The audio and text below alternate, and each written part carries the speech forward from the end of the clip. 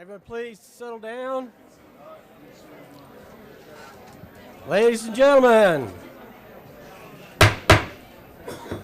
that's the first time ever I've had to bang the gavel more than once in 7 years. Don't make me do it again today, okay? So, we're happy you are all here. We'd ask you to be quiet. It's a very crowded room today. I've been told that the jury assembly room has been set for an overflow crowd. So if you'd like to place the set down, I believe we have seating over there available for you. There is, it is wired to us, so you'll be able to hear and see what's going on. I will make some announcements about the procedures today a little bit later, but let's begin by, this is the regular meeting of the Board of County Commissioners for January 4th. And I'd like to invite Pastor Justin Strickland, who's the executive pastor of Crystal River Church of God, to come forward and lead us in our invocation. And when he's done, we're going to have our resident retired Staff Sergeant Denise Lynn, veteran, lead us in the Pledge of Allegiance. So if you'd rise for that, if you'd like. Thank you, everyone. Good afternoon. My name is Justin Strickland, and I serve as the executive pastor of Crystal River Church of God. First, I would like to express my great, sincere gratitude and how much of an honor it is for me to be able to pray over the very first county commission meeting of 2022. Apparently, it's going to be a good one. So, I would also like to say my sincere gratitudes to you, Chairman Kitchen, for this opportunity, and of course, Commissioner Ruthie Schlabaugh for the invitation, and the remaining commissioners for your time. Thank you so much. If there's one thing I think there's a vote of unison today, is that will be a vote of unison in this chamber today, is that nobody knows what 2022 is going to bring us. That is for sure. I believe that can garner unison vote. These are certainly unprecedented times. The leaders of our great county, you will be facing issues that no previous leaders have ever imagined. And for you, I sincerely want you to know you are in my prayers. I also want you to know that while it's clear that there'll be new challenges, I do believe that we are up for the task. I believe that we already have in us what we need for tomorrow's cares. You see, when my ancestors came to this county, Florida was just a U.S. territory, ripened with opportunity for the weary traveler. They left their homes to seek out new opportunities here on the Nature Coast. Of course, the land was not forgiving to the faint of heart, but they persevered through it because they worked together and God's hand was on them. Today, I tell you, that same hand is upon you. Every challenge, every disagreement, every opportunity, and every public need, God's hand is on it. When His hand is on it, anything can happen. For every squabble, the Prince of Peace is in the room. For all confusion, the wise counselor is in this room. Every heartache, the everlasting Father is in the room. And for the times of great need, the mighty God is in this room. My life scripture is Ephesians 3:20. It says, "Now to Him who is able to do immeasurably more than we all ask or imagine, according to His power that works within us." I say to you today, God has placed you all in this room for such a time as this. Let us pray. Our gracious Heavenly Father, I ask for your hand of protection and comfort over this chamber, not only for today, but for this year to come. I believe that you never do anything by mistake. You have placed your servants here for this hour and this day. I know that if any man or woman asks you of wisdom, you will freely give it. I also know that you are the governor of our lives, and may you govern today with peace. I pray that what is said today reflects your attitude towards your children. I pray that you walk us through the issues we face today. I ask you for a special hand of provision over this county and protection over this governing body. I pray that you provide rest for them and provision for their sacrifice. And I pray for health for their homes as they serve this great county. And I pray all of this in the precious name of Jesus. Amen. Amen. Thank you, Pastor. Thank you, Pastor. Place the flag. I pledge allegiance to the flag of the United States of America and to the republic for which it stands, one nation, under God, indivisible, with liberty and justice for all. Thank you very much. Thank you all for being here. Could we have a roll call vote, please? Excuse me, not a vote, we're just a roll call. This is a regular meeting of the Citrus County Board of County Commissioners this 4th day of January 2022. In attendance are Chairman Ronald D. Kitchen Jr., First Vice Chair Ruthie Schleba, Second Vice Chair Holly Davis, Commissioners Scott Carnahan and Jeff Kennard, County Administrator Randy Oliver, and County Attorney Denise E. Diamond Lynn. Thank you very much. Commissioners, there are no additions to the agenda, so we would be looking for a motion to approve it. Mr. Chair, motion to approve the agenda. Okay, so Commissioner Kennard makes the motion, second by Commissioner Carnahan. Any other discussion, Commissioners? All in favor say aye. Aye. Any opposed say nay. That passes unanimously. Commissioners, I'd like to do this, I'd like to thank everybody for turning out today. Kind of an interesting meeting, a way to start the year off here. I assume most of you are not here for ratifying the county administrator's signature, so you're probably here for dealing with the library issue. Is that a reasonable conclusion by a nod of heads? So this is what I'd like to do. We have some business to conduct here rather quickly and a presentation, and then we're going to have that takes us to public input, open to the public. Commissioners, if you don't object, I'd like to move my item up to right after open to the public, address that first, and then the folks that are here just for that item about the library, we can deal with that. Also, I would like to remind people, if we do that, that you're entitled to 3 minutes during open to the public, and you're entitled to speak for up to 3 minutes anytime there's a motion and a second on the floor, okay? So I'm trying to be real open and candid with you, because when it gets to my item, there may be no motion made, okay? So if that's the case, there would be no public input taken. But because you all took the time to come here today, what I'd like to do is to conduct my item with the board's approval kind of in the format of a public hearing.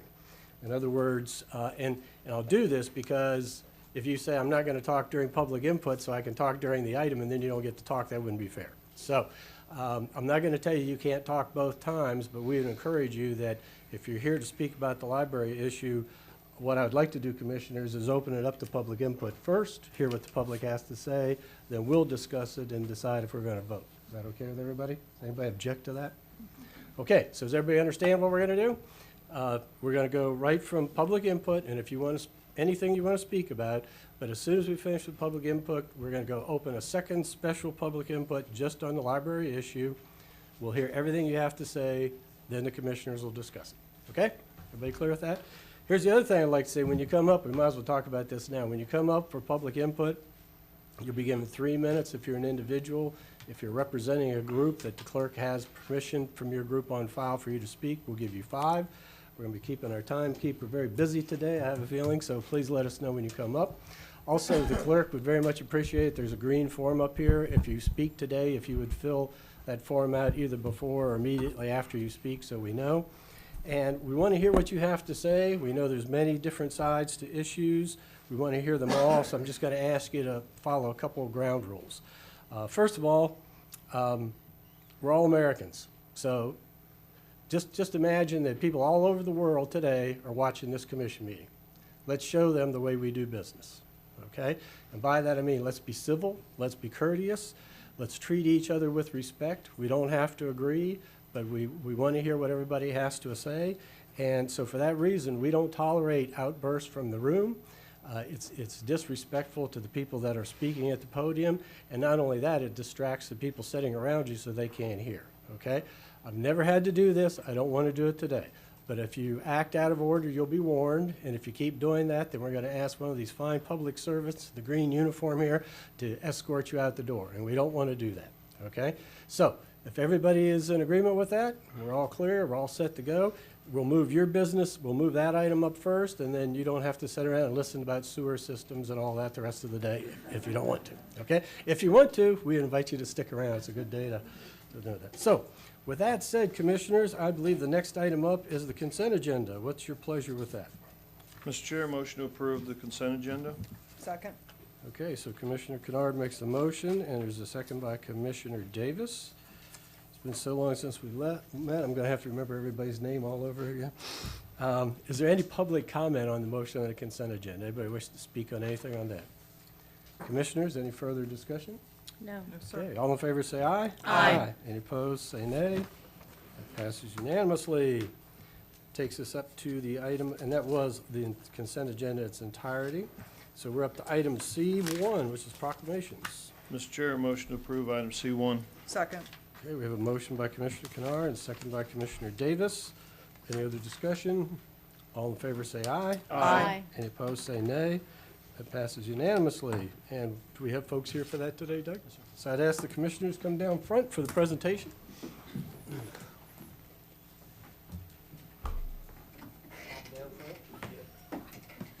Just you two?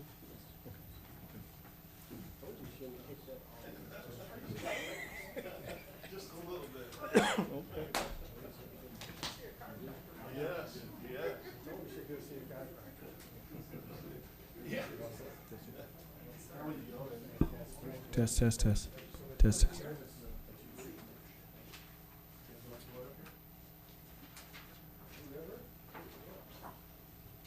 Ready, sir?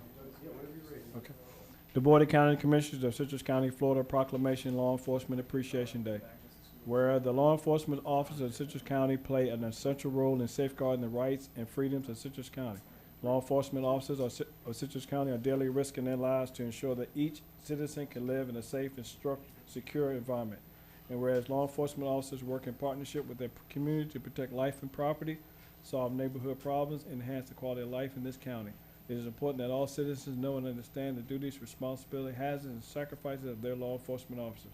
And whereas the deputies of Citrus County Sheriff's Office recognize their duty to serve the people by safeguarding life and property, by protecting them against violence and disorder, and by protecting the innocent against deception and the weak against oppression. Now therefore the Board of County Commissioners of Citrus County, Florida call upon all patriotic, civic, and educational organizations to observe the day of January 9th, 2022 as Law Enforcement Appreciation Day with appropriate ceremonies and observations in which all our people may join in commemorating law enforcement officers past, present, who by their faithful and loyal devotion to their responsibility have rendered a dedicated service to their communities, and in so doing have established themselves an inviolable and enduring reputation for preserving the rights and security of all citizens, signed by all 5 county commissioners.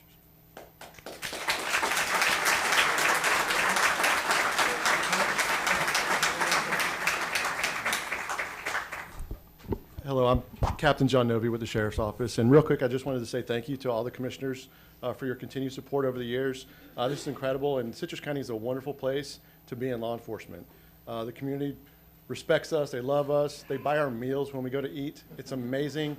I love working here, and most of the deputies do. So thank you guys again.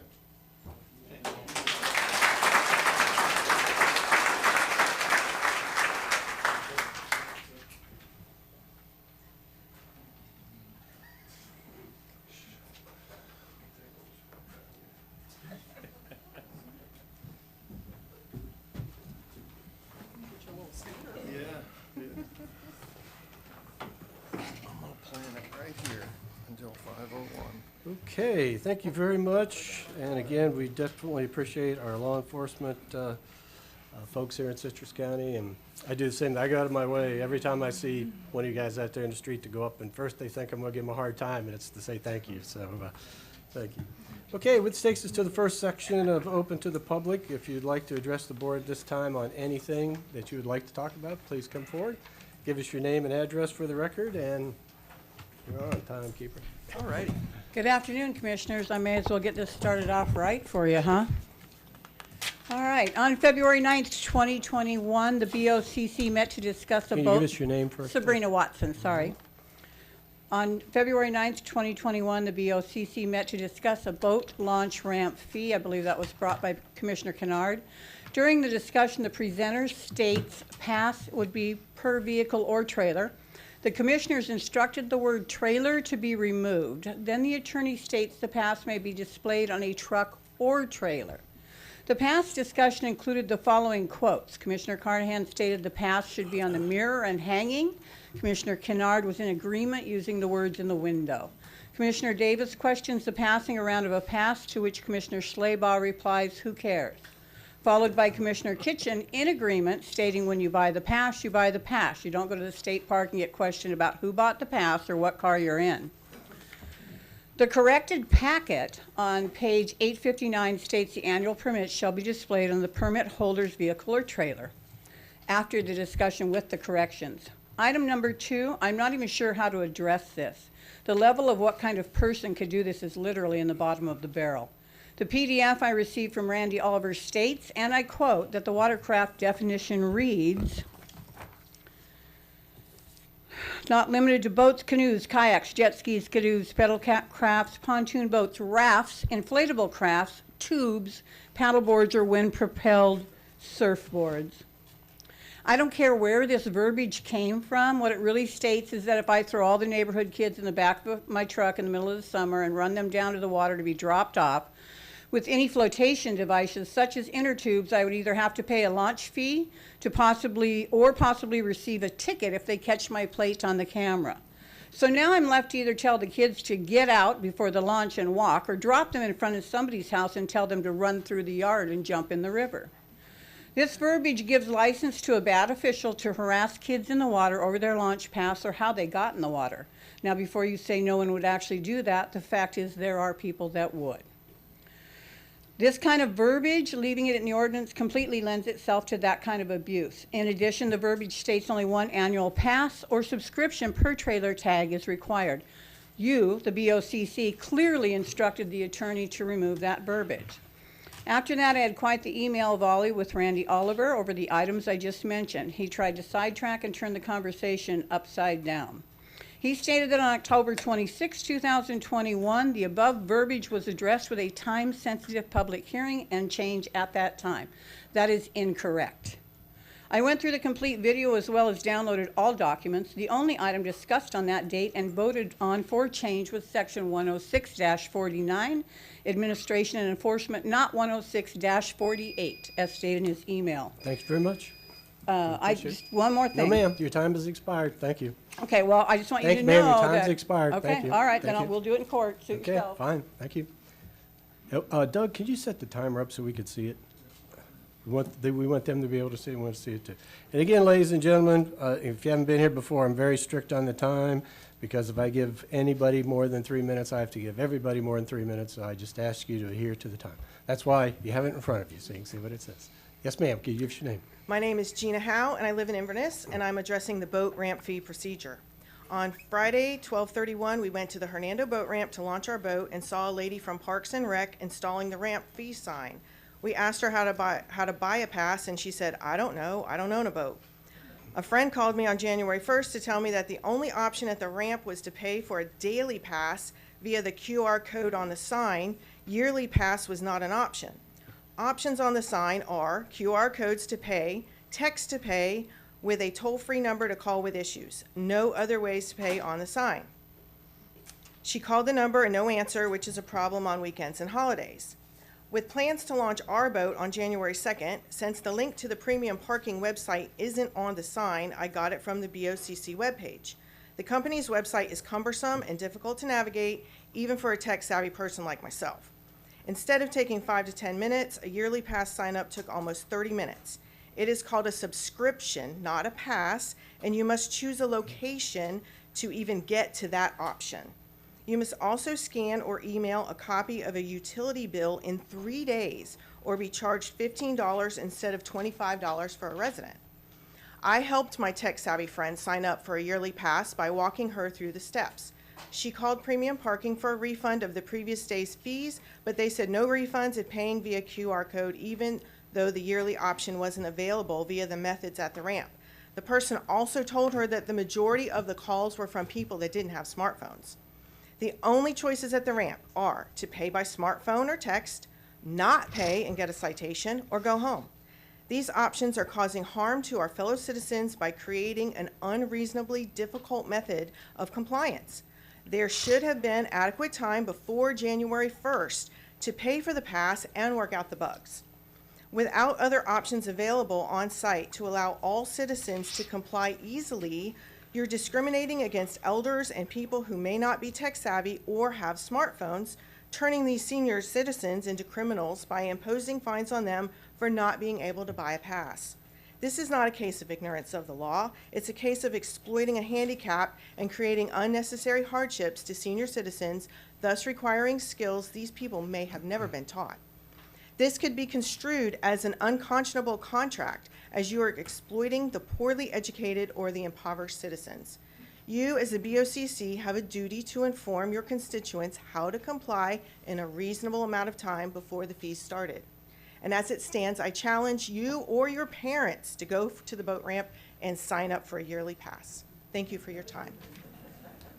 Thank you. We have the next, ladies and gentlemen, remember I asked you, no applause, no booing, no cheering, okay? All right, let's see. Next speaker, please. Does anybody else would like to address the board at this time? Yes. Okay, my name is Dan DeGrave. I am a co-chair vice president of Presidential Estates Community Association. We are a nonprofit corporation formed in 1993. I am here to talk about a modular mobile home that was installed on North Eisenhower Avenue. It was installed on December 23rd. A home was brought into Presidential Estates on a mobile home chassis, axle, and tires. It was set up on blocks and strapped down as a mobile home. The mobile home axles, tires, and hitch were removed and taken away. The mobile home is still attached. Okay.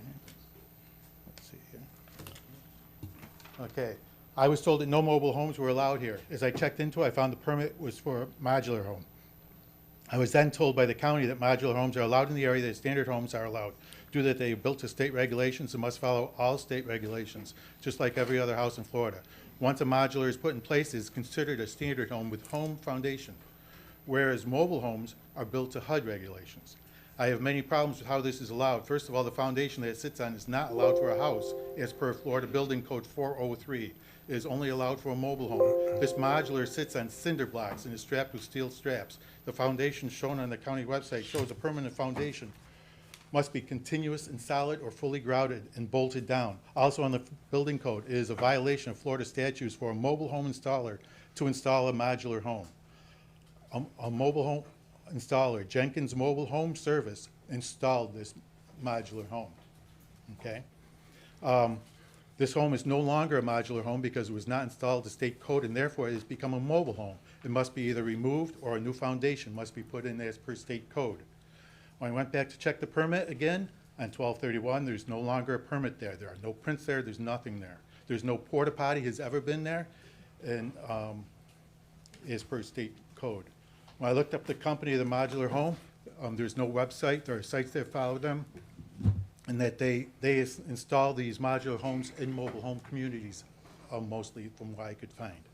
Okay, there are almost 200 homes in development, and no homes since the beginning of Presidential Estates. There have been no modular homes put in there. We have been told by our realtors that mobiles are not allowed.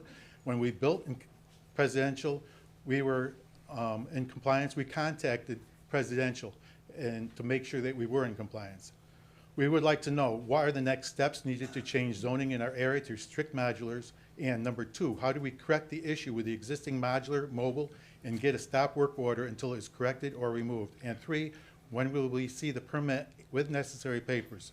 We also need this in writing in order to deliver our community how long this will take. Our residents are extremely upset that the county has done this. It's not just our community, it's multiple communities. Thank you. Thank you. Good timing there, too. Yeah, stuck that landing. Also, I will, if you haven't been with us before, I'll mention to everybody that during open to the public, the commissioners listen to what everybody has to say, and then once that is completed, then it's up to individual commissioners which they address questions or whatever. So we'll get to your questions. Anyone else wish to address the board at this time? I'm Dr. Fisher. Just to add a few things that he had about this mobile modular. The main difference between a modular and a mobile are that a modular is prepared off-site, brought in modules, and set on a permanent site, cement slab. We would not have a big problem if this had been site-built, the way we were told every house in there had to be site-built. This was not site-built. Where's the electrical box? Where's the permits box? And where's the porta-john? These are all required for site-built homes. So we would like to know how this is the best use of this land when there are several communities that allow this type of building to be put in there. Thank you. Thank you. Can you get a, can we get you to fill out a green form, please? Next speaker, please, if there's anyone who wishes to address the board at this time. Good afternoon, Commissioners. My name is Walter Wallace. I live at 1268 East Rockefeller Lane in Presidential Estates. Have been there for 21 years.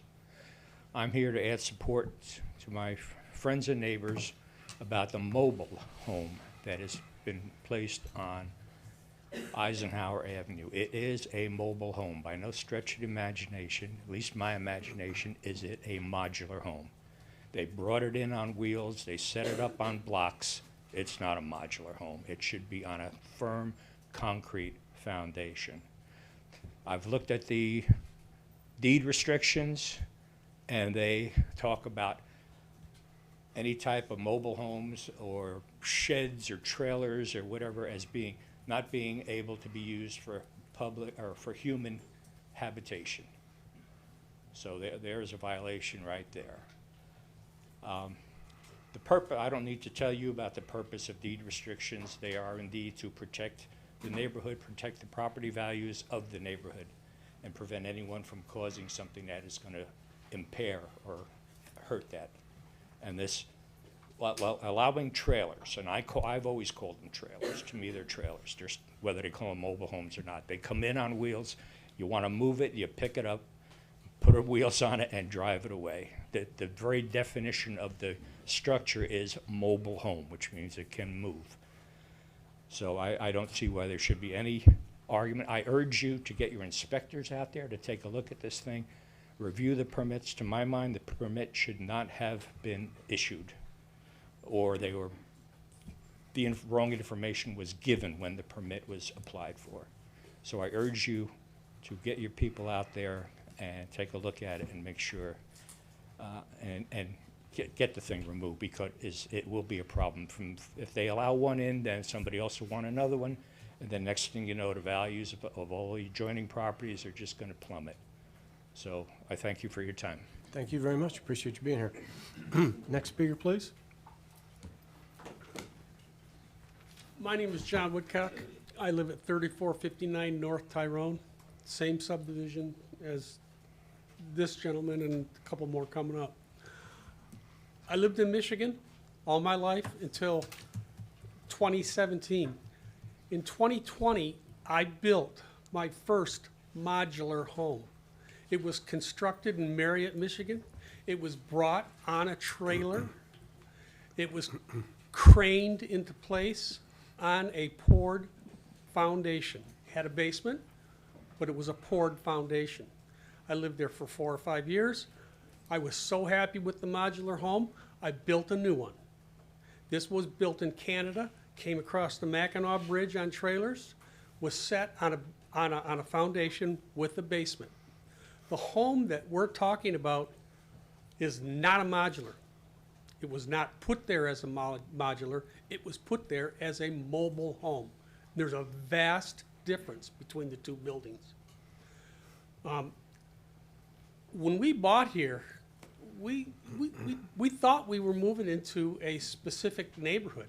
We looked at many neighborhoods, not just here in Citrus County, but in other counties. We chose this home. We feel we've been blindsided by this home, which all of a sudden showed up. I incidentally saw this home coming down the road on my way to Ocala one day, and my wife commented, "That's odd to see this home in this neighborhood." Well, it's now in our neighborhood. Why is it there? Why is it still there? All the other reasons. Where's the porta potty? Where's the permit? I have a family member who has a lot in that same subdivision. He wanted to put a pole barn there before he built his house. Can't do that. You have to have a building permit for a home before you can put a pole barn in. Yet, seems like in the middle of the night, these people got to put this mobile home there. It appeared one day. Disappointed, to say the least.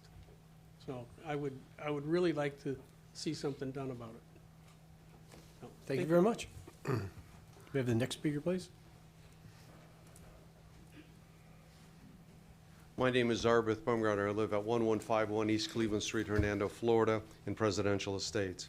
I have here in my possession, I have for each commissioner, and Randy, is 18 letters signed by people that couldn't attend today because of the short notice of this. So there's additional 18 people there. I'm a member of the Citrus County Builders Association. I'm a member of the Citrus County Realtor Association, and I'm an active agent for ERA. And I'm also a concerned resident of Presidential Estates. This mobile home that's been placed on this piece of property is an adverse impact to the real estate, the whole real estate business, as well as the residents.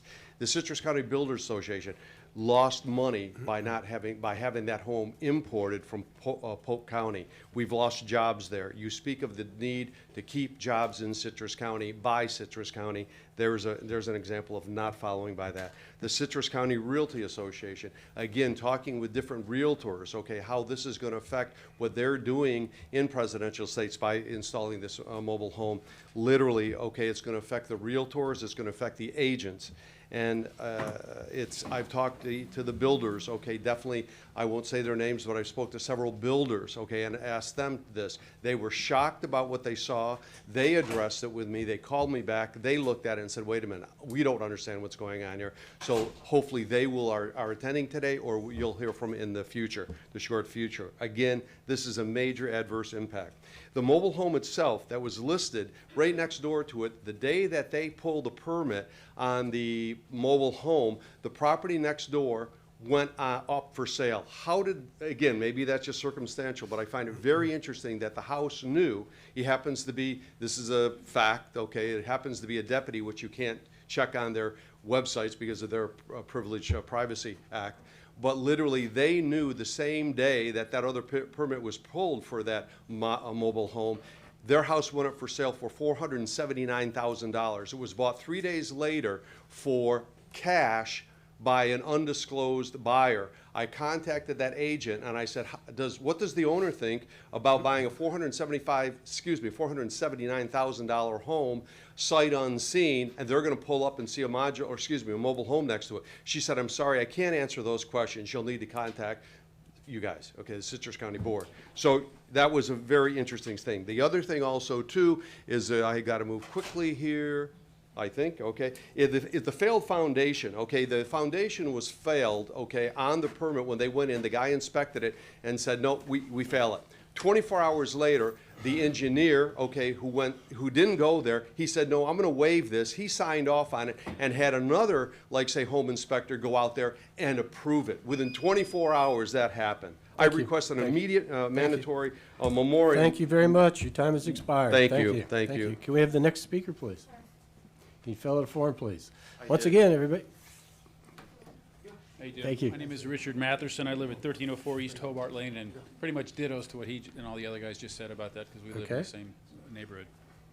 Thank you. Did you say Matherson, sir? Yes, sir. Thank you. Okay, next speaker, please. My name is Tracy Coca. I live at 3220 North Eisenhower. This mobile home is right down the road for me, like 4 or 5 houses. I'm here not to debate the truth, as we all know the truth is the truth and not debatable. The fact of the matter here is that there is a difference between a trailer and a home. A trailer comes out of a manufacturer on a trailer frame to a job site. They remove the axles, take the hitch off, take the tires off, and they install this as a home. A trailer depreciates like a car depreciates. A home appreciates. We need those home buyers in our neighborhoods to have the appreciation of their home, and that their foundation of being in that area is that the houses are going to appreciate, not depreciate. I'm newly retired. I don't want my beautiful home in a beautiful neighborhood to be now run down by a bunch of trailer trash. I'm sorry. That's the way it is. I don't know whether somebody is trying to slip one in here or somebody who just ignored the matter, or whatever on this. This is not by our laws and the building codes in our area. I've been married to a builder for 40-some years. I know the difference between a trailer and a modular home.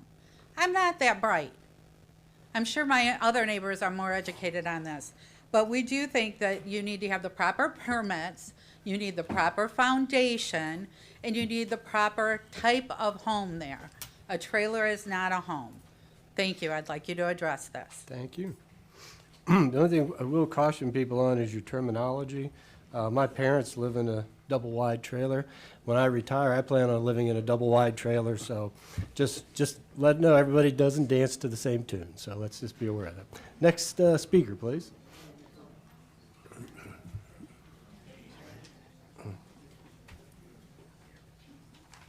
Good afternoon. Janet Barrett from Citrus Springs Civic Association, and we've had 5 minutes. They should have it on record because I mailed it out the middle of December. Okay, 2021 in review. As a Citrus Springs, Citrus County taxpayer, items the Board of County Commissioners gave to the citizens of Citrus County. Well, a new animal shelter. At what cost? Not sure. Between $7.5 million and up to $9 million, with a borrowing maximum of $7.5 million. This project is set to begin building in 2022. But with what money? $7.5 million borrowed? Maybe there should have been a referendum to see if a majority of the registered voters wanted to pay for a new shelter. Fire department. The MSBU was raised from $54 in 2018 to $79 in 2019, after the county took back from the sheriff, okay? As of October 1st, 2021, the emergency medical services are now under the Citrus County Fire Department. At what cost? What will the new MSBU become? Now the EMS is under the fire department. There was short discussion back when the voting took place on this new venture. It's expected to be somewhere between $4 and $6 million additional for this service of EMS through the fire department. Who do you think is going to pay this? Well, the Citrus County taxpayers. A referendum that will never be seen by the county voters, either a half cent or 1 cent for residential road resurfacing and repaving, only with a definite sunset date, possibly a 4-year sunset. Instead, Randy Oliver was told to put the cost of resurfacing into the yearly budget. The estimated cost is $10 million plus per year to keep up with the 20 to 25 year recycling or resurfacing cycle. Mr. Oliver will only be able to find about $3 million per year until he gets to the $10 million plus. Stormwater. MSBU, mostly property owners, 67% will pay the $58.84 in their 21-22 tax bill. Exempt are the 2 cities, which is understandable. Personally, this is an increase of over 1,600% from my last year's tax bill of 2021, which was $3.58.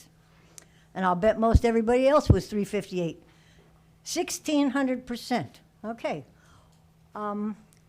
If we've got this coming in, why is there still standing water on Lake Beverly Boulevard in Beverly Hills? Why is there still standing water on Citrus Avenue north of Crystal River? Universal garbage collection, not given a chance. Personal note, my hauler has now raised my collection. As of January 1st, I got it January 2nd or 3rd with my new bill. It went up 38.9% because you decided you don't want to do universal garbage collection. I asked a bunch of other residents in Citrus Springs and got their feedback, and theirs have all gone up from $57 to $79. Okay? Impact fees were raised. Where is the additional $12.08 extra being spent? How about, where was the original $48.09? We didn't get any new schools lately. We didn't get any new parks. Where's the money? Okay, as for other items which did not pass, Pirates Cove Beach, who would benefit most from that? Not the residents, it would be the visitors. The aforementioned items, which need to be put in the 22-23 budget, add up to a low of $14.5 million and a high of $25 million. Mr. Oliver is going to have a very, very hard job finding that money for the taxpayers, who are now going to have to pay it. Yeah, I got a 6% COLA raise. However, before I even got my COLA raise, my Medicare went up, my supplemental insurance went up, my drug plan went up, my car insurance went up, my homeowner's insurance went up, my grocery bill went up, and my gasoline bill went up. My 6% has been gone before it even reached my checking account. This county is fourth in worst unemployment. Our schools boast about how many students receive free lunch, okay, reduced lunch. Thank you very much. I know my 5 minutes are up. Thank you. We have the next speaker, please. Anyone else wish to speak on anything this time?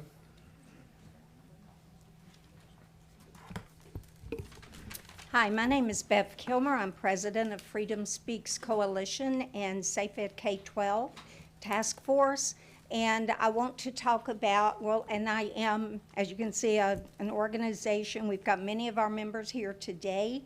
I would request the 5 minutes. I did not know I had to send something in, so I need to know ahead of time. 3 minutes. Okay. So I will try to make it as fast, and then I will talk on the other issues. Okay. Later. I want to talk about the obscenity and the pornography and all, not just in the library, but also in the school districts. And I know most of you feel like that's out of our jurisdiction, but the reality is it is not, because if there's porn and obscenity being presented to children, it is the responsibility of all elected officials, if they know about it, to address it, and it's within your county. You're over all of the counties. And as our organization, we've done a very thorough research, and we've put together a report to the Commissioner of Education as well as the governor and other entities. And I've also talked to a lot of law enforcement with the question, if it is porn outside of the classroom or outside of the library, is it still porn within? And if it's presented by a teacher or librarians making it available to the children, it is still against the law. And these are federal laws, local laws, and against Constitution. And there's no protection with the First Amendment to say that, well, that's a First Amendment thing, we can't touch it. You absolutely can, because in the protection of children, that is within your purview. And I would like to request that the commissioners do what's right as opposed to what is politically correct. If you do nothing more, then make sure that nothing in the library is presented to children in an area that they have access to, whether it's the computers or books. And I've got one here, it's called Perfectly Normal. I would venture to say y'all have probably heard of it by now. Just about every library I have checked across the mostly in the state of Florida, but across the country as well, it is in the libraries. And it says that it is for 10 years old, but it is extremely obscene and pornography, and it teaches different things. Pornography and homosexuality at young ages, and a lot of other things that are very, very detrimental. And I would just ask y'all to please look at taking an active role in taking this away from our schools and libraries. Thank you very much. And I'll talk further in the you. next segment. Thank you. Does anyone else wish to speak on anything at this time? Keep in mind the library issue is coming up next. So, anything else anybody wishes to speak about?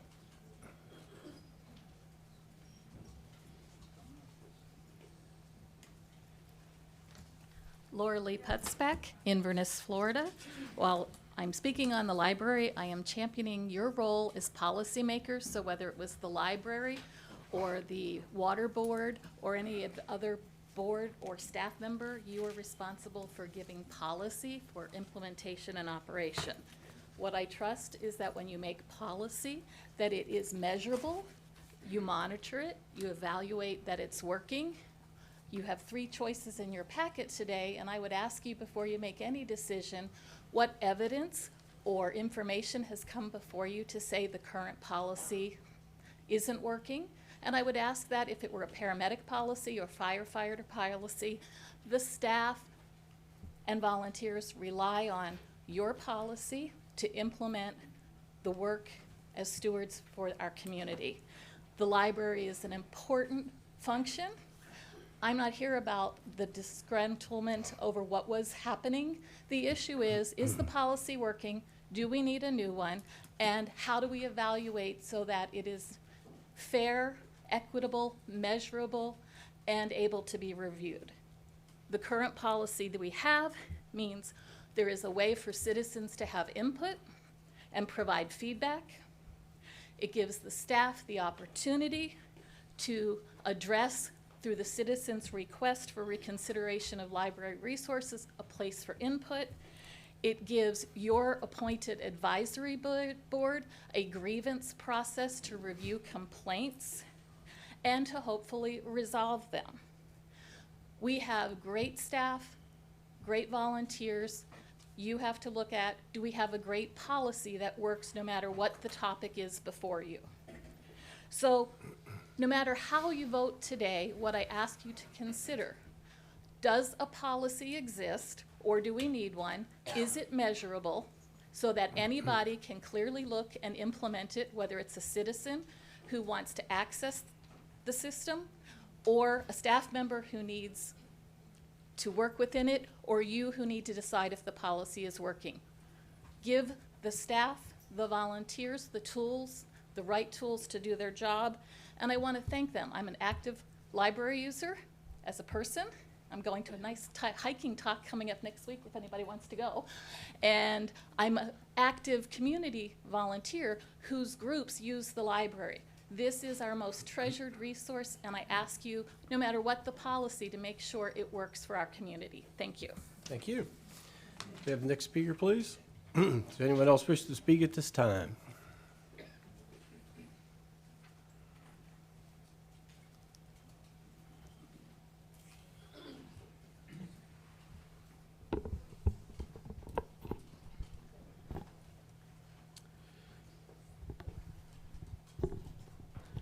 Hi, my name is Bruce Titus. I'm from Citrus Springs. I'm talking about the beach mat today.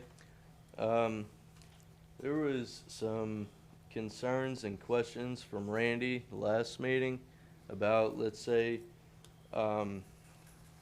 somebody running off of the mat. Well, I'm speaking with Francine Nobles, Parks and Recreations Director.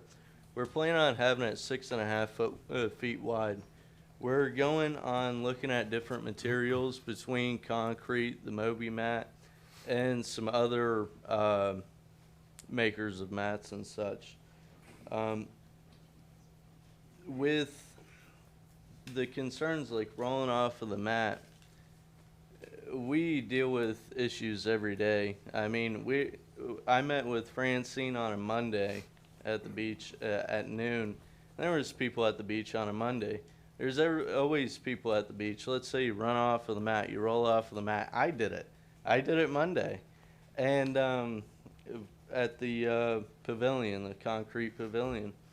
And so I was able to get myself back up there, but whenever you're faced a challenge, there's 99% of the time, a civilian is going to help you out. You know, you can obviously yell out to somebody. If you really need the help, there's nobody out there. That's where the non-emergency number comes in, or 911. That's their jobs, is to help out the community. Last meeting, Randy said he was going to be doing some research and bringing it back January about the mat and seeing on how the other counties use theirs. I'd like to hear about that later on if we can. But that works out with getting down to the water. If you get stuck down by the water and stuff like that, 90% of the time, there's always going to be somebody at the beach that's more than willing to help you out. I go to the grocery store all the time. At least half of the time, somebody's offering to put my wheelchair in the car for me. You know, people are more than willing to help out the disabled. With the permits and the DEP, I'm working with Francine, and we're looking at different routes, the pros and cons of different materials, what permits we're going to have to pull. She's talking to the DEP, going to other counties like, I forget the name of the county further south that has this mat and stuff, but Sarasota. So she's talking with them and the DP down there and getting everything situated. But that's pretty much everything. I just want to say thank you, Ruthie, for bringing it up last time at the meeting. Thank you very much. We All appreciate right, it. thank you. Does anyone else wish to speak at this time? Anyone else wish to speak? Third and final time. Okay, we're going to close public input on these issues. We'll see who wants to speak to it. I believe Commissioner Carnahan wants to talk. I know you probably want to talk about mobile homes and modular. Yes, sir. Thank you. And they're not, unfortunately, I do agree with your homeowners that are dealing with the modular home. Whether you like it or not, it's labeled a modular home. I've already been through this fight in the Highlands.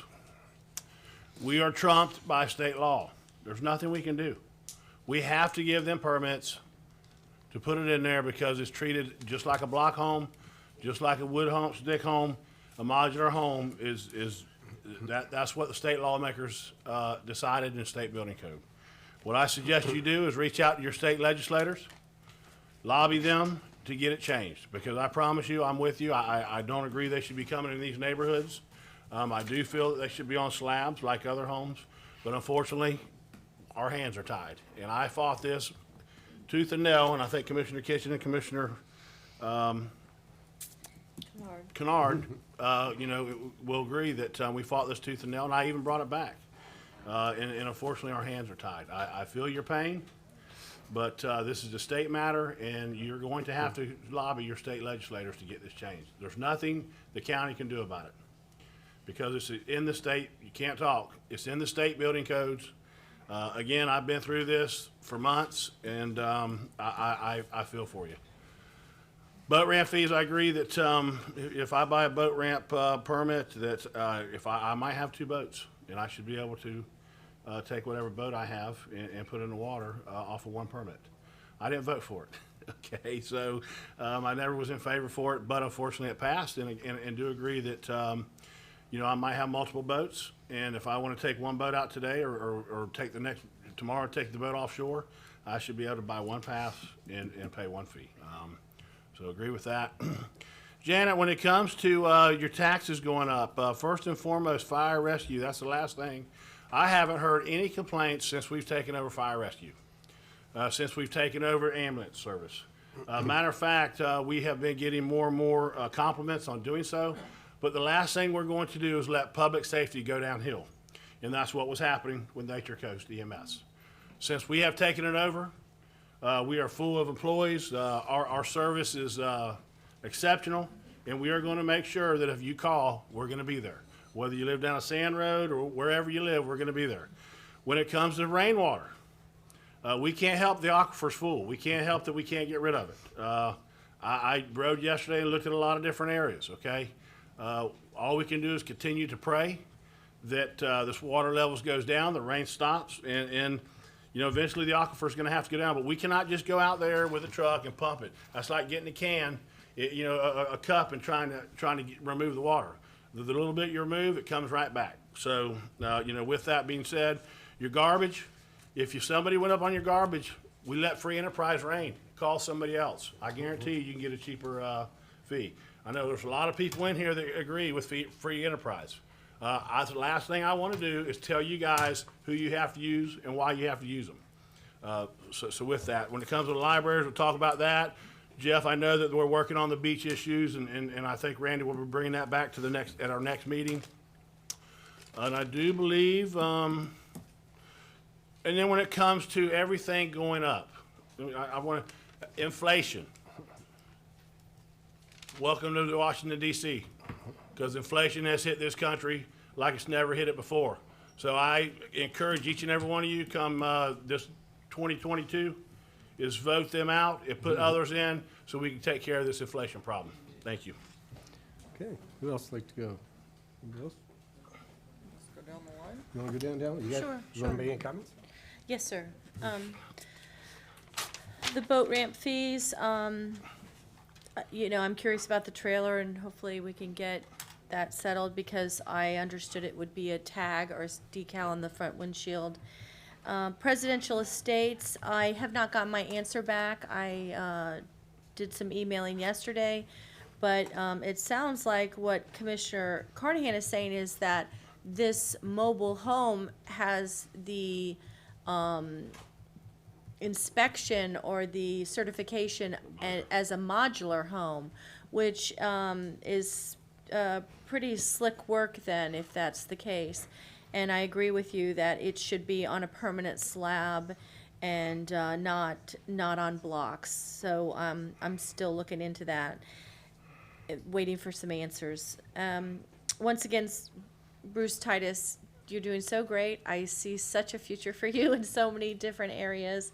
What started out as something for yourself has expanded to help so many people, handicapped and non-handicapped, unless you're handicapped with twins like I was. But it's this mobility mats are going to be more positive than negative. So you just keep doing what you're doing, and I'm so proud of what you're doing for our community. Thank you. And the LGBTQ displays and the issues, we're going to be discussing that later. Okay. Yes, sir. Sorry. Thank you, Commissioner sir. Davis. Y'all have covered it pretty well, so I won't add too much more. I do remember that conversation, and it does seem to me that it should be one pass per household, essentially. So if you do own 3 boats, God bless you. You know, for convenience sake, you might do more than one pass for $25, but I don't, as long as it's one per household, I'm fine with that. As far as it being difficult, speaking as somebody that actually kind of specializes in making the customer's experience easy, I thank you for that feedback. I appreciate it. Perhaps that's one of the things that our wonderful library system does, is actually help seniors that need help, or folks that aren't as digitally savvy, navigate things on the website, you know, at the county libraries. So I would assume that they can help with that. And I'll verify that, and also check into signage to make sure that the communication is appropriate. So thank you for bringing that up. Presidential Estates, if that does not look like the kind of house that fits in that neighborhood, I would say that's a 2-step process, 3-step process, based on what Commissioner Carnahan said. Number 1 is you're free to file code complaints, and we'll check into it. And if it is indeed properly permitted and properly constructed, then we're done. We can't do anything as a county, which means your next line of defense is your HOA fines, assuming that that's not allowed per your deed restrictions. And number 3 is lobbying the state legislature. And good work, Mr. Titus. I think that's it. We'll cover the rest later. And yes, Ms. Barrett, prices are going up for county government as well. So we're all in this bad situation together with inflation. Thank you, Chair. Thank you. Commissioner Kennard. Yes, sir. There we go. The problems that were encountered at the boat launch with the signs, certainly the person putting up the sign should have had a better answer than, I don't own a boat. Should have been some more information passed along to them to help educate the public. And it sounds like there's problems there with getting an annual pass if somebody just shows up at the boat launch, and whether they're a non-resident or a resident, it should be much easier for them to get that annual pass right there at at the launch using this system, I would think. And I did see online that you have to select a specific location, which is a little confusing because once you buy your annual pass, it should be good for all of those, all 4 of the paid ramps. So I'm not really sure what the purpose of the site requiring us to select a location. During the discussion, I believe the board did give direction that that we wanted to see one pass, per household, be able to use for one boat or another boat, depending on how many boats, move it from one vehicle to the other within the same household. But quite frankly, I've not heard any negative feedback about that.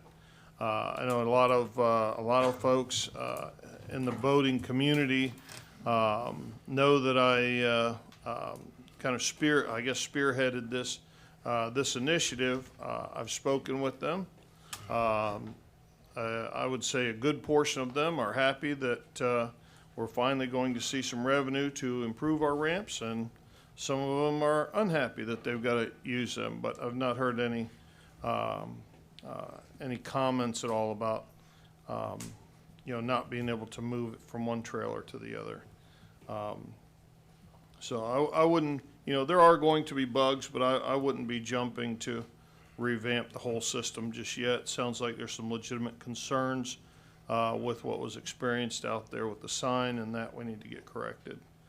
The mobile home versus modular home, Commissioner Carnahan already addressed that. We are preempted by the state, and my understanding is if they've got some sort of a sticker in there or something that says that it's certified as a modular home, then it's a modular home, and county staff has to treat it as such. Let's see here. Miss Beth opposes pornography in the schools and the libraries. I don't know who doesn't. I suppose there's going to be a lot more discussion about that here shortly. And we are a policy board. We should stick to policy. The lady, I didn't catch her name that said that, and I completely agree with you. And regarding the beach mat, Randy and I had a conversation about that. I know that's still in the works, figuring out exactly what the right material is and how to get this done. But I do expect that we will get there. That's all I've got. Thank you. Commissioner Carnahan, you had another Yeah, comment? I just want, Randy, it would seem to me if I own 2 boats, okay, they're registered in my name, I tag them, it would be easy for the machine to pick up, that's Scott Carnahan's boat. We can change the programming if that's what you want. Yeah, I just I need mean- direction on it if that's the desire of the board. Now, my whole thing is if I buy the tag, okay, and I've had 2 boats registered in my name, and that machine's picking it up, then there shouldn't be an extra charge. But if I bring another boat in and that tag's not to my name, then they should be charged. You understand? That will be difficult, but I will say this, we've had some commercial interest has expressed interest in buying an annual pass. For multiple boats? For multiple boats. How would you like to handle those then? Again, those boats are registered in that company's name.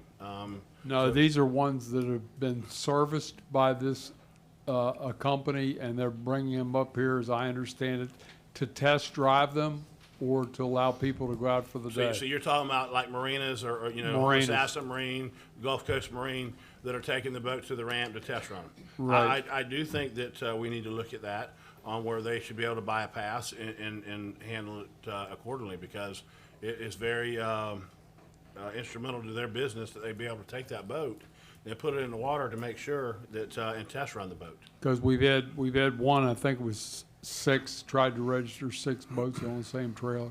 Yeah, I mean, so I agree with that. But again, if I have a boat registered or 2 boats registered in my name and I pull up and that it reads my tag and it shows that it's registered to Scott Carnahan, then I don't think there should be an extra tag. But yet if I go pick up my friend's boat and they read that if they're reading the trailer tag or the truck tag? Trailer tag. Okay, so if they read that trailer tag and the trailer tag's to somebody else that owns the boat, then that trailer's They're tagged. also reading the boat tag too. Okay, then, okay, if I own 2 boats, they're registered in my name.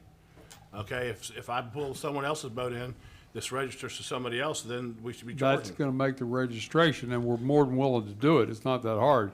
That'll make the registration more cumbersome because they're gonna have to show proof that they have the boat registered to them. I understand. Is that the direction of the board? No, it's not an agenda, so let's not do that. Right. Let's not change policy because a couple people came to the podium, okay?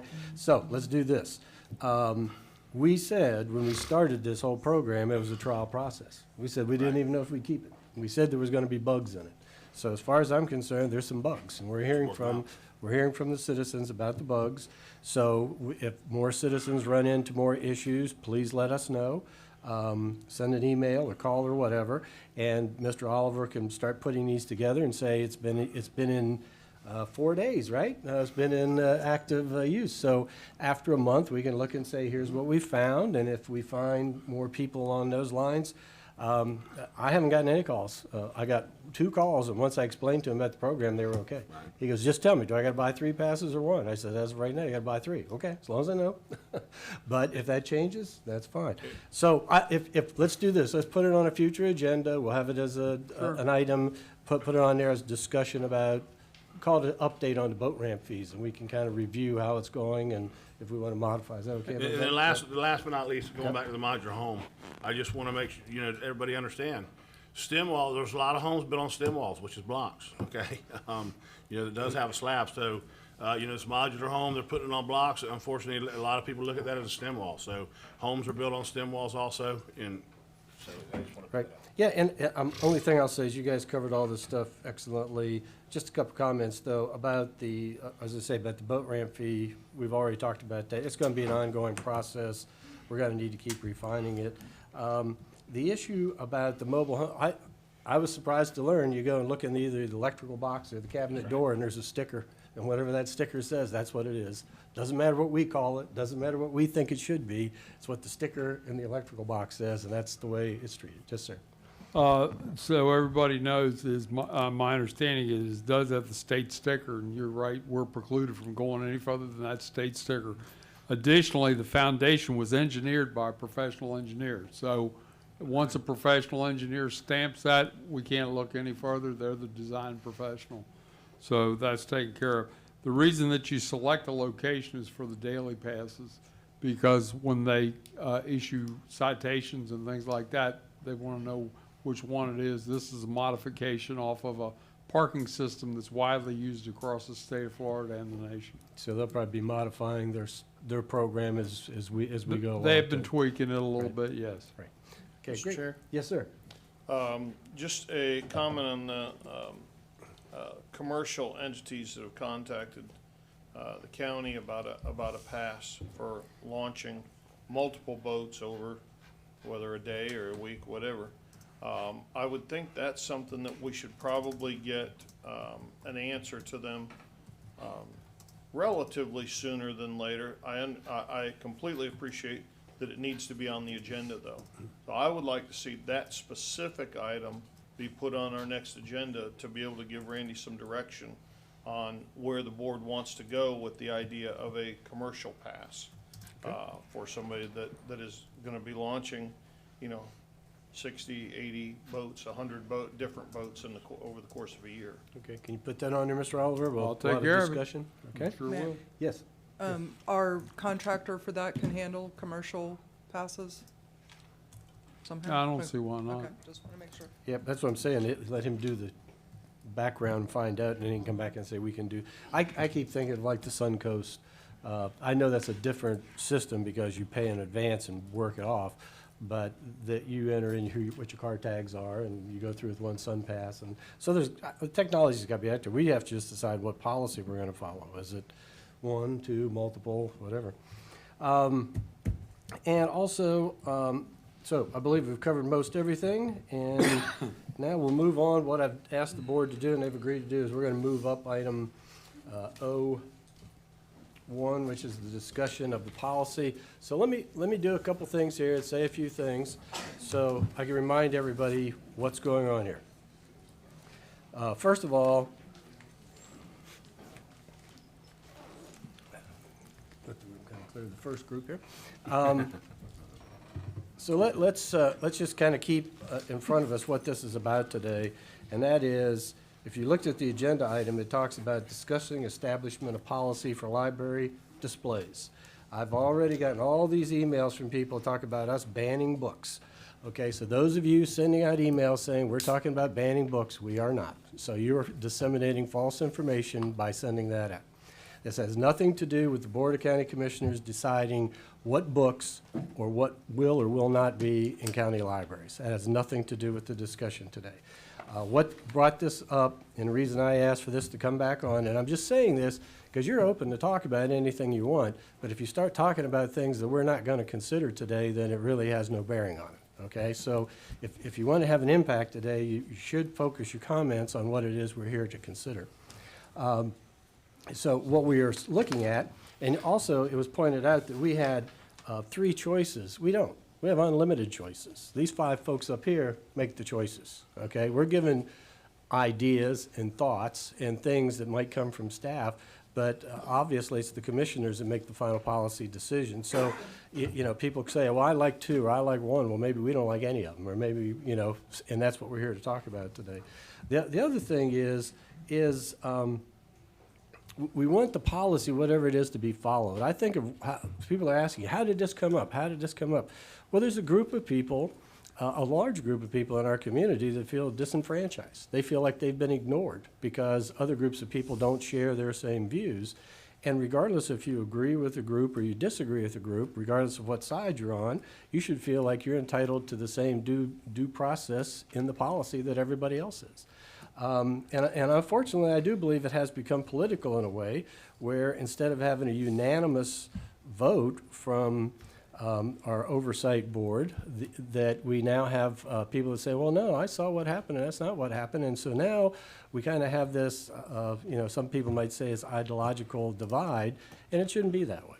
So the point that when this was brought up, and again, I'm just trying to remind everybody how we got to where we are today, this was brought up because it said that there were displays in the library that were promoting particular sexual practices and lifestyles, okay? And the board was asked how we feel about that. And our answer, I believe, was we don't want to be promoting any sexual lifestyle.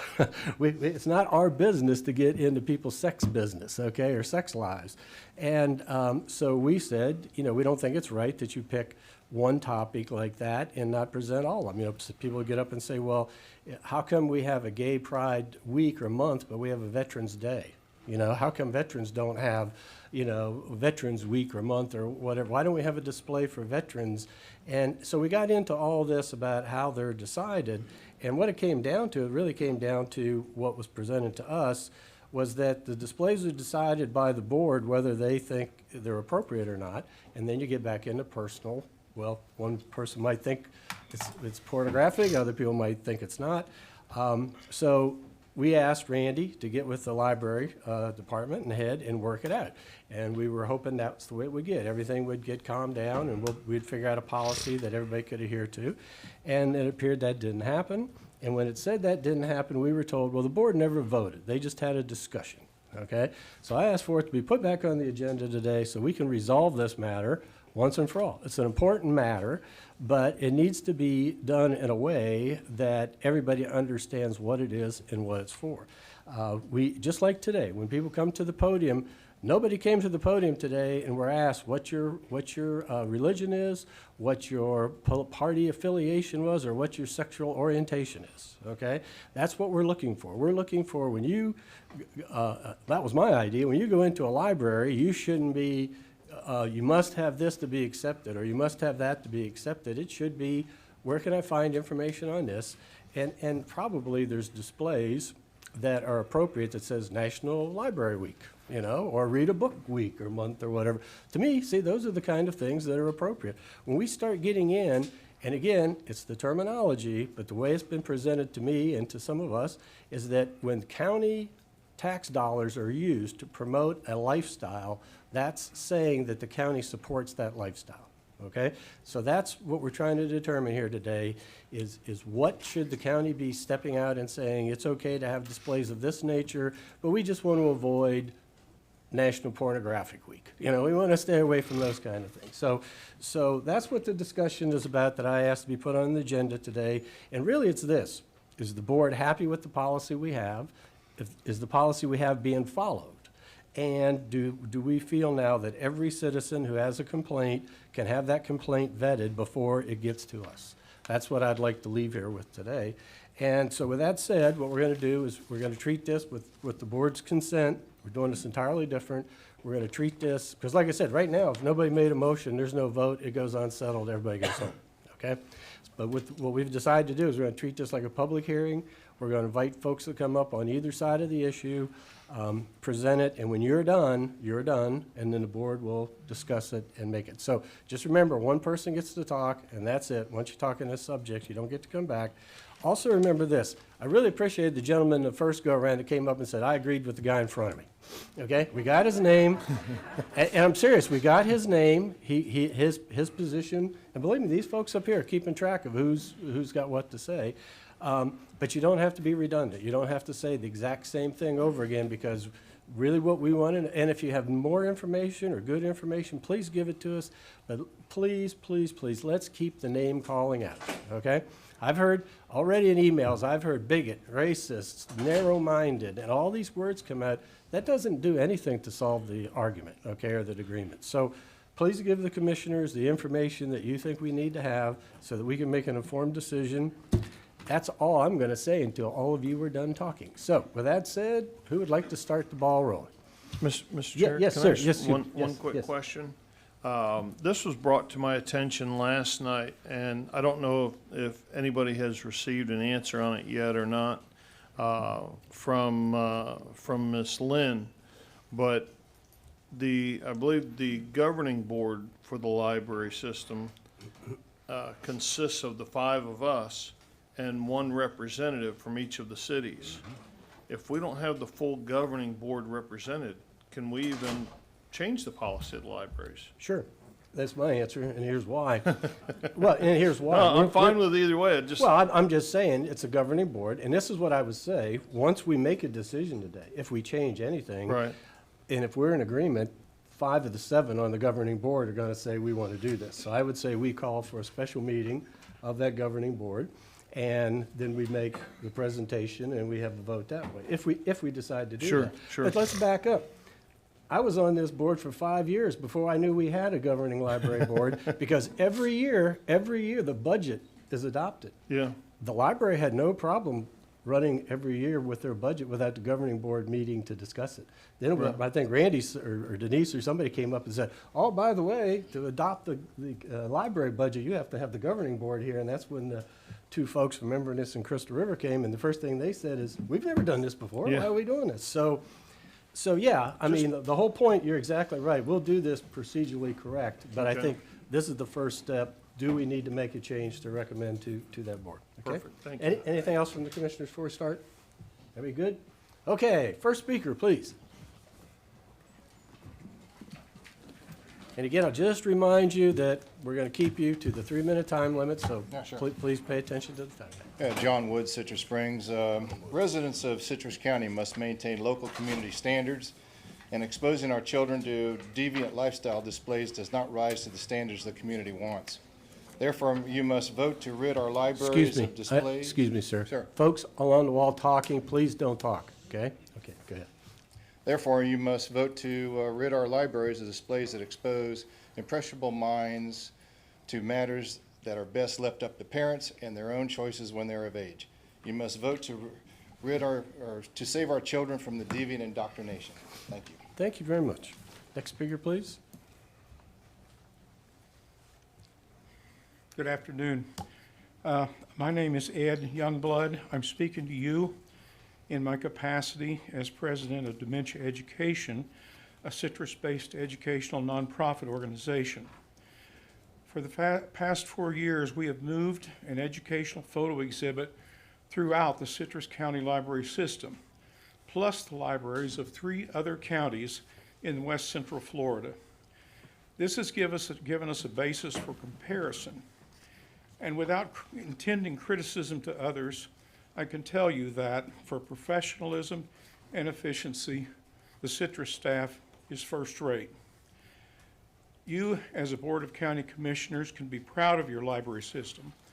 For internal communication, responsiveness, creativity, courtesy, and customer service, the Citrus team stands apart. This service has been priceless to our organization. We estimate that our exhibit has now had more than 1 million views, which would have been quite impossible except for the venues provided by public libraries. We have been, and I understand, Mr. Chairman, you have more than 3 options. But among the 3 options mentioned in the Chronicle, I hope you decide that the option to simply not allow any educational displays is a non-starter. Solving a problem with a head in the sand solution is no solution. Libraries are here to help us learn, and books are not the only service they should provide in fulfilling this mission. They are also a place where citizen organizations can share their views with each other and with the public. Perhaps this is why we call them public libraries. It is my hope that you leave the Citrus staff unfettered to do their job in respect to the selection of educational displays. They have earned your trust, and fettering them with additional bureaucratic procedures has the potential of adding layers of politics, prejudice, and personal agendas that will not serve the citizens of Citrus County or make our libraries better. Thank you. Thank you very much. Can I ask the next speaker to hold just 1 second? I'm glad that speaker talked about what he did. I also need to say something else. I said this isn't about banning books. This is not about the library staff, okay? It's not about what books are in the library, and it's not about the people who work in the library. I don't think I've ever heard any criticism from any commissioner up here about our library staff and that our library is something to be proud of, and we all are. It's about policy. This board sets policy, one way or the other, okay? The board that we're talking about, the advisory board, is appointed by this board. Okay, so to say that this board doesn't have a hand in making these decisions is not exactly correct. We're the ones that will appoint the volunteers to that board. So we are the person where the buck stops. So I just want to make everybody clear, let's focus on the display policy and not about people and not about books, okay? Thank you very much. Yes? Yes, I'm sorry. Does Sandy get 5 minutes? You're head of Friends, right? Do you have a letter on file? If she's got a letter on file, yes. We don't know. Okay. You don't? No. Okay. My name Great. is Sandy Price, and I'm the president of the Focals Group and the past chair of the Library Advisory Board. I have been working with these libraries for over 20 years. There is an established procedure in place for dealing with books displays a patron wants to question or challenge. This policy hasn't been followed in this case. And we need to send this back to first the staff and then to the Library Advisory Board to handle it as all other complaints have been handled in the last 35 years. The county has already spent too much time and money on this issue. Please put an end to this issue today. It's been going on for way too long. Thank you for your time. Thank you very much. Next speaker, please. Good afternoon. My name is Janet Genova. I've resided in Citrus County for 18 years. I currently serve as the Vice President of the Friends of the Citrus County Library System and volunteer in the preparation of inventory for our book sales and staffing for the sales and whatever else I can be of assistance. I'm attending this meeting again as a champion of the library, of course. As you're aware, our public libraries are valuable and essential in serving the general public's information needs and act as a check against misinformation.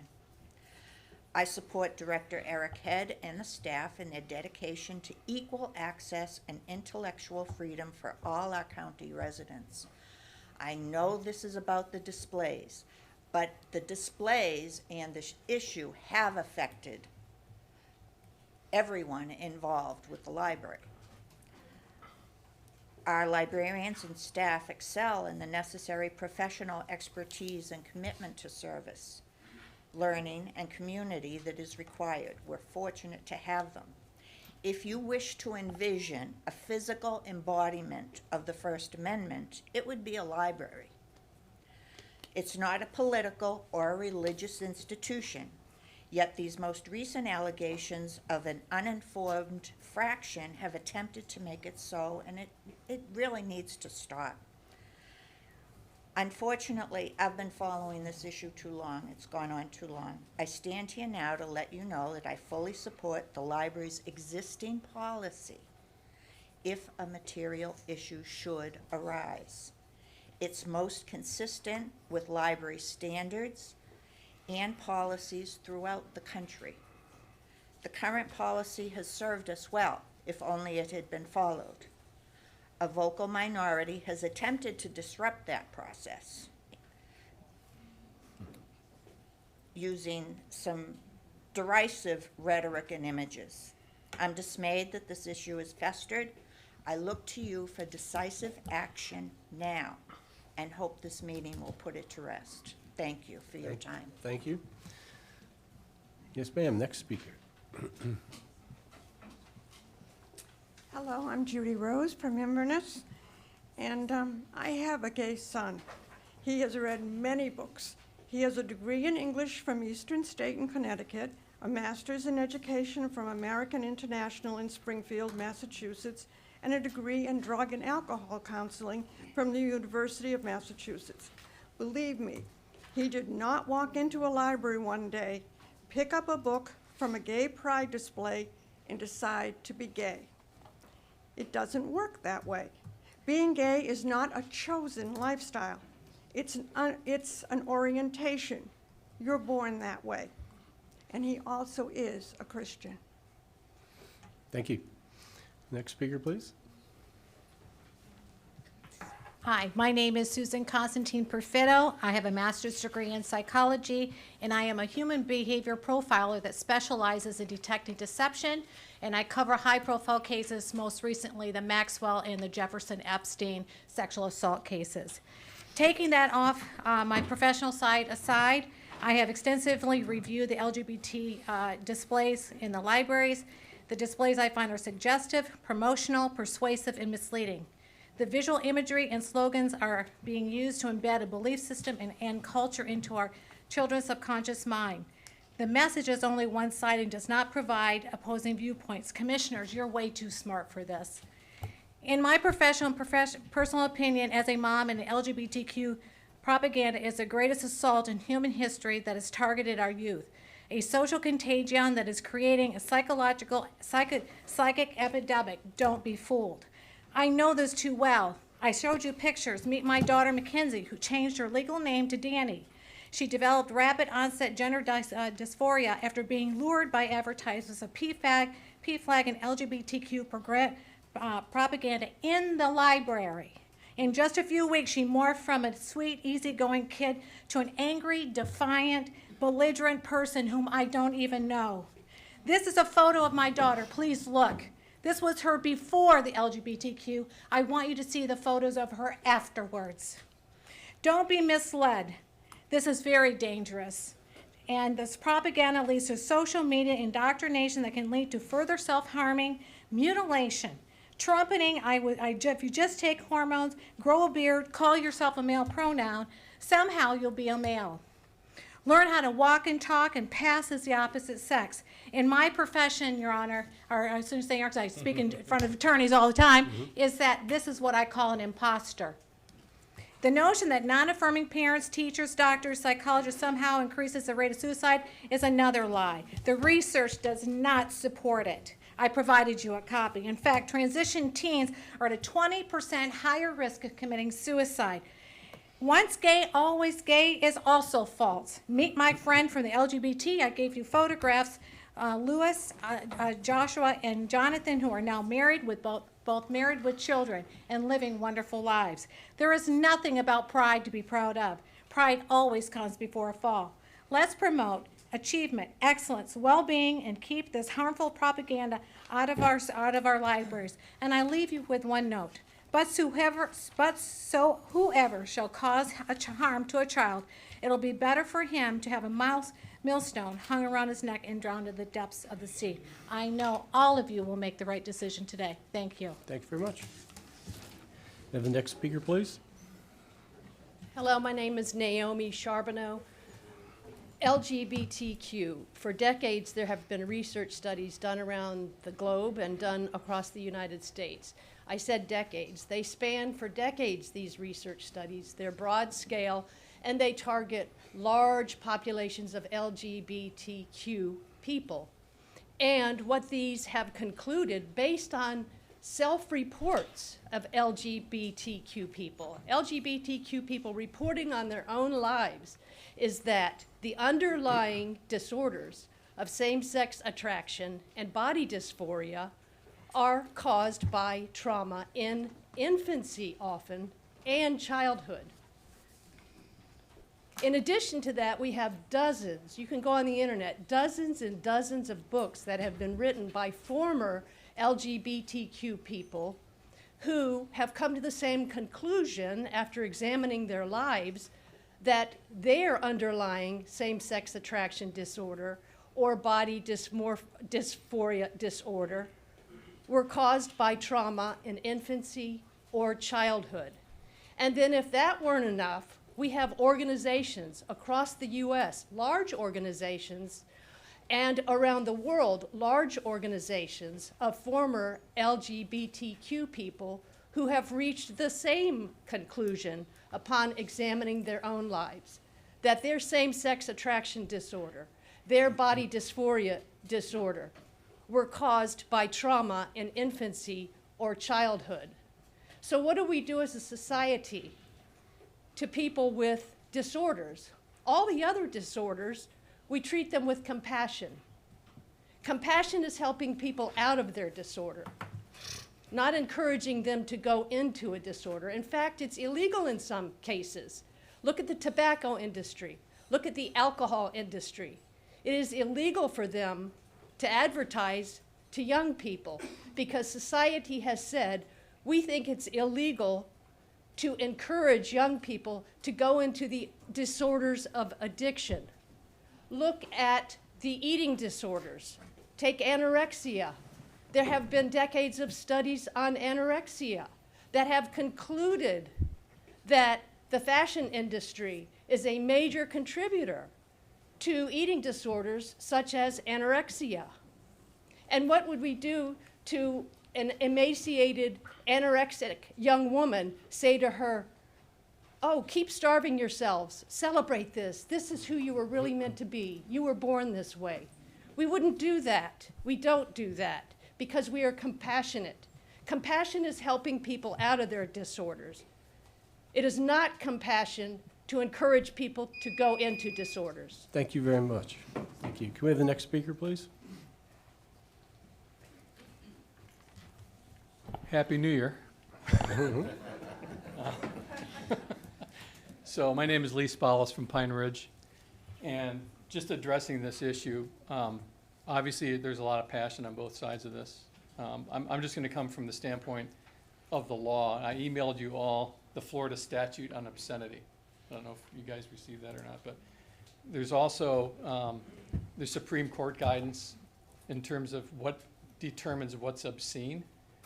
And that's this, I'm coming from several standpoints. Number one, excuse me, according to the law, what does the law say is obscene? Number two, the other standpoint I'd like to come from is the citizens of Citrus County, I would say as a majority, oppose this material in the display in the public library. And so I find it kind of unbelievable that a very small percentage of people would determine to put this kind of display up that caters to what, less than 1% of the population of Citrus County, I would venture to say. And so, I think everybody needs to remember what we're addressing here. LGBTQ, lesbian, right? Gay, bisexual, transsexual, queer. That's what we're addressing. Instead of just using the initials, let's spell it out for what it is. These are deviant sexual lifestyles being promoted and pushed in a public forum using tax dollars of citizens of Citrus County. I would say that there's a couple ramifications of that. If you guys have the power to kind of decide what direction to take this, but I would say that from a spiritual standpoint, if Jesus Christ was standing at this microphone, what would you tell him about these displays? How would you try to justify it to him? Because that's, a lot of Christians come up here and speak, and that's who we're speaking on behalf of. He opposes this, God opposes this kind of behavior. And so it's a lifestyle that's being promoted in the public library. And I would say that, I know I only have about 45 seconds, a few examples of obscenity in the state of Florida: simulated rape, simulated pedophilia, child pornography, bestiality, excrement-related sexual activity. Those are the things that are considered obscene, and the crime for violating this law is a third-degree felony, which is punishable by up to 5 years in prison and a $5,000 fine. This crime is ranked as a level 1 crime under the Florida Criminal Punishment Code. So I would say that we're all under those laws. Here's the statute with the state of Florida. It's 847-011. So I thank you for your time, and I just pray and hope that you make the right decision today. Thank you very much. Appreciate you being here. Next speaker, please. Next speaker. Hello, my name is Cindy Shackley. Thank you for allowing me to speak. I'm opposed to the Citrus County displaying and promoting homosexuality and transgender policies during Gay Pride Month. I believe it is harmful for children to be exposed to an ideology that defies everything in the Bible, that is marriage between a man and a woman. Commissioner Holly Davis claims that children are born homosexual, but if you do research, you will find there is no single gene that determines whether a person is born gay or lesbian. There is no gay gene and there is no straight gene. The study included nearly 500,000 people and determined that there is no gay gene. Human DNA cannot predict who is homosexual or gay.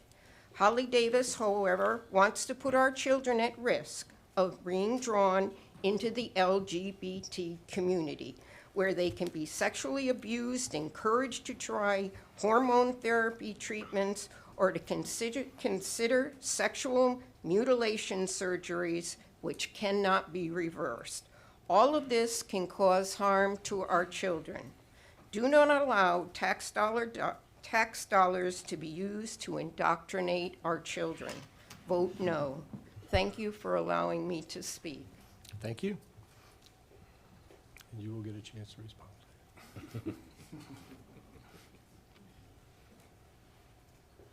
Robert, excuse me, Robert Sheckley. To paraphrase the Declaration of Independence, all men are created equal with rights to life, liberty, and pursuit of happiness. The U.S. Constitution further defines our rights in the Bill of Rights, which includes freedom of speech, right to bear arms, and overall role of government.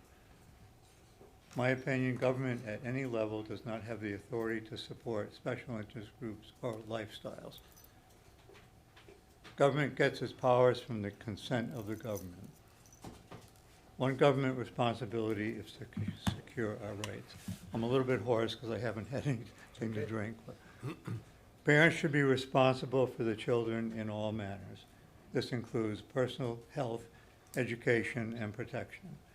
I oppose any public displays which promote homosexuality and potentially bypass parental approval.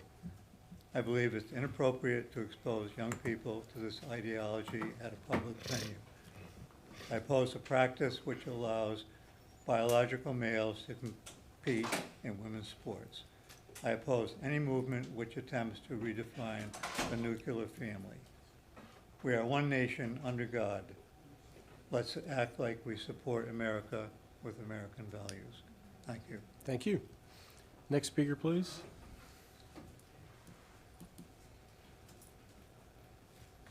My name is Phil Cody. I live in Crystal River. I'm also I'm a volunteer on the board of the Coastal Regional Library in Crystal River. for 81 years of my life, most of that time I lived in a large urban area. So I've known a lot of different people, different religions, different persuasions. I've known people that are in the LGBTQ community. I've never met any of them who were that way because of something they read.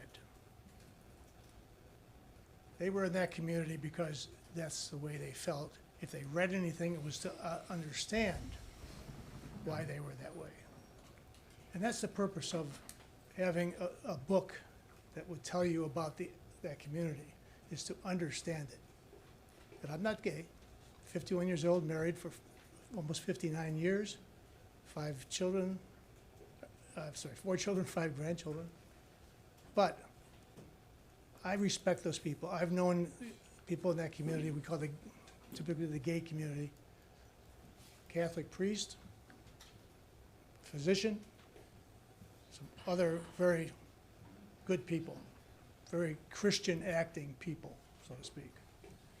So education is important, and especially at the younger ages, because it determines their prejudices. And so I think it's important that the library show all of this and say, this is one thing that's going on in our world. This is one thing that people will look at and say, I understand that person. You know? It's not indoctrination, it's education. And I think if you are looking at a person to be on the advisory board, which is what I thought this meeting was about, I think that indoctrination is a bad term, because it's not. Despite my age, I can remember a nun at my Catholic grammar school, Sisters of Providence, St. Leo High School in south side of Chicago, telling me that in our class that God created the world 6,000 years ago. Okay? This is 100-some years post-Darwin. Now, if I didn't have something to read that said, no, that's not true, there's more to it than that, another book, something else to read, I'd still be leaving her. So I think it's important if the library provides this kind of resource to all people, especially young children. Obviously, they have to know and understand what it's about. And I disagree with the fact that you think somebody might think it's indoctrination. It's not, it's education. Okay, thank you. Thank you. Next speaker, please.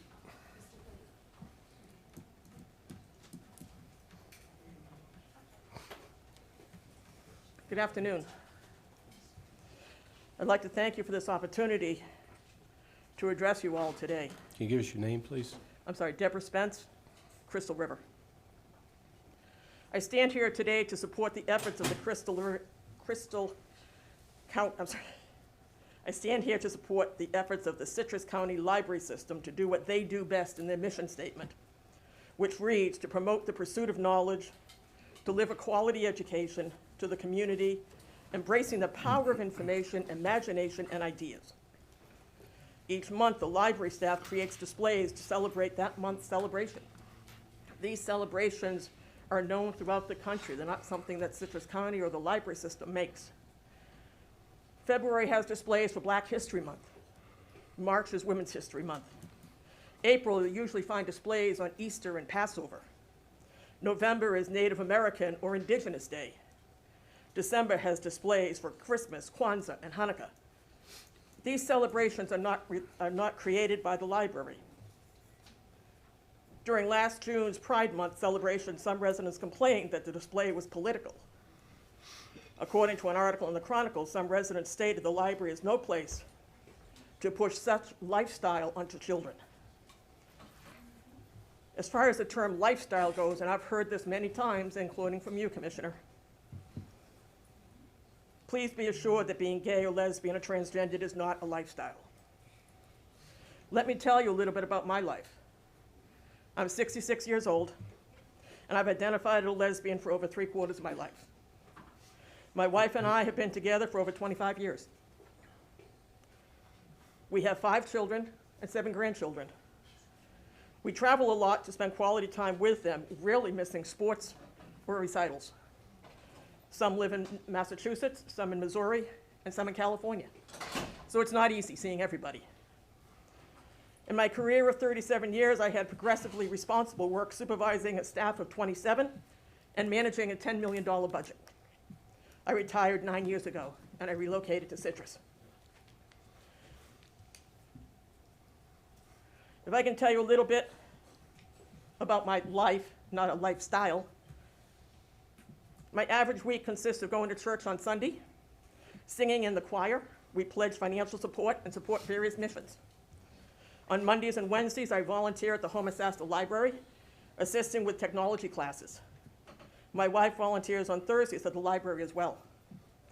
Every other Wednesday, I donate platelets at LifeSouth. Some Tuesdays, I sing karaoke. I support local charities with fundraising for Blessings, for Angel Trees, local veterans and nursing homes. We've also volunteered with the Sheriff's Office, and we've attended CERT training for our community. Thank you very much. We appreciate you coming. Can we have the next speaker, please? Could you sign a green card, ma'am? I did. You did? Okay.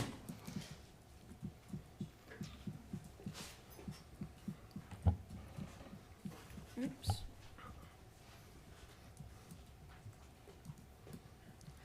Hi there. My name is April McLaughlin. I live in Pine Ridge, and I've resided in Citrus County for 18 years. I'm actually chairperson of the Library Advisory Board, assigned by you guys, and I'm also involved with the book sales, Friends of the Library, fundraisers, blah, blah, blah, all the things that we do in Citrus County. The library and its personnel have been, I guess, accused of using and influencing in a way to persuade children that a certain lifestyle is best.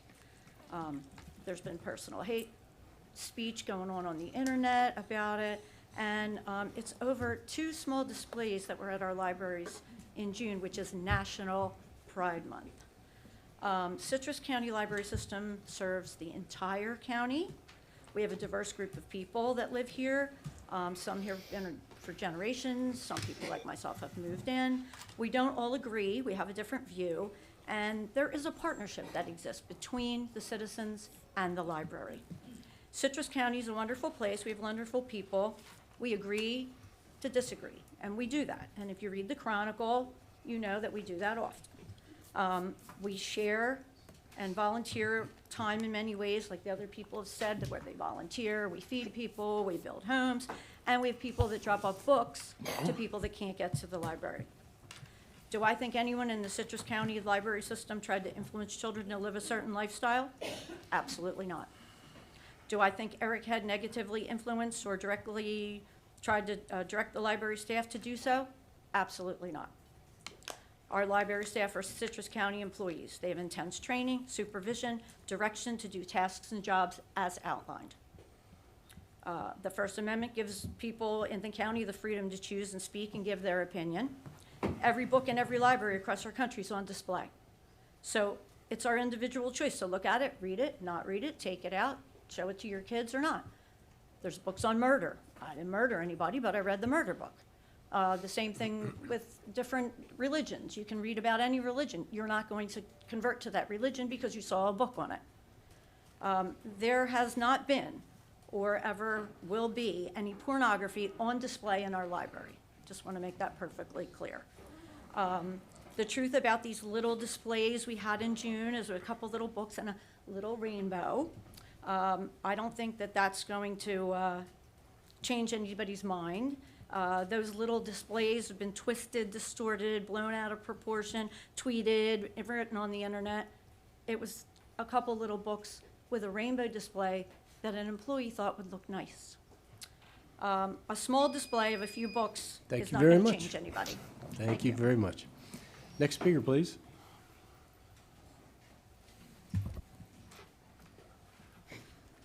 Debbie Wheatley, 1801 Sorrowwood Street, Inverness, also known as across the street from Whispering Pines Park. First of all, Commissioners and Mr. Oliver, Happy New Year to you. And Mr. Oliver, I appreciate all the work that you do, even though it's tough, and I know you guys have, it's tough.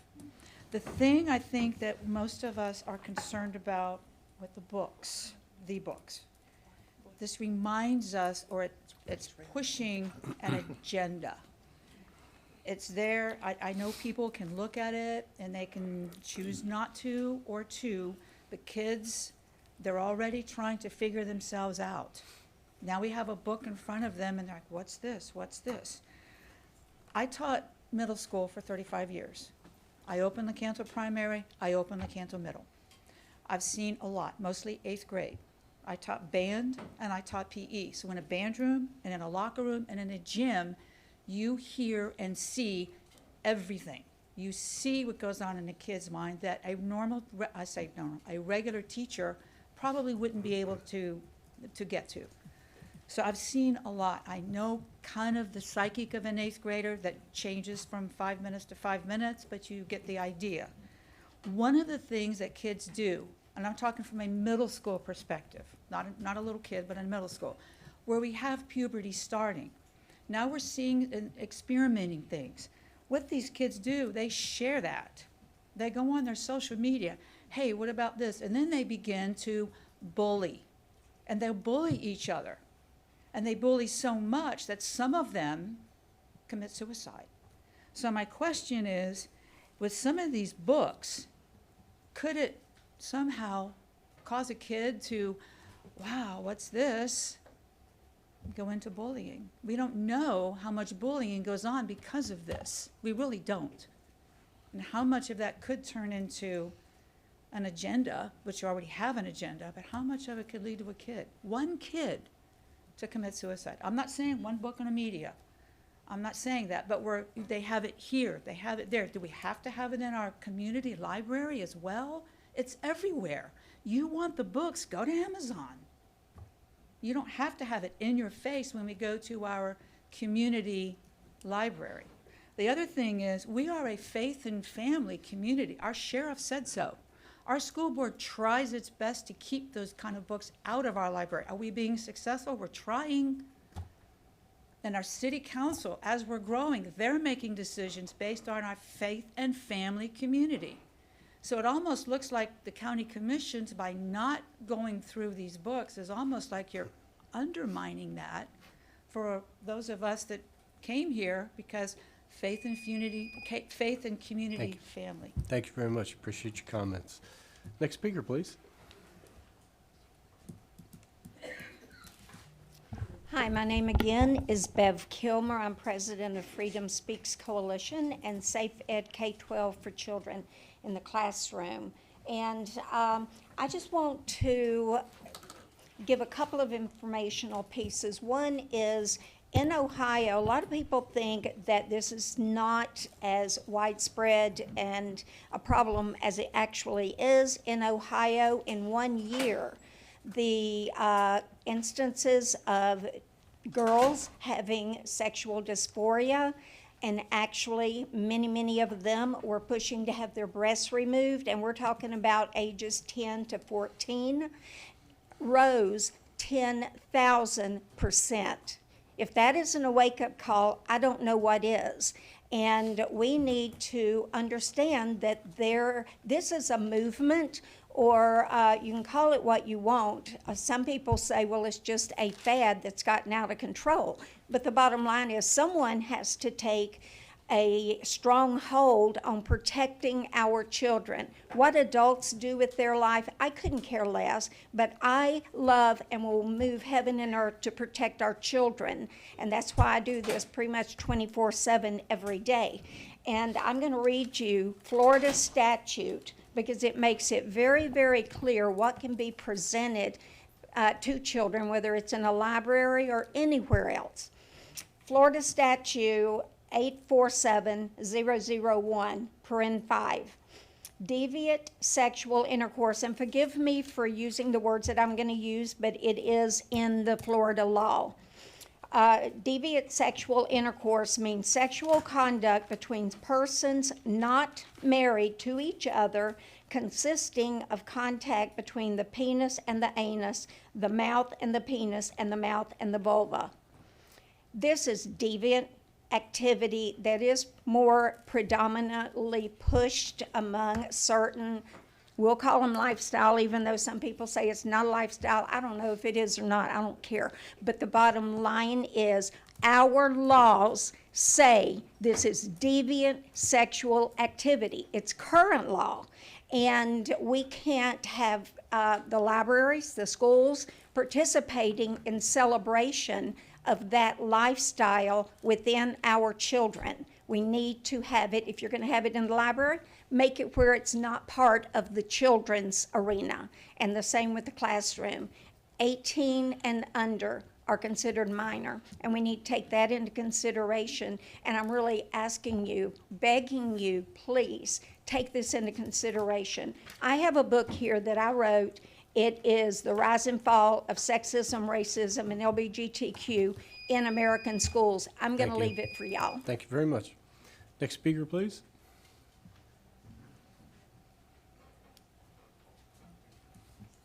Hello, my name's Rick Carlins, and I live at 5144 Albert Road in Fruitland Park.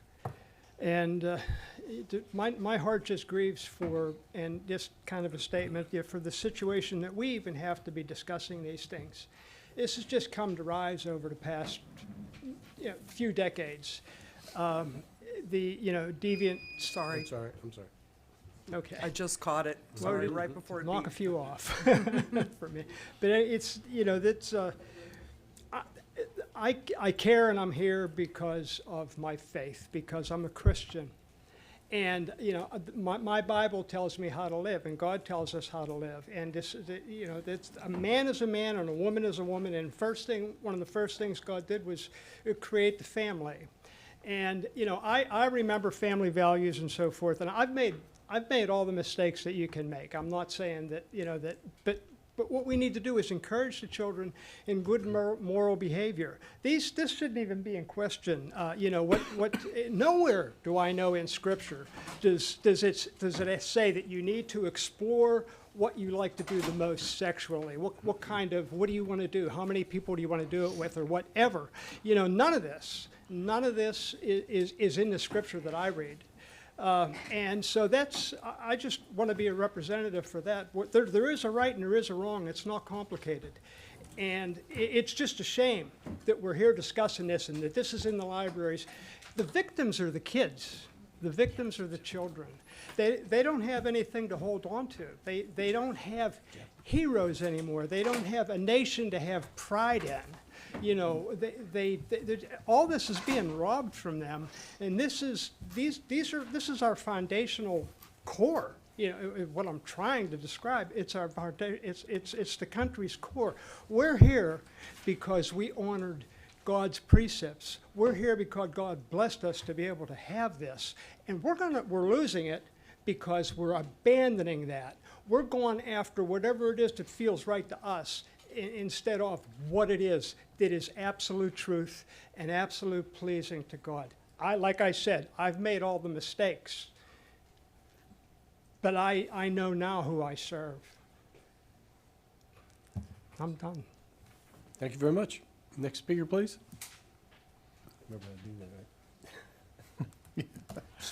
Back again, Mary Cedar.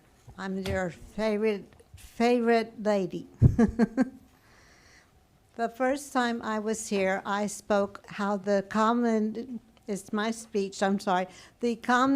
have 5 goals for a country to take over. One is the economy, the environment, education, and culture, and the borders. And we, in the name of kindness, sometimes we give away the store. So I want to talk about a man by the name of Alfred Kinsey. He is a biologist,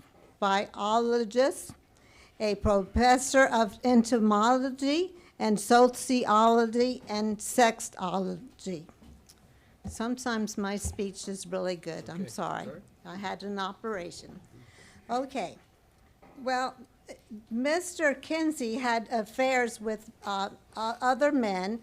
He encouraged open marriage, and he practiced Sado, whatever that word is. And though he has his own family. I learned about this man in the documentary called Mutilate. Thank you. They know because we are all there. Mind polluters. It was at the Tea Party in Ocala, and I wanted to tell you those people are on fire for God and country. We need more people like them.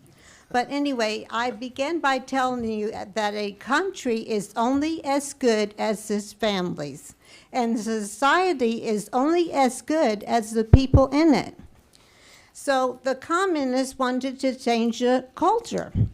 And in so doing so, they said the culture has to be different from the parents before them. This is their goal.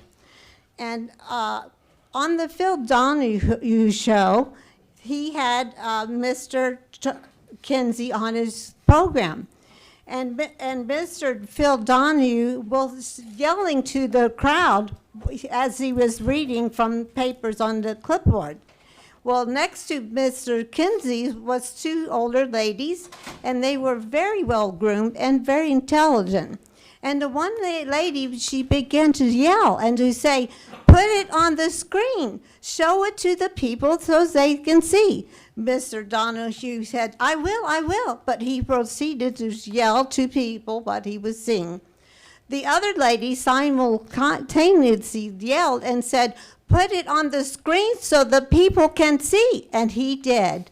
And on the screen... Thank you very much. Guess we'll find out later what was on the screen. I think you need to hear this. Next speaker, please. Next speaker, please. Good one, Ron. Commissioner Kitchen, Hello. other commissioners, thank you for letting us speak. I am an attorney. Can you give us your name, please? My name is Rohini De Silva. I'm an attorney. I graduated from Columbia Law School with honors. The other relevant information for you is I used to live in Los Angeles, and I saw where these policies have taken us. We escaped from Los Angeles 4 years ago and arrived in Citrus.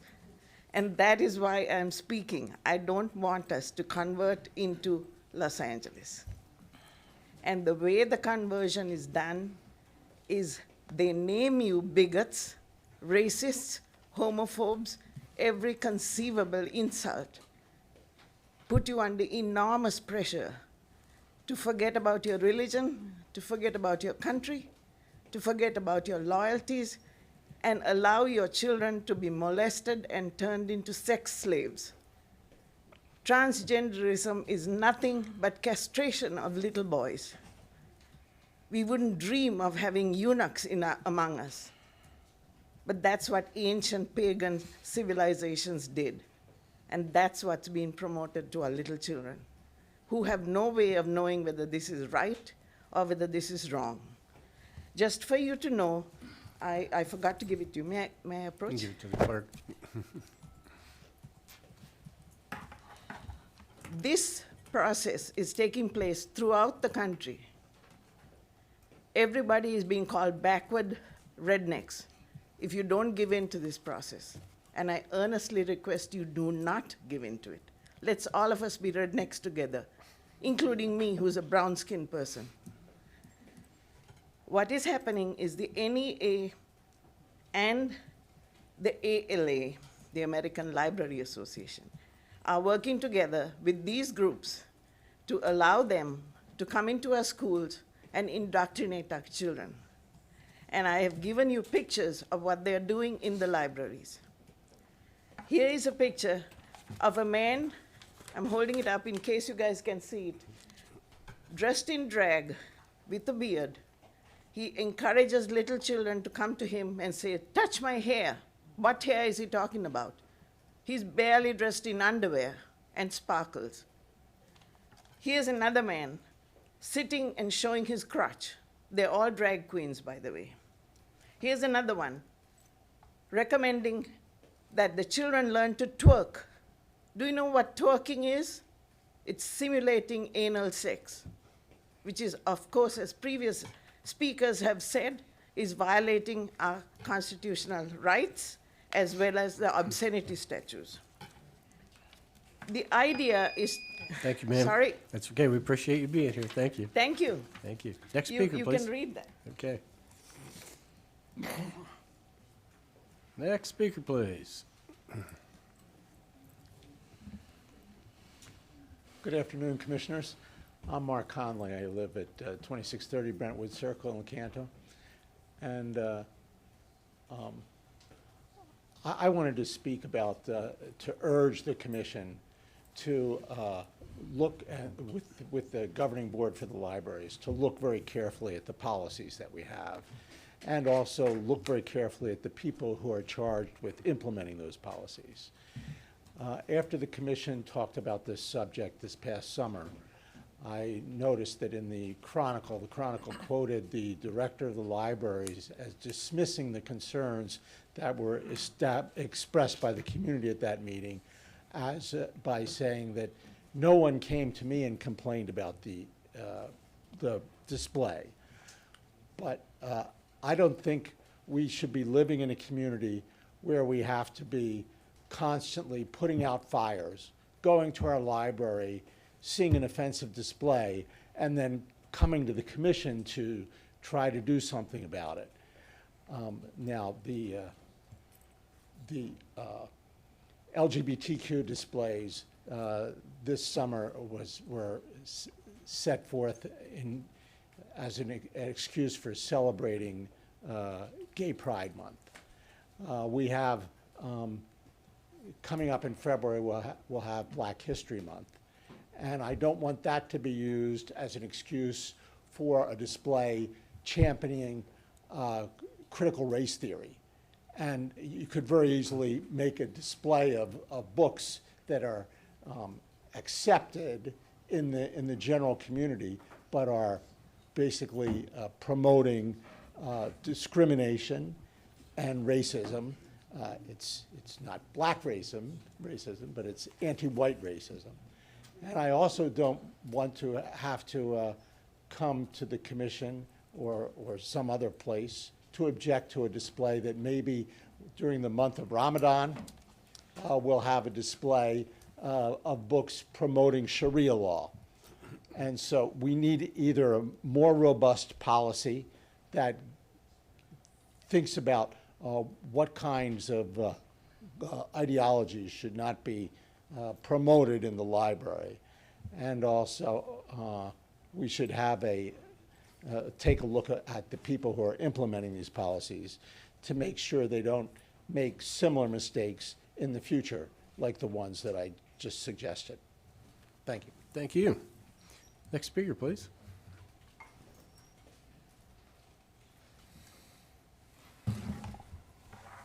Good afternoon. My name is Bonnie Wilder, and I live in Hernando. I am a snowbird, so I did not know about the library display controversy until we got down here. I have experience in LGBT issues because, after all, I've been a public school teacher in Massachusetts, you know, the state that brought us same-sex marriage, LGBT clubs, days of silence, and so forth. My purpose here today is to protect children from all harm and danger. In March of 2000, I was called by a national family organization that worked with family issues, and they asked me to attend Teach Out, O-U-T, the first LGBT statewide conference. Well, they read me the workshops which I could choose from, and I finally had to stop them because the titles of these workshops were actually lewd and lascivious. And I said, I do not do lewd and lascivious, just give me something related to education, so they did. So I arrived at Tufts University, and the first thing I saw when I got into the auditorium was there were children as young as 12 years old sitting beside teachers and educators. And I thought, this is the strangest thing I've ever heard. I don't want to be beside children. I want to learn. I came here to learn, and I didn't know what I was going to learn.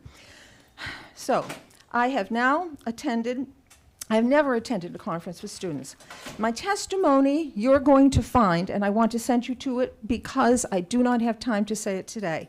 You go to massresistance.org, capital M, capital R, massresistance.org, then to archives, then to Fistgate, then to veteran teacher traumatized. Fistgate was named for a homosexual practice, okay, which they instructed children to do, okay, with adults. The plan, there is a plan that goes much further than what is going on in the libraries here. I'm going to also share with you this information. I have a book that I am sure is not in any of your libraries. It is The Health Hazards of Homosexuality, What the Medical and Psychological Research Reveals by Mass Resistance. This was comprised by doctors, medical people. It has statistics. It has everything from the CDC, and it also has things from other medical sources. And I would suggest that every library purchase the hardcover of this, because at least it will give people different information than what you have obviously been hearing. Let me see. K-12 education is about knowledge and not about indoctrination, but that, unfortunately, is what has come.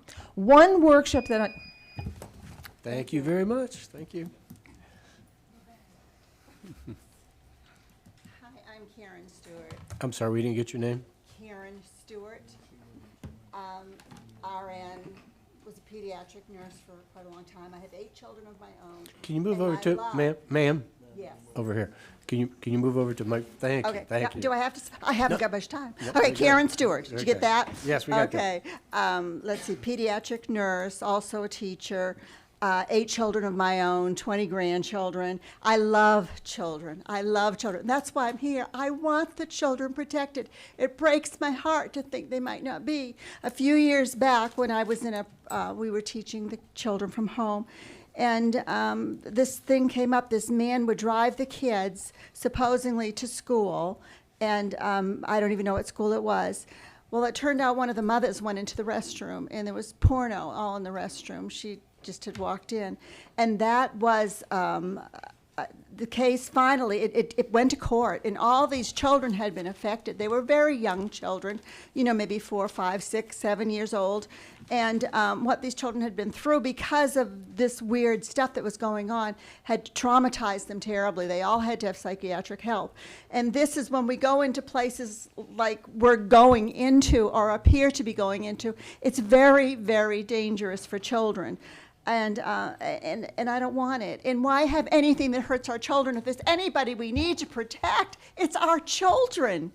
And so, yes, and suicide is higher in people that get into these different lifestyles, and they're dangerous. And the thing about, there's a certain age where girls do prefer girls, they love girls, they love their little girlfriends, but that doesn't mean that they're transgender or they're seeking some other sex to be interested in. So we're so messed up on so much stuff. And even I remember when they were teaching sex education, and a friend came from California where I graduated, and she showed me what she was teaching, because she was going around the country teaching sex education.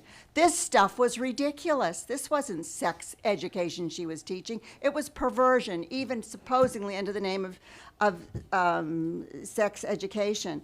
So anyway, I want to save the children.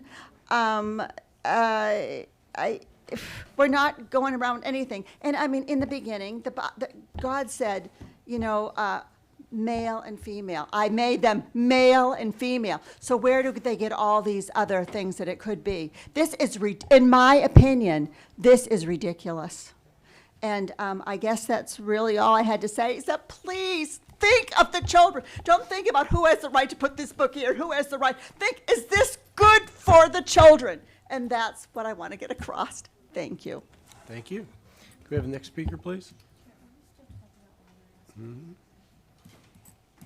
Keep an open mind. See, their argument is it's a slippery slope. That's what they're talking about. Yes. Yes, My name is Martha Rodenbeck, and I'm a Florida resident, snowbird type person, and have 5 grandchildren. And the reason I'm here is I'm sick to death of myself for saying how concerned I am, laying on the couch praying many hours and not saying a word. I'm done with that. I'm done. Here I am, okay? And when my daughter was in junior high, she's 44, this health teachers for our school decided for the sex education, they would just teach the use of condoms, period. And we said, what? There's no other alternatives? You just use condoms and get AIDS and sexually transmitted diseases and have many, many sexual experiences because that's what you do. She's 44. That's a long time ago. That's what everybody does. So we need to protect the children by really teaching them how to use all these condoms and giving them to them and everything. So we parents went to the school board and said, could we not just mention abstinence? Could we just not mention that's a thought? That's, maybe waiting until you're mature enough to have a precious partner that cares for you and you're an adult. Wouldn't that be maybe a choice? And we were laughed at and spurned and mocked by our school board. And that was a very long time ago. But till finally, some of them got their own kids in high school and changed their mind. That's what happened. So I'm just here to say, children should know there's another choice. There's this choice and this choice, and I know we're America. I get that. But you know what? I personally would be willing to, like if there was this display, if you decide, oh, we must just have this display, could there be a display of books that said, hey, this is your birth identity. This was your birth identity. What's the good of following that? Is there any advantage? Is there? There are books that say that and help kids go, whoa, wow, maybe I could do that, instead of it being the popular thing to question everything. And believe me, I've had my hand up on the life question and I was the big rebel. So it's just something that I would offer to do, actually, because I'm sick of sitting on the couch. Thank you for your time. Thank you very much. We appreciate you being here. Can we have the next speaker? Good afternoon. My name is Dorothy Barron Clark. I'm here today to express some of my concerns over how my hard-earned tax dollars are being used at our local public tax-funded libraries. I want to make this very clear to everybody here. This is not about discriminating against the LGBTQ community in any way. This is about letting our most vulnerable, innocent, youngest members of our community and our local libraries enter a safe environment without being confronted at the front of the library with a large, not a tiny little display, with an overwhelming, colorful display of rainbows and highly mature material. This is only to mislead and hopefully to continue to indoctrinate, which is already going on in our public schools, right here. I remember as a child, a rainbow symbolized something mystical from heaven. Today, a rainbow now symbolizes a flag for a sexual orientation. This can be extremely confusing to a young child who has never been exposed to LGBTQ. Somehow I think this may be the intent and has no place in our public local libraries.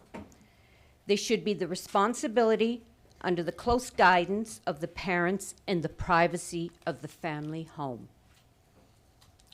It is clear that the library director, Mr. Eric Head, is not listening or caring about the many concerned tax-paying residents and members of their local library, and continues to defy and disrespect the many requests to stop these propaganda-driven displays unless ordered by the council or the commission.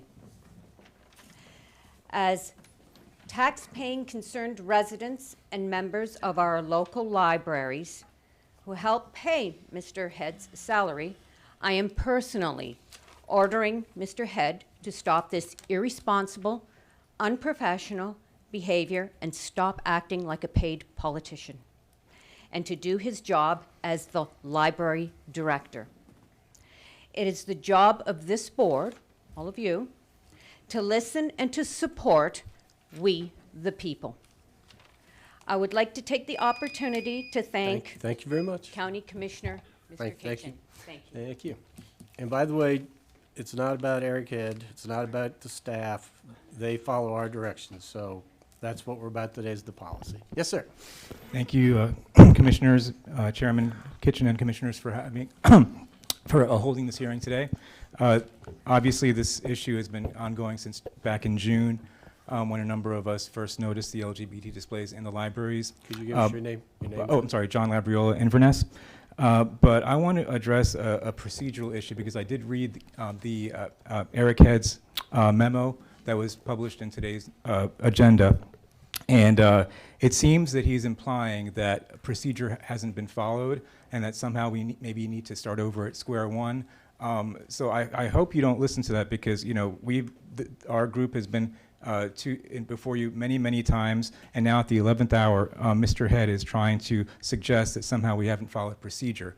My initial complaint was in the form of an email to the commission and to the administration, which was then forwarded to Mr. Head, and Mr. Head replied to that. At no point did he say, well, this isn't on the right form. He calls it the A2-06 form.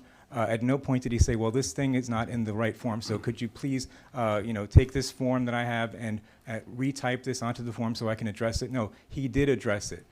So if anything, he waived that requirement of the A2-06 form at that time.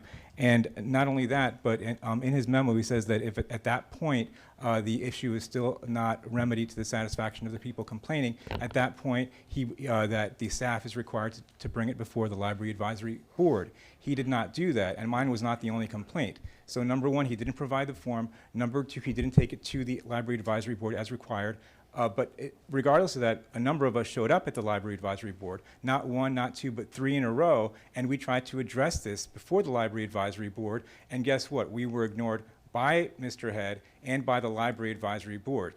In fact, at one of the meetings, one of the Library Advisory Board members tried to bring up a motion about this, and she was cut off by the Library Advisory Board Vice Chair. So what I want to just make very clear to you is that this issue is properly before you. We know what the Library Director's position is on this already. We need to resubmit it to him. We know what the Library Advisory Board's position is on this. At one of the meetings, the Library Advisory Board Chairwoman gave an official, read an official statement on behalf of the board stating that she's fully in support of the displays. So you want to go back and tell us we got to go over and start over at square one. You want this meeting again to take place. You want to keep this going, you spend another 10, 20, 30 hours on this particular issue. That's fine. We're willing to keep fighting, but I don't think it serves the interest. It serves the interest of the people in this audience that want you to decide today to get rid of these displays, as you said before. And now it's just a matter of doing what you said you wanted done. Thank you. Thank you. Next speaker, please. Did you get a memo, Chair? Happy New Year. I'm not sure. My name is Norman Fulkerson. I'm from Claremont, Florida, and I'm a 37-year veteran of the American Society for the Defense of Tradition, Family, and Property. And I'm here to speak to you because we exist as an organization to fight against the moral crisis in society. We do that by defending those three values: tradition, family, and private property. Family, as the lady said before me, family is very, very important. You can reduce society to its most basic level in the family. If the family is destroyed, society is destroyed. One of the things we do as an organization are yearly call to chivalry camps. That's the main reason I want to speak about this issue, because allowing such things as this LGBTQ, XYZ, or whatever display at one of our public libraries, it would be going against what we want to do as an organization. These summer camps that we hold yearly for boys ages 12 through 18 are called Call to Chivalry camps. And they're very, very attractive. The idea of these camps is to promote the ideas of the Knights of Old, chivalry, honor, but most especially that forgotten virtue of purity. So instead of having books that promote this perverse lifestyle, why can't we have books that promote something like the virtue of purity? Now, what saddens me about this the most, though, is this is just the latest of many other issues which promotes this lifestyle. I know the organization, Mass Resistance, I followed them after they legalized same-sex, quote-unquote, marriage, and we campaigned on that issue as an organization. The main thing that people told us, the main objection people made to what we were doing is, it doesn't hurt you. Well, the fact of the matter is it does hurt us, and this issue is just one of the latest in that, as an example of how it hurts everyone in society. We take a principled position. We do not take a personal position against anyone. I feel sorry for anyone who is locked into any type of sinful lifestyle. We love the sinner and hate the sin, but what we see today is a society that loves the sinner, but not only accepts the sin, celebrates the sin, promotes the sin, indoctrinates people into that sin. And the lady that said it before me, she stole my quote from the scripture, our Lord talking about scandalizing one of my little ones who believe in me. It were better that a millstone be tied around their neck and they be cast into the sea. And I would like to finish by thanking you very much, Mr. Kitchen. Thank you. Appreciate you being here today. Do we have the next speaker, please?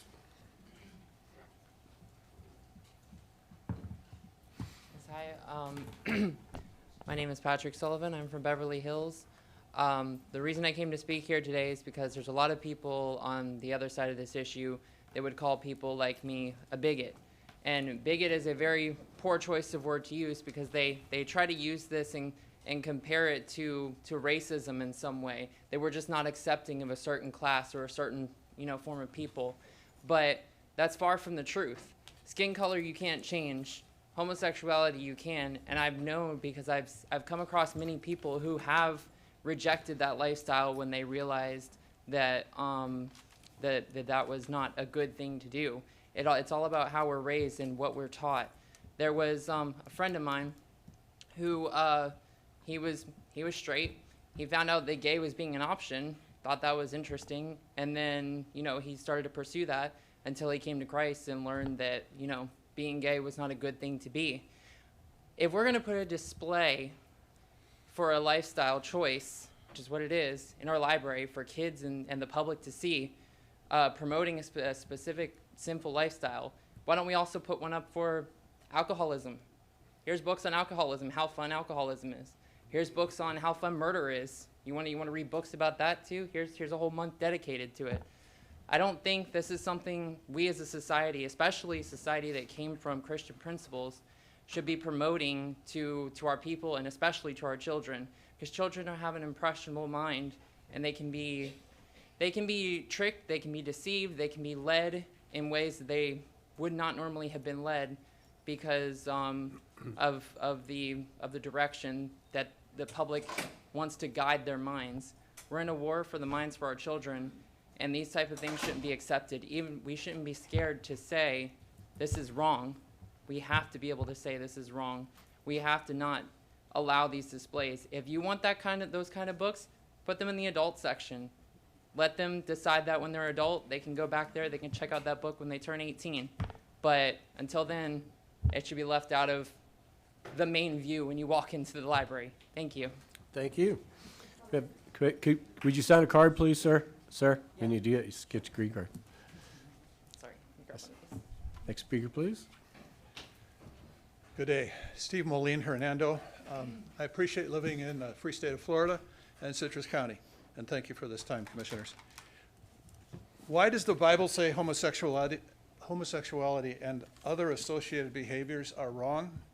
Because they often spread disease, social discontent, and even death. As Romans verses 26 to 28 in the Message says, refusing to know God, they soon didn't know how to be human either. Women didn't know how to be women. Men didn't know how to be men. Sexually confused, they abused and defiled one another. Women with women, men with men, all lust, no love. And then they paid for it. Oh, how they paid for it. Emptied of God and love, Godless and loveless wretches. Since they didn't bother to acknowledge God, God quit. The Bible intends marriage to be a covenant between a man and a woman. That's in Genesis. I have scripture for you on all these if you want them. That's a position that Jesus reinforced. It's a scientific fact that there are only two human biological sexes. God is God, and we are not. God does not make mistakes. Promiscuous male homosexuality will shorten the life of its average practitioner by about the same period as smoking, at least a decade, and in some cases 2. It's not a lifestyle, but a death style. Consequential mental illness, lifestyle morbidity, including substance abuse, along with an increase in suicide, is rarely mentioned in any of the legacy media. Further, this is not a civil rights issue. Instead, it's an expanding social disorder and a personal health issue. Therefore, people who see a government entity, such as yourselves, giving recognition or promotion to once outlawed practices may be drawn into them as acceptable. Adopting such lifestyles is concerning because they are not told how dangerous that behavior may ultimately become to them and to those around them. These are risk-laden lifestyles that may be seen as exciting to those who feel alienated from a normative social thinking and interactions. It is our Christian duty to love homosexuals and other sinners. It is no less our duty to love those who, foolishly trusting in government and the law as the arbiters of morals, are lured by them into potential misery, and that is a sin, precisely because it leads in so very many cases to dysfunction and illness, and even to death. Each individual will be inevitably be held responsible by the one true God of the universe on Judgment Day. It's not up to me to judge. However, I must state biblical truth and issue this warning. We absolutely should not condone nor advocate for any such behaviors. It is totally unacceptable in this public library system. By the way, God made the rainbow. Thank you for your time. Thank you. Can we have the next speaker, please? Next speaker. Hi, my name is Mike Roberts, and I'm from Citrus Springs. And I wanted to speak from a little bit of experience on seeing this, this lifestyle evolve. I was born in Fort Lauderdale. I went to California in 1976, and I spent 40 years there. I spent a lot of time working in Los Angeles, and I saw a lot of time working in San Francisco. And I saw how this lifestyle degraded society, degraded properties, degraded a whole, everything. I see nothing positive about it. And as a Christian, I'm supposed to love the sinner, but hate the sin. And I really try to do that. But I'd also like to say, a pastor friend of mine from years ago used to say, God created Adam and Eve, not Adam and Steve. So I believe in a man and a woman marriage, and I don't believe that any homosexuality, same-sex marriages can claim to have had children. It can't happen biologically. I'm not a scientist, but I can see that. So I wanted to quote a couple of scriptures. This is not new behavior. This is behavior that's been going on since the beginning of time. In the book of Leviticus, God said, "You shall not lie with a male as one lies with a female." That is an abomination. Okay? I'm a little bit nervous. I'm not a public speaker. okay. Forgive me. Leviticus 20:13, if a male lies with a male as those who lie with a female, both have committed a detestable act. In Deuteronomy also, or Deuteronomy 22:5 says, a woman shall not wear man's clothing or man wear women's clothing. This is an abomination. And so, being a Christian, I've had an experience. Well, I've got 52 seconds. My daughter had a bisexual experience with her, what do they call them, RAs in college. And this gal was a senior and she was a freshman. This gal intimidated her, I believe, but my daughter had a choice.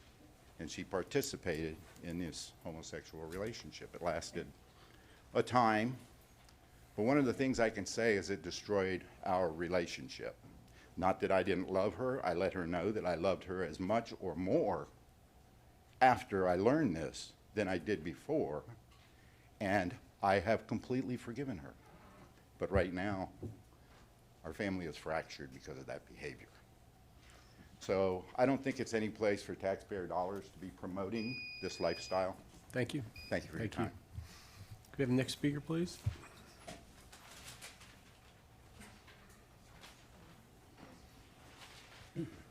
Michael Wilson, and I'm from Crystal River, and I'm on the board of the Friends of the Coastal Library. And I wanted to just mention that something that I haven't heard talked about, and that's on the ability of children and young adults to be cognitive and actually analyze things for themselves. At about 9th grade, I became enamored with William Buckley, read everything he read for about 4 or 5 years, and I did the same with Gore Vidal at the same time. Didn't like to listen to them speak politically, but I did like to read. It didn't change my political views. I ended up going to one of the most liberal graduate programs in the United States. It didn't change my views, it nuanced them. So I think it's very important to view it that way, and I'd just like to leave you with a paraphrase from Walt Whitman, and it's to do that which will cause each to think for themselves. Thank you very much. Thank you. Next speaker, please.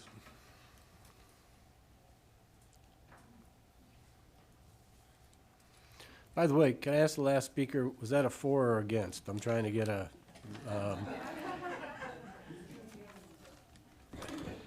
Okay, I'm putting you down as a neutral. Yes, ma'am.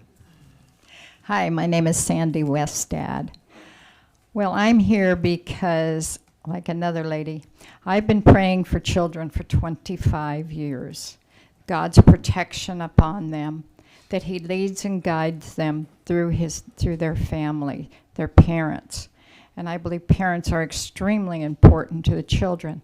And many, many of us parents, grandparents, we do not like what is displayed in these libraries in the children's area, because it is influencing them in an area that they don't know anything about. These children they're modest when they start out. They don't know anything about this stuff, and when you fill it into their little heads, they are so confused and hurting. They are crying, they don't know what they're doing, they don't know what to believe, and you put them in a place of vulnerability. And that vulnerability is some predator can come along and have his way with that child, because that child is so confused they don't know what's right or what's wrong. And it is up to the parents of the libraries. I know there's parents that work in libraries because I worked in a library. And I know that there are grandparents that watch over their little children, their grandchildren. But we also, as a society, need to protect the children, and we need to watch out for them. God has given us all the honor and the privilege of these children. He gave children to us, and we, as parents, grandparents, aunts, uncles, whatever, brothers and sisters of the younger ones, we need to watch over the minds of the children and the hearts of the children. And I'm one that is not for LGBTQ. I've had my own experiences, and I don't have time to explain them now, but I tell you, it is an evil thing that is coming against these children today and in the past, and we never, ever should allow that to come upon little children who are so vulnerable that anyone can come and be a predator and they wouldn't have an idea. And I just ask right now that you would consider this, that you would consider the fact of the vulnerability of the children. They don't know what they're thinking. They don't know how to think. They're too little. They go by, they imitate parents. They imitate us. They don't know what they're thinking. It's only as they get older, and it's what we put in their minds. And so it's up to us, it's our responsibility to take care of these children and not put these displays or books or whatever that turn them the wrong way. Thank you, and Jesus loves all of you. Thank you. Appreciate you being here. Next speaker, please.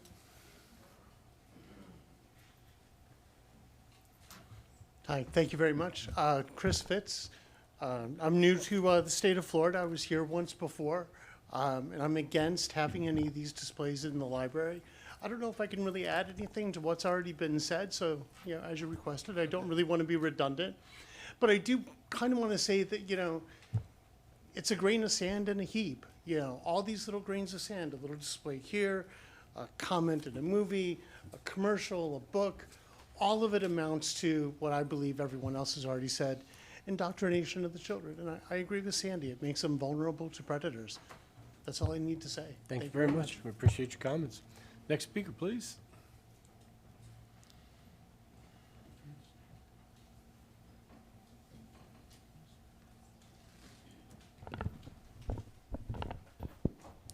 Hi again. Bruce Titus from Citrus Springs. I'm against I lost my word. Well, it kind of hits home because I have 3 nieces. They're 2, 6, and 11.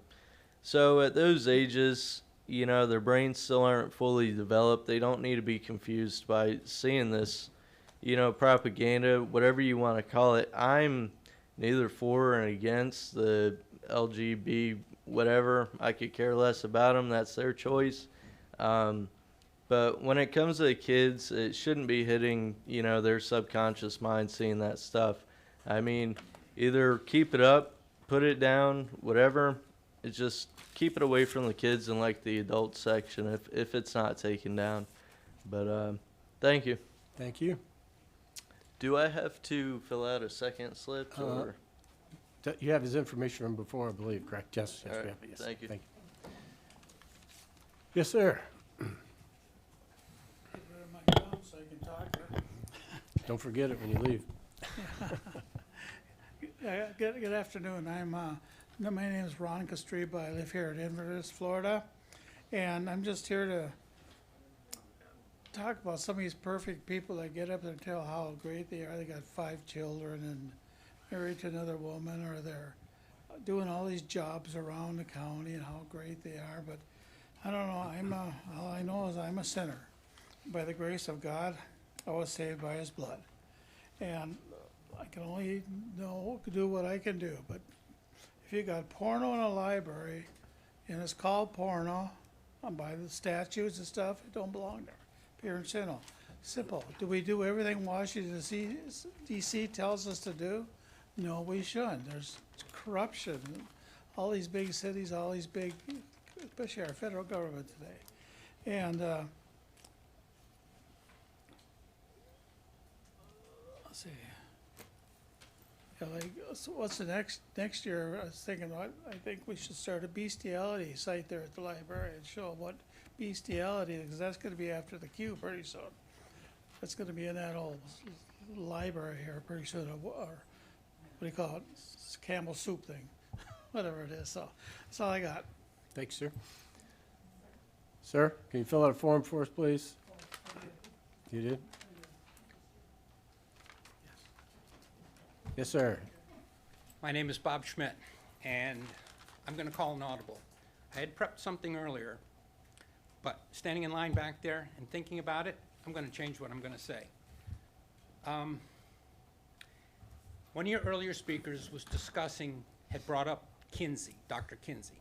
Well, whether you know it or not, his work is what most public school policy is based on, sex ed policy, okay? That's the genesis, that's where the roots of all this stuff come from, okay? So, I don't know whether you know it or not, but Kinsey did experiments on kids as young as 2 months old. Whether you know that or not, okay? His team, his experimental team, was comprised of prisoners who were, guess what? Pedophiles, okay? Whether you like it or not, okay, all of this stuff has got its roots back in the 70s, okay? It goes back to that free love society. Anyhow, so as we start to look at how you as a board are gonna make policy, okay? You gotta ask yourself, is your policy gonna be based on experiments and that were done on kids? Do you really wanna be the board that makes those policies? So, our objections are not about an adult's choice of lifestyles. Our objections are what we do to take, and thank you, I'll take my 3 minutes. No, you won't. No. Okay. We're gonna say you Okay. have a minute left. Anyhow, so, yeah, I can get through this pretty fast, okay? Another presenter also brought forward the fact that middle school students are exposed to this stuff. And here when they're in the band room, when we're in their locker room or something else, and you see kids getting into libraries, looking at books. I mean, my kids did the same thing, and you're looking like you're appalled by what they're looking at. You're sort of saying, where did you get this stuff from, okay? Doesn't matter. They look at it, whether they're one way or another, they don't know at that age. They're experimenting, they see things. Are they gonna get into that room? Are they gonna get into the locker room? Are they gonna get into the band room and make a decision that will be a life-altering decision for them? One bad decision alters their life in a negative way because of whatever consequences that they get from that decision. So they end up with a life-altering decision there. Is that really what we want to do? Or do we want to take and protect those kids? I'll give you 30 more seconds since there's a Okay. little confusion about how My much time you apologies. actually Okay, had. okay, so in closing, let me just say this, okay? In today's age of risk avoidance, okay, we avoid all risk. We don't manage it, we avoid it. It would seem to me that removing a display is not infringing upon anybody's rights, personal rights, as an adult. It's protecting kids. It's not about taking rights away from adults. It's protecting kids. Thank you. Thank you very much. Appreciate your indulgence. So, next speaker, please. John Collins from Pine Ridge. I'm here today to express my opinion as a Citrus County taxpayer about ideological group displays being allowed in our libraries. I'm here speaking on the beliefs of my family, friends, church, neighbors that could not attend today. I'm a Christian and I stand strong on God's word. I do not expect to be allowed to force my beliefs on others in this community, especially in taxpayer-supported buildings. These buildings should always be a neutral zone and safe from any ideological theories and groups that force their beliefs, policies, or lifestyles on others. If the library is going to continue to allow these ideological groups to set up displays, there will soon be other groups that will be demanding the same privileges, and they may spread lies, hate, fear, and division. On a personal level, I had a brother-in-law that identified as gay. He was full of love and life. He was in and out of alcohol and drug clinics from Virginia to California, He eventually joined the Christian church and was turning his life around. He died at the age of 42. I have a cousin that I grew up with that identifies as lesbian. She is filled with love and was a big part of my teenage life growing up. She taught me to drive a car. She is living a life of alcoholism and depression. My point is, the concerned folks here today and who have taken time out to attend the past meetings concerning these displays do not hate people who identify as LGBT. We are concerned that the Citrus County taxpayers are being ambushed here by a small minority pushing an agenda to see how far they can push it. How will you say yes to some groups and no to others? There's a religious group that has a table set up outside the front doors of the Homosassa Library every day. They make contact with folks entering and leaving the library. This practice where these ideological groups are being allowed to set up these displays to set off alarms in the folks of Citrus counties. Trouble is on the horizon. Future lawsuits from other groups are a strong possibility. I think of a library as a safe, quiet place where I can relax and enjoy a good book, look up information, check out a book or a DVD to take home. Not a place where I walk in and am faced with a display stating that what I believe is wrong or not accepted because it goes against everything I've been taught and believe. Please, as our elected commissioners, vote these ideological displays not be allowed in any form. Any other choice is given the same people that are currently allowing these displays to continue to do so. It is my prayer that you will take this matter serious and protect the citizens of Citrus County. God's will be done on earth as it is in heaven. Thank you, guys. Thank you. Can we have the next speaker, please? Good afternoon. My name is Gil Phelan. I live in Lecanto.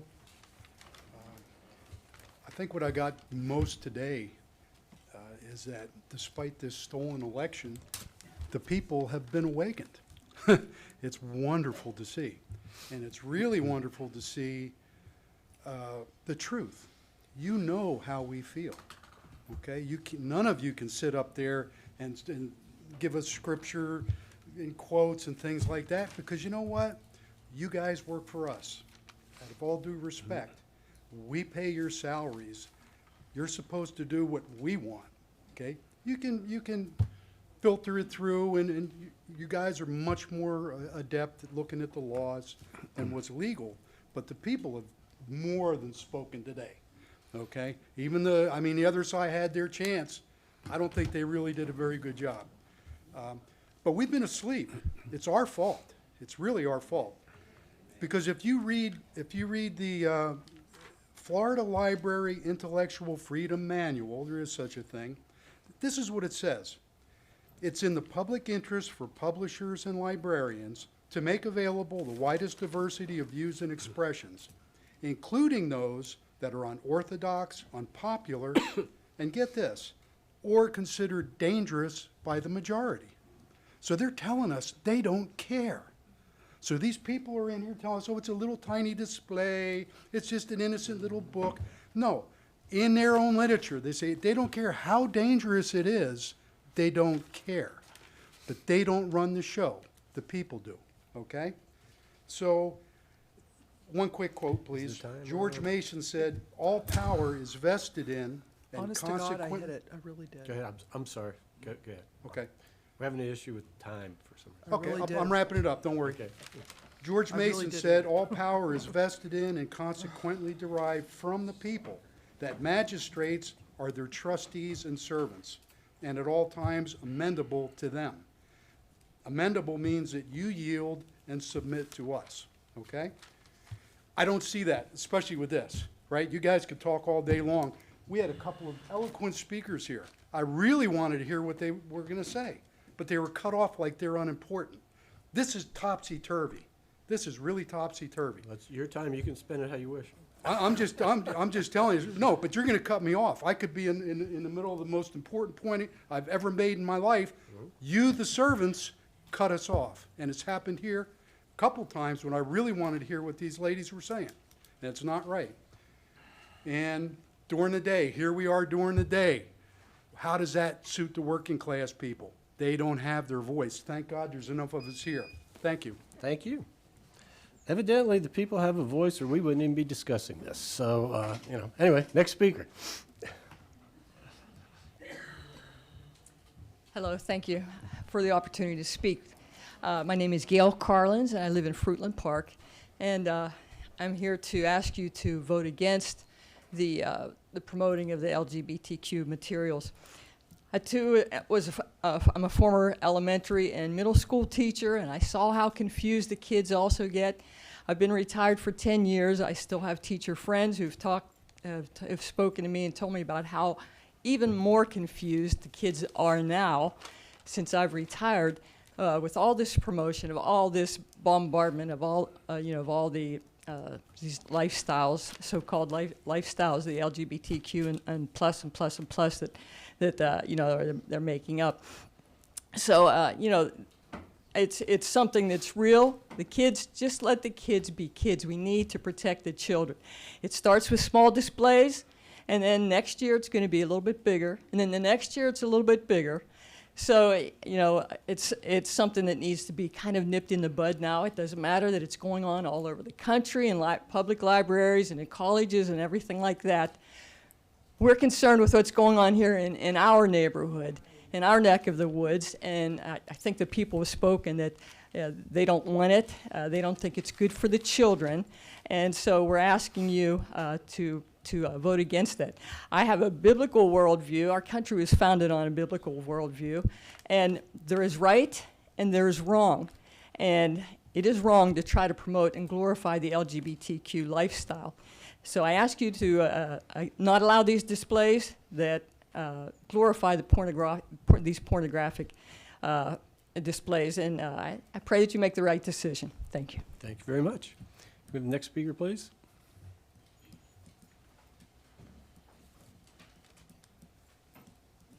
Good afternoon. Thank you, Mr. Chair. My name is John Wade. I support Mr. Eric Head and his staff to make appropriate decisions about displays presented at the library. Many of you on this board in the past have heaped praise on Mr. Head and his staff. Mr. Head has a responsibility to represent all people in this community and present displays as appropriate to educate all points of view to all people, of all people. Should displays about marriage between a man and a woman not be allowed because someone is opposed to that lifestyle? The library's purpose is to educate for all points of view. The library provides education on all points of views on race, age, religion, and sexual orientation. If the library is restricted from providing information to any group, where does it stop? The end point is to provide no information. No one group of people should be able to have the ability to suppress the views and beliefs of other groups that you don't agree with. If you did that, we would have no freedom of speech. This is the United States, where all points of view should be discussed and presented, and after education, each person should be able to make an educated decision based on all points of view.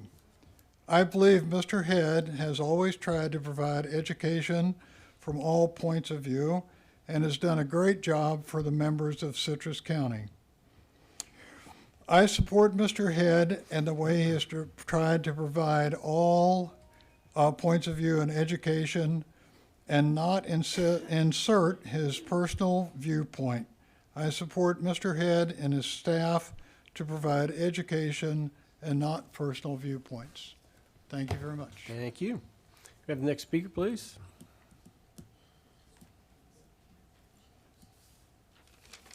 Good afternoon. Janet Barrick, Citrus Springs Civic Association. Policy, is it that's 3 or what you 5? started with. Did you start my clock now? Yeah, 3 minutes. What? Okay. Get 3 minutes, yeah. All right. Policy, that's what you said you wanted to start on. And that's what you're trying to do, policy. Okay. I have no problem with the books in the racks. What I have a problem with is a display out there. What I'd like to see is if we have displays, that you get commonality with the displays, not lifestyle choices. So maybe we think about what kind of displays would be appropriate. How about things that have to do with Citrus County? How about things that have to do with FFA? Or how about things that have to do with crafts and arts that people in Citrus County do? There would be displays showing off the positives in our area. Nothing to do with books, possibly books, because look up the crafts, how to do this. Look up about Future Farmers of America and stuff like that. But not pushing an agenda. The display with the LGBTQ group is pushing what I consider an agenda. I'm not for the agenda, and I figure most of the people that I've heard today are not for the agenda. I'm not going to tell you what biblical verses to read, what to believe. That's your personal choices. You're here to make a policy decision. As the president for the Civic Association in Citrus Springs, we have deed restrictions. Those are policies I have to follow. I didn't make them, but when somebody violates them, I have to enforce them. Okay, when you talk about the trailer and the other thing a few minutes ago, trailers have a specific thing. We don't allow them in our deed restrictions. So I could, I could understand. When you talk about libraries, that's my public library. My funds go to fund that. And there needs to be a policy that needs to be good for all and open to all. And that's why there's 7 people on the board.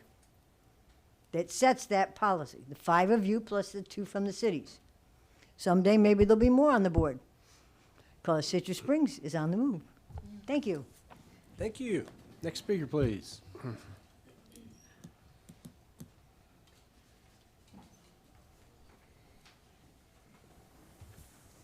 Thank you for having me once again. My name is Elaine Clyde. I'm also on the Library Advisory Board. I came today to voice my stance, since it probably won't be the same as other advisory board members. I got the same memo as you regarding action, agenda item 19781, packet 1031.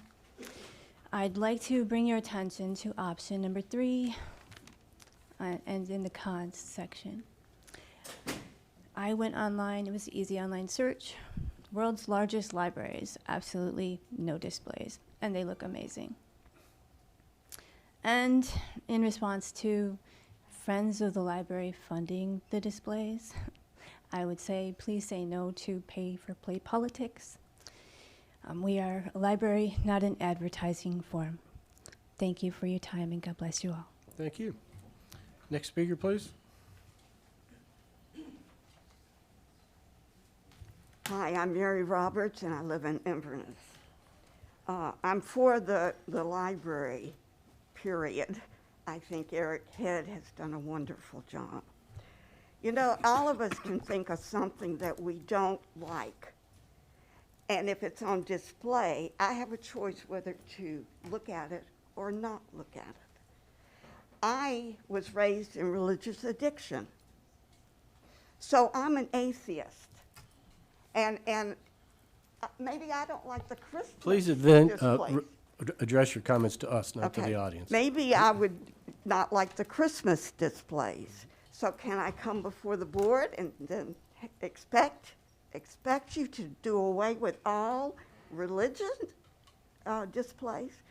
You know, my first lesbian encounter was in 9th grade at David Lipscomb High School, which is a Christian school where we never talked about sex or anything else.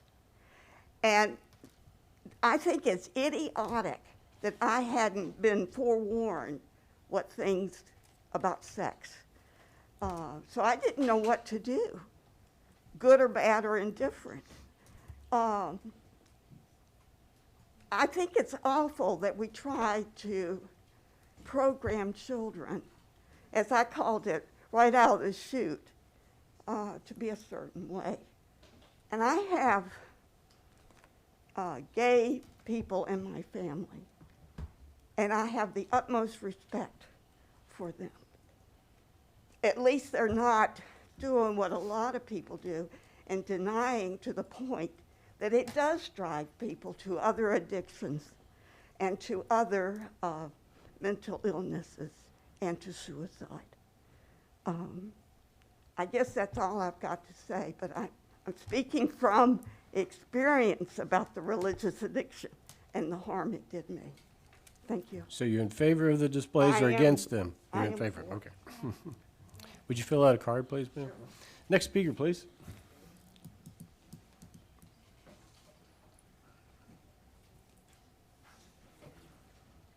Pat Wade. And since everybody seems to be adding their credentials, I am a doctor of biochemistry.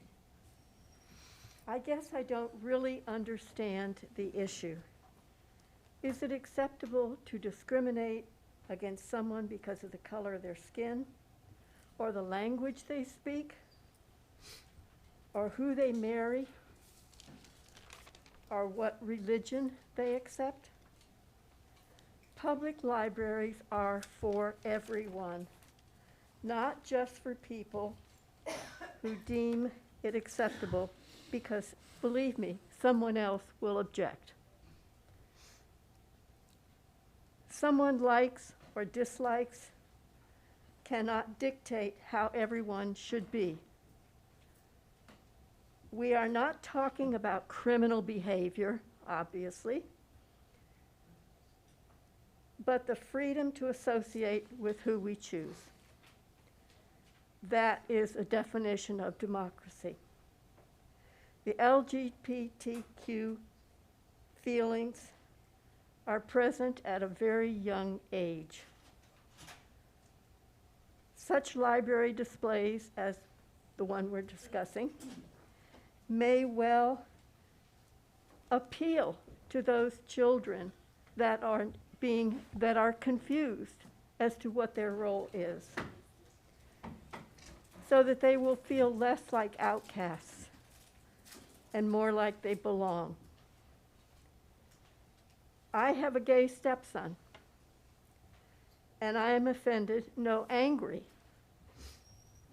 that someone thinks he is less worthy and should hide. People are, the LGBTQ people are Republicans and Democrats and independents and Protestants and Catholics and evangelicals, and yes, even atheists. To classify people is a very dangerous thing. Let's not go there. I have the utmost regard for Mr. Head. He has made the library system a wonderful experience, and he should keep doing it. I have heard a lot about indoctrination, but little about education. These displays are educational, and they have a place in our libraries. Thank you. Thank you. Yeah, it's Pat Wade. Pat Wade. Can we have the next speaker, please? Thank you. Hi, good afternoon. My name is Karen Lewis from Dunellen, and I'm actually here today to speak on behalf of Gabrielle Barry of Inverness, who was unable to attend today. She sent a statement that I'd like to read. I quote, "As a member of the Lakes Library Friends of the Library Board, as well as a citizen of Citrus County, I strongly urge you to vote against removing materials from our public library displays based on recommendations of individuals in the community. The U.S. Constitution protects free speech, and adults should be free to choose what they and their children read. It is not, in my opinion, the right of certain individuals or groups within the community to do this. Thank you for considering. Regards from Gabrielle Barry." On a personal note, I would like to add that I too am in support of the library, of educating all individuals on all subject matters when they enter a public library. Thank you. Thank you. Next speaker, please. Afternoon. My name is Paula Stone, and I live in DeRosa North, and I'm a member of the Friends of Citrus County Library, and I'm here today to express my support of the Citrus County Libraries and the director, Mr. Head. This group that opposes pride displays uses religion as a premise for removing material that is deemed to not meet Christian values. Because in Labriola's own words from his column, Uncensored, the left, quote, is trying to annihilate conservatism and Christian values. I find it ironic that Labriola writes a column that is titled Uncensored, when in fact, that is exactly what is being asked of you, the county commissioners, today. To censor information and content that is in our public libraries. You may want this to be about policy, but it is not. It is about a topic, and they are demanding you remove books on this topic that are, in their opinion, encouraging a dangerous lifestyle. By removing material from public access, we are denying our society from a fundamental right, that of intellectual freedom. One of the main purposes of a public library system is to protect intellectual freedom, which is defined by the American Library Association as the right of every individual to both seek and receive information from all points of view without restrictions. It provides for free access to all expressions of ideas through which any and all sides of questions, causes, or movements may be explored. In contrast, censorship is the suppression of ideas and information. Would-be censors try to use the power of the state to impose their views. It is laughable that this group believes that censoring these books in our libraries, that our children will be denied access to this information. They have multiple alternative resources online. Shouldn't the library as well be a resource for information for young people to turn to? Shouldn't we also do as Governor DeSantis has said over and over again, let parents make the decisions for their own children? As far as annihilating Christian values, Pope Francis has stated that, quote, anyone who utters Christian words without putting them into practice hurts oneself and others. If gay people accept the Lord and have goodwill, who am I to judge them? And finally, this opposing group has used its First Amendment's rights and has been protected by our Constitution to say whatever they wish in print, however far from the truth it may be. Their tactics range from bullying to labeling individuals as a red or calling for the firing of the director of the library system.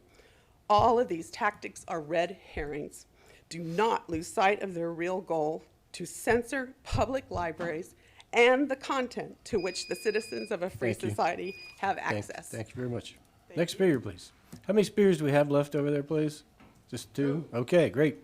Is it? And only sat down because I got 2 knee replacements Okay. and it's hard to stand. Okay. But I can walk.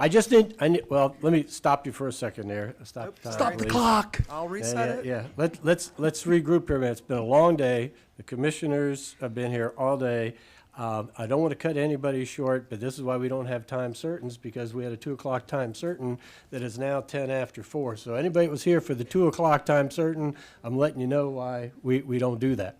The other thing is we will finish this today. So if we're here till 12 o'clock tonight, we're going to finish all the county business. We're going to have this discussion, and we're going to finish it today. That's what we agreed to do. So I don't want to stop anybody from talking, but again, I'll just ask you, you can volunteer as much personal information as you want, but that's not going to help us on a display policy question, okay? So we appreciate you being here and sharing, but as much as you can keep it to your opinion about what the displays are, we'd appreciate it. Thanks, sir. Used you for an opportunity for a commercial break there. So, Well, Steve Meckler from the failing state of Maryland. And unfortunately, I'm just here to ring the warning bell. I seen all this. I seen it 20 years ago. And I think I explained to you this before. I kept my mouth shut. It is an agenda, what's going on. And it got to the point, like, I'd hear things. I put both my kids in private school, but you'd hear things now and then like, what's wrong with putting displays in the library? And my answer, who cares? Big deal. It's chipping away, chipping away, chipping away. It got to the point, I live 15 minutes from Delaware. The big bomb dropped probably maybe 2010, watching the news. It came out in the state of Delaware, children, they had school psychiatrists in there. They would deem if an elementary school child the boy should be a girl or the girl should be a boy. They actually started indoctrinating them and giving them drugs to start changing the process. When this blew up, it was like, you gotta be kidding me. How can you do that? And they justified, the parents had no idea it even happened, what was going on. They justified it, they said, well, the parents will take retribution out on the child. This is what went on then. I don't think it's going on now because it really blew up. I don't know what's going on there. But it's the reason it brought me here. I actually lost $7,000. I was having a home built down south, and I looked, oh, wait a minute, it's a Democratic-controlled area. And like I say, I was a lifelong Democrat. 2013, I woke up. I got turned on to this place. When I came up here, there was like probably about 40,000 Republicans and maybe a little bit less on the Democrats. I just did a quick check today. Over 61,000 Republicans, 26,000 Democrats. Just like the lady from California, I can relate to her. This is why we came to this county, to get away with that stuff. Don't want to move no more. So please vote for conservative values. Thank you. thank you. Appreciate it. Next speaker, please. Hello, I'm Gary White, Tea Party. I was going to say one thing, and then my Vice President, Patrick Sullivan, said children, and an earlier speaker, said children can be easily tricked and deceived. You see, we know that because we have been, at our great age, tricked and deceived even to consider putting this kind of indoctrination in front of children to help them come into an understanding of something that is completely bad for their future. We have been tricked and deceived also. So imagine how easy it is to trick and deceive a young child.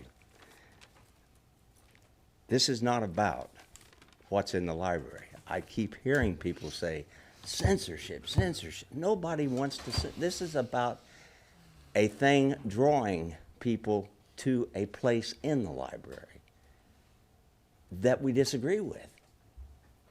That's it. It's not about curriculum, it's about indoctrination. It's about indoctrination, not about curriculum. We want them to learn. We want them to study, go any place they want to go in the library, learn whatever they want to learn, be generating knowledge and energy. It's not about censorship. Nobody wants that. Free speech is everything. That's what we're doing here today, free speech. It's about indoctrination and guiding children in a very definitely wrong direction. Thank you very much. Thank you very much. Next speaker, please.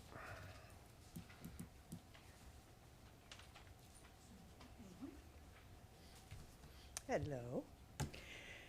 Thank you for the opportunity to speak with you today. My name is Deb Driscoll. I'm a volunteer for the Citrus County Library Bookhouse, as well as treasurer of the Friends of the Citrus County Library System. Let me apologize for having to read this to you because my ability to memorize left a couple years ago with the Gettysburg Address. So, while I could easily stand here and defend the decisions of the library staff and the outstanding leadership of Eric Head, I feel it is more important to get to the basic core of the matter. And I'm sorry this has turned into a debate about sexuality or how many are for or against the displays, because that's not what this is about. Simply put, this is intellectual freedom versus censorship. Every individual has the right to seek and receive information from all points of view without restriction. It gives us access to all ideas through which any and all sides of everything may be explored. It is the basis for our democratic system. To be responsible, we must be well-informed, and libraries provide the information for us to be educated. Censorship is the suppression of information by certain people to impose on everyone else their view of what is truthful and appropriate or offensive and objectionable, such as trying to suppress or remove information from the library that they judge inappropriate so that no one else has the chance to read or view the material and make up their own minds about it. Censors want to prejudge materials for everyone. Each of us has the right to read, view, and disseminate constitutionally protected ideas, even if a censor finds those ideas offensive. What censors don't often consider is, if they succeed in suppressing the ideas they don't like today, others may use that same precedent to suppress their ideas that they do like tomorrow. The primary responsibility for raising children rests with parents. If parents want to keep certain ideas or forms of expression away from their children, they must assume the responsibility for shielding those children. Governmental institutions cannot be expected to interfere with parental obligations and responsibilities when it comes to deciding what a child may read or view. Even if the motivation to ban or challenge a book or display is well-intentioned, the outcome is detrimental. Censorship denies our freedom as individuals to choose and think for ourselves. For children, decisions about what books to read should be made by the people who know them best, their parents. Each family has the right to determine which library resources are acceptable for its children, and the same right must be given to all parents. Libraries are the cornerstones of our democracy. Libraries are for everyone, everywhere. Because libraries provide free access to a world of information, they bring opportunity to all people. Thank you very much. Thank you very much. Next speaker, please.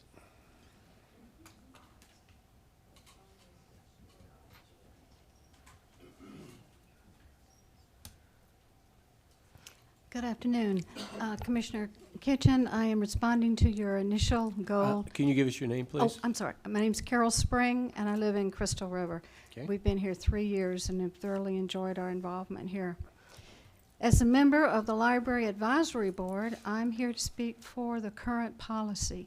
And to reiterate, you asked us to talk about the policy.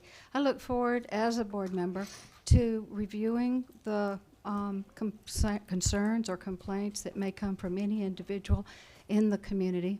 The Library Board, Advisory Board, just as you commissioners, have a responsibility to hear from all members of the community, to care what each and every one of us has to say.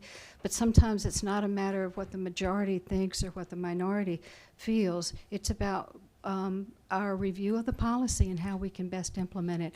I am so honored to be on the advisory board and look forward to continuing to serve. And I'm glad I'm your last speaker. Thank you. Tremendous patience on your part. Thank you very much. Okay, is there anyone else? I'll ask one final time. Anyone else wish to address this issue? Okay, we have. Let me say a couple words here. No. If you've already spoke once, that's it. Also, I appreciate the decorum today. We've only had the deputy to come up, step up one time and ask people to behave. I hope we don't have to do that again. And so, commissioners, since I put this on the agenda, let me throw my thoughts out. I'm not going to throw you under the bus. I'm going to tell you what I think, and you can tell me what you think, and you can react to it any way you want to. Obviously, by the count that we have here, it's overwhelming. The people, I would say, believe that we've heard from today, believe we should look at our policy and change it. Or to make sure it's implemented the way that it is supposed to be implemented. And I just simply say this, ladies and gentlemen, this is a terribly divided time in our country. I mean, we're really pretty much divided down the line. And I heard so many things today that I think, that Ron Kitchen thinks was absolutely brilliant, and I heard some things today I thought were absolute hogwash. But that's my opinion to decide what I think. And that doesn't mean because I like it, it's right, or I don't like it and it's wrong. But I'm trying to keep coming back to the points that are made about we have gotten to a point where families can't gather at the holidays and talk, okay? I have relatives that are in their 80s that brothers and sisters don't talk to each other because of how they voted in the last presidential election. That's a sad state of affairs that our country's gotten to. And I won't even ask you to do this, but I could bet a lot of you have a rule in your house that when we get together for Thanksgiving and Christmas, we don't talk about politics and we don't talk about religion, because that tends to drive people up the wall if they're not of the same belief as you are, okay? We have a lot of people that says, I get my guidance from the Bible, and I understand that. I do too. But I also understand that there's a lot of people that think the Bible is just fairy tales. Okay? So you can quote scripture to people all the time, but if they don't believe your premise, that gets you nowhere. You have other people that will say, if you don't believe this, you're wrong or you're evil. And so we all have our own beliefs. The question comes back to is how do we get to live with each other and have our own beliefs? And I think where this rubber meets the road on this, in my mind, commissioners, and this is why it's before us, is if this is an item in a store, I don't have to buy it. I don't have to go to that store. I don't have to,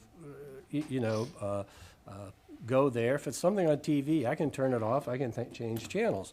But if this is something that taxpayer dollars are paying for, and we're paid by the taxpayers to oversee their taxpayer dollars, and they don't think this is a good use of taxpayer dollars because, in their opinion, again, any of us that ever ran for election, we know what the conservative nature of this community is. I mean, we don't need to have people at every commission meeting coming up and telling us, and that's what it is. So, my whole point of this is that I said in the beginning, and I heard it over and over again, it's not about censorship. Nobody up here said anything about taking any books out of any library.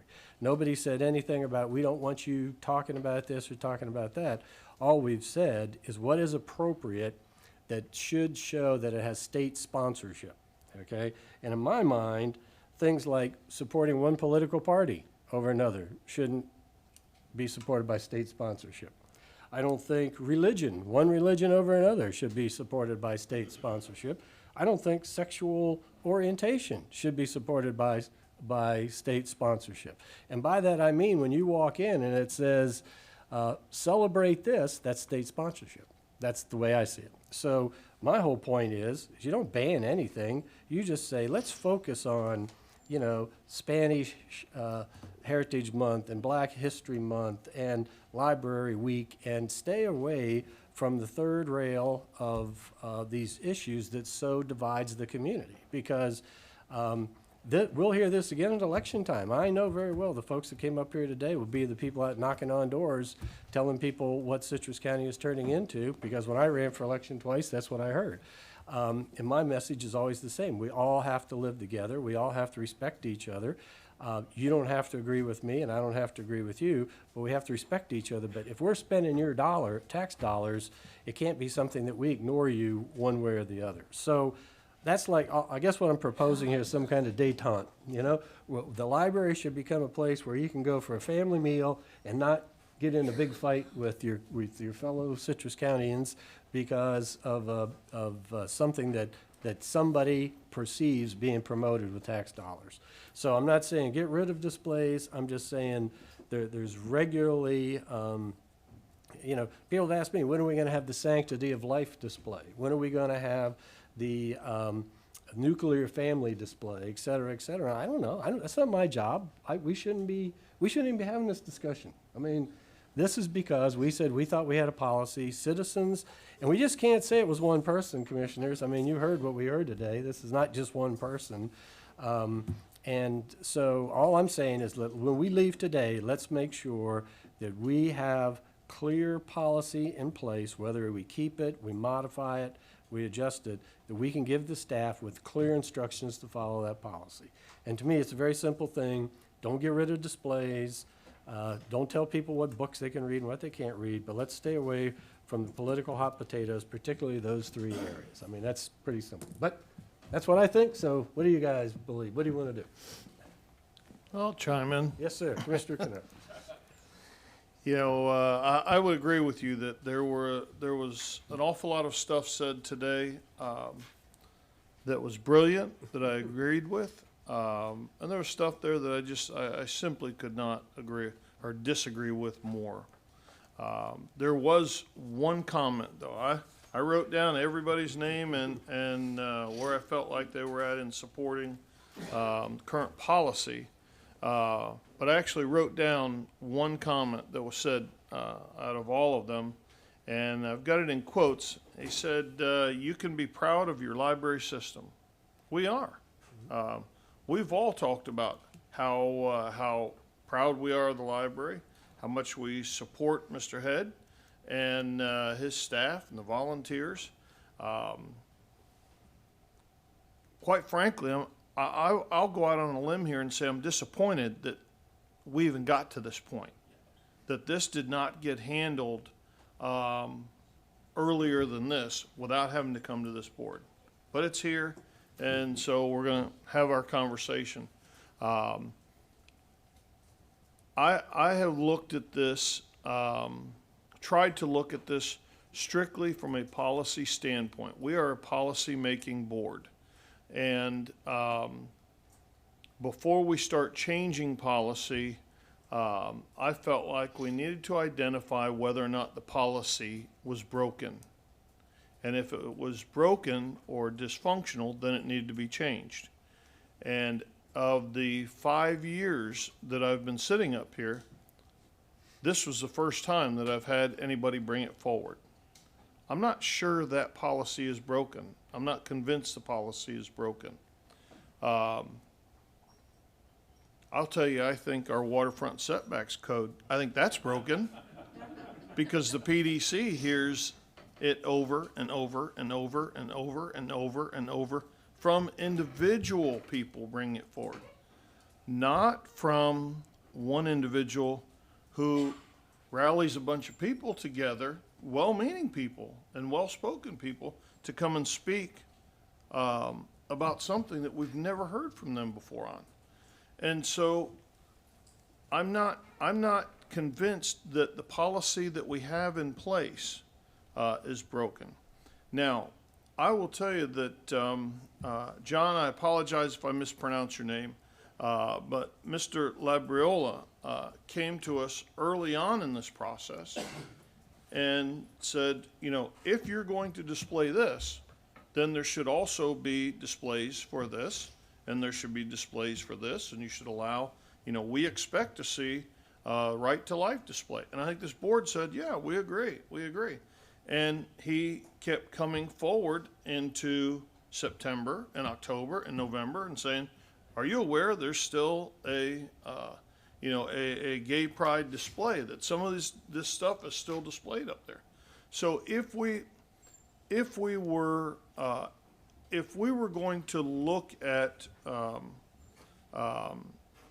opening up this policy or changing this policy a bit, my suggestion would be that I don't want this board deciding what those displays are. I think that's the Library Advisory Board to decide that. I don't think any display outside of a handful of exceptions should be displayed for more than 30 days. If you're going to do the Pride Month display, if that happens in June, I don't know, but if that happens in June, then it's 30 days per calendar year. If you're going to do Breast Cancer Awareness Month, and I think that's October, that's 30 days. If you're going to do, if the Library Advisory Board decides we're going to do a display on Right to Life, then that's 30 days out of each calendar year.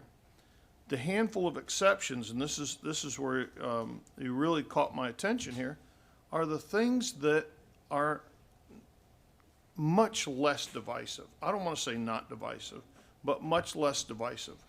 The things like reading, writing, arithmetic, environment as it pertains to land and our waters, things like that that are going to help to, I think, better educate our youth. If they want to have displays up for those types of things year-round, I would say more power to them.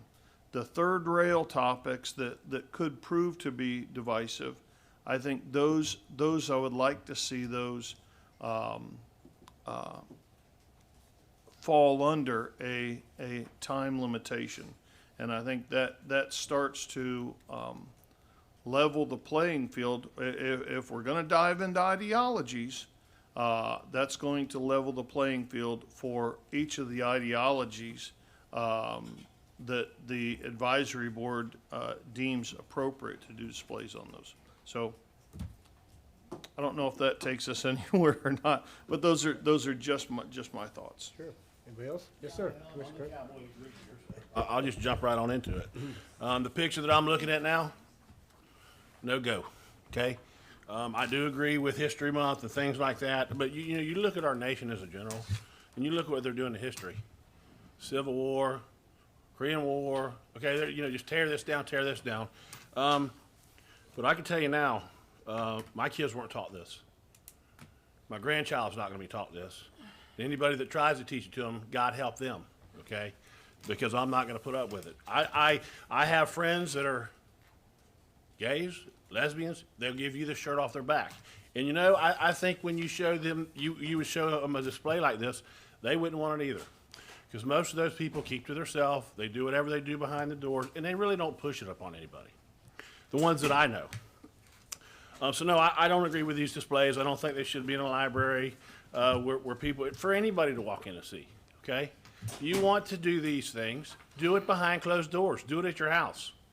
Okay, but it starts with parenting. It's simple as that. Get a handle on your damn kids, okay?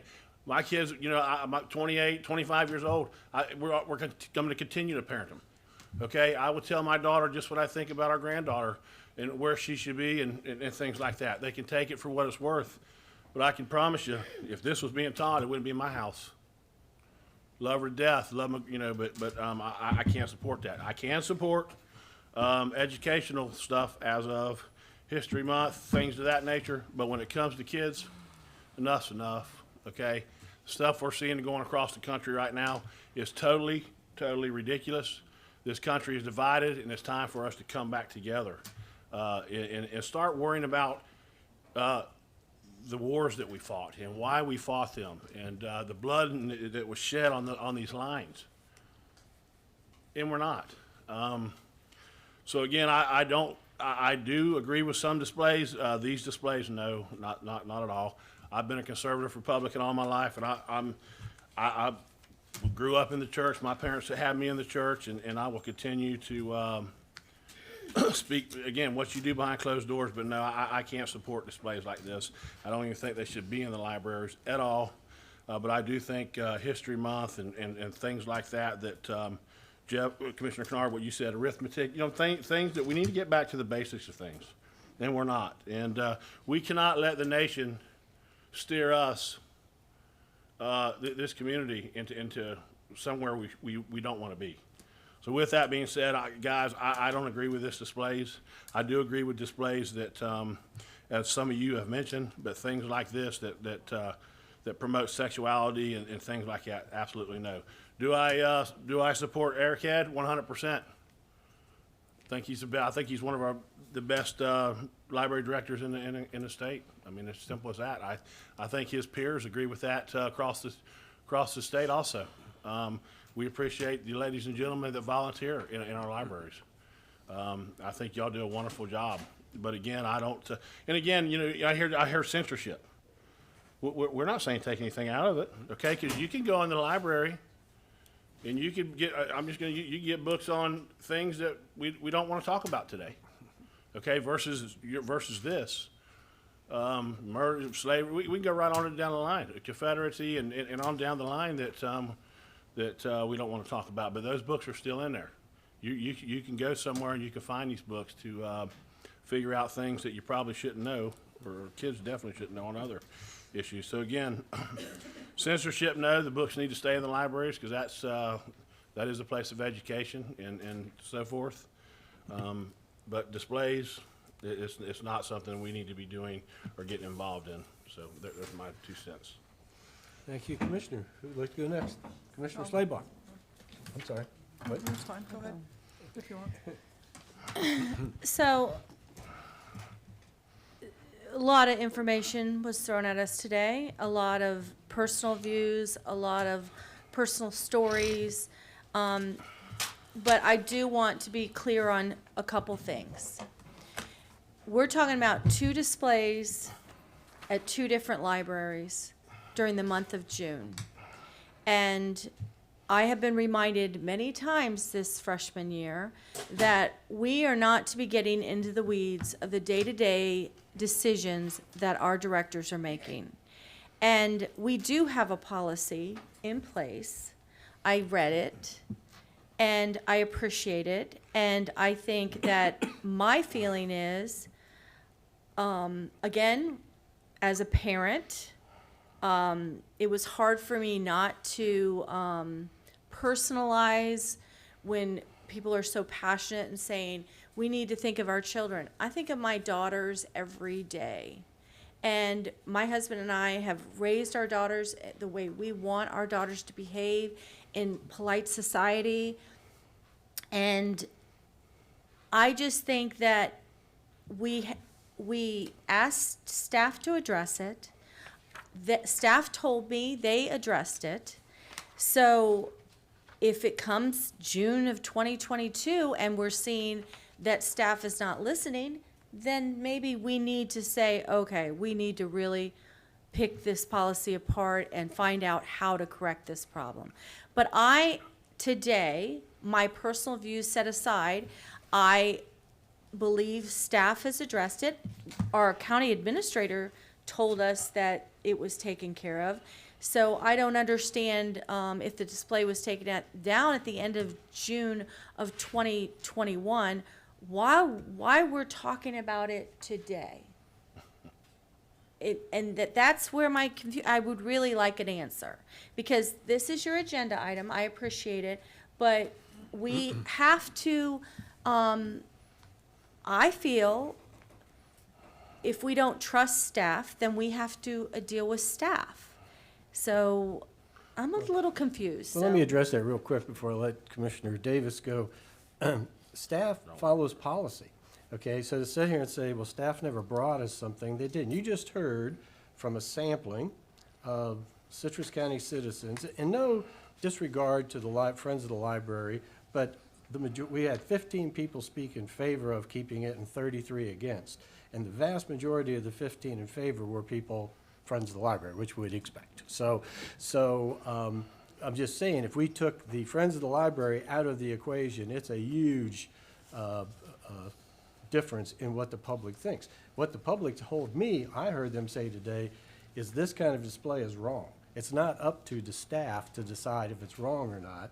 What you're saying is let staff decide what goes in there. I'm saying that shouldn't be the case. The policy should be, the policymaker should decide, is this something that we want to display and promote? My answer is no, okay? I think Commissioner Carnahan said his answer is no. You're saying let staff decide. I don't think staff make.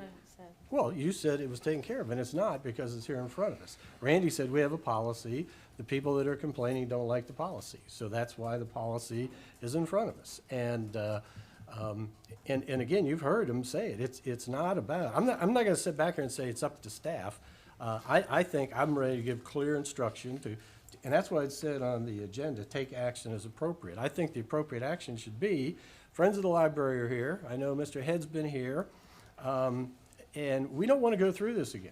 So I would like to say, and make it very clear that the displays, I'm not going to tell them what to put up, but those are those hot potato third rail issues that if people won't talk about them over their own dinner table, then the Citrus County taxpayers shouldn't be subsidized for advertising and promoting. That's all I'm saying. And I think that's very clear policy. So I'd like to see those boards go back together and say, okay, how can we massage our policy to keep us out of controversy, but still not to limit or censor anything to anybody at any time? And I think we can get there. The only problem is, as long as we sit up here and we talk and we take no action, we'll say, we'll check in June 2022 and see if anything has changed. That's why people are upset. What's happened here today is what happened in Virginia. And that was, but no, I'm not, you can't do that. People weren't paying attention. One speaker came up and said, we were asleep at the wheel, we weren't paying attention. So guess what? COVID made parents stay home, take care of the kids. They saw what the kids were being taught. And that's what happened in Virginia, okay? And that's where it started. All of a sudden, somebody went into a library and saw something that they thought was inappropriate, did what they thought they should do, and was, again, this is their point, not mine, was disregarded as a fanatic, a narrow-minded bigot because he was against it and he was dismissed. Okay, that's why it's in front of us. Would you like to be treated that way, even if it didn't happen? Would you like you to feel that that happened to you? And that's why I think nobody should be going through that. That's why it's here today, because people say we didn't know about this until it came up. Well, we do know about it now, and there's no excuse not to deal with it. If you vote to keep those displays, that's fine. You made a decision. If you vote not to, that's fine. You made a decision. All I'm saying is we need to make a decision today. I would like to send back to the library board that we'd like to see them revise their display policy to stay away from these, at least these three political controversial items. That's my point. So I hope I explained why it's on the agenda. Okay, you did, because I didn't read any of that in the agenda that we were voting to get rid of these displays. I was saying I was confused because we had directed, we had this discussion many times and staff told us it was taken care of. Now, does that mean that they will no longer be doing, you know, displays on religion or politics or sexual orientation? Or for that matter, I'm not a big fan of the romance, that's 50 Shades of Grey. You want to talk about pornography, what are we doing? So you're saying we're going to be directing staff on what displays they can do? No, I didn't say that. I didn't say it. Let me explain it one more time. Okay. What I'm asking for is this board to give direction to have the Library Advisory Board sit down and review their policy to address all these concerns and see if they can come up with a revision to their policy that A, is guaranteed to be followed, okay? I saw the issue about a person having their personal property destroyed. That's no way for any volunteer board to behave, okay? So say what you will about whatever happened. That is not to be had. We shouldn't be treating anybody that comes to any of our boards, even if it's the PDC or anything else, with disrespect like that. So what I want to see happen is us to go, okay, board, this is what I asked Mr. Oliver to do. I said, sit down with the staff, see if you can work this out. And he said, it's worked out because staff said the board never took a vote. So we're sticking with what we have because the board never took a vote. And that's why we're back here. So what we do so far today, the board hasn't done a thing. We haven't made any decision, and that's why I've asked for a decision to be made today, not to overstep the advisory board, but to send it back to them, let them craft the policy that they think everybody can live with. So, Mr. Chair, are you looking for a motion? Excuse me? Yeah, she hasn't spoken yet. That's fine, but are you gonna be looking for a motion today? Yeah, Okay. eventually I am, yes. Yes, ma'am.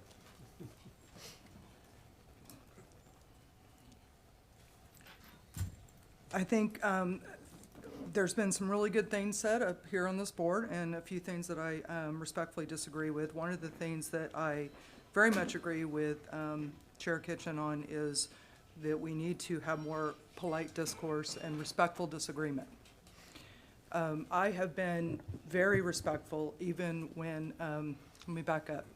When I go through the world, and I think most of us do, we look at how somebody comports themselves. And we check what their reality is against what our reality is. And I know that my words up here have been twisted vilely to the point that I actually had a veiled death threat. So not okay, guys, not okay. I totally respect the Christianity that is fundamentalist. You do you, man, that's great. I am a Christian. I am wearing a bracelet that says faith. I pray every morning and every night for strength, especially to do this job.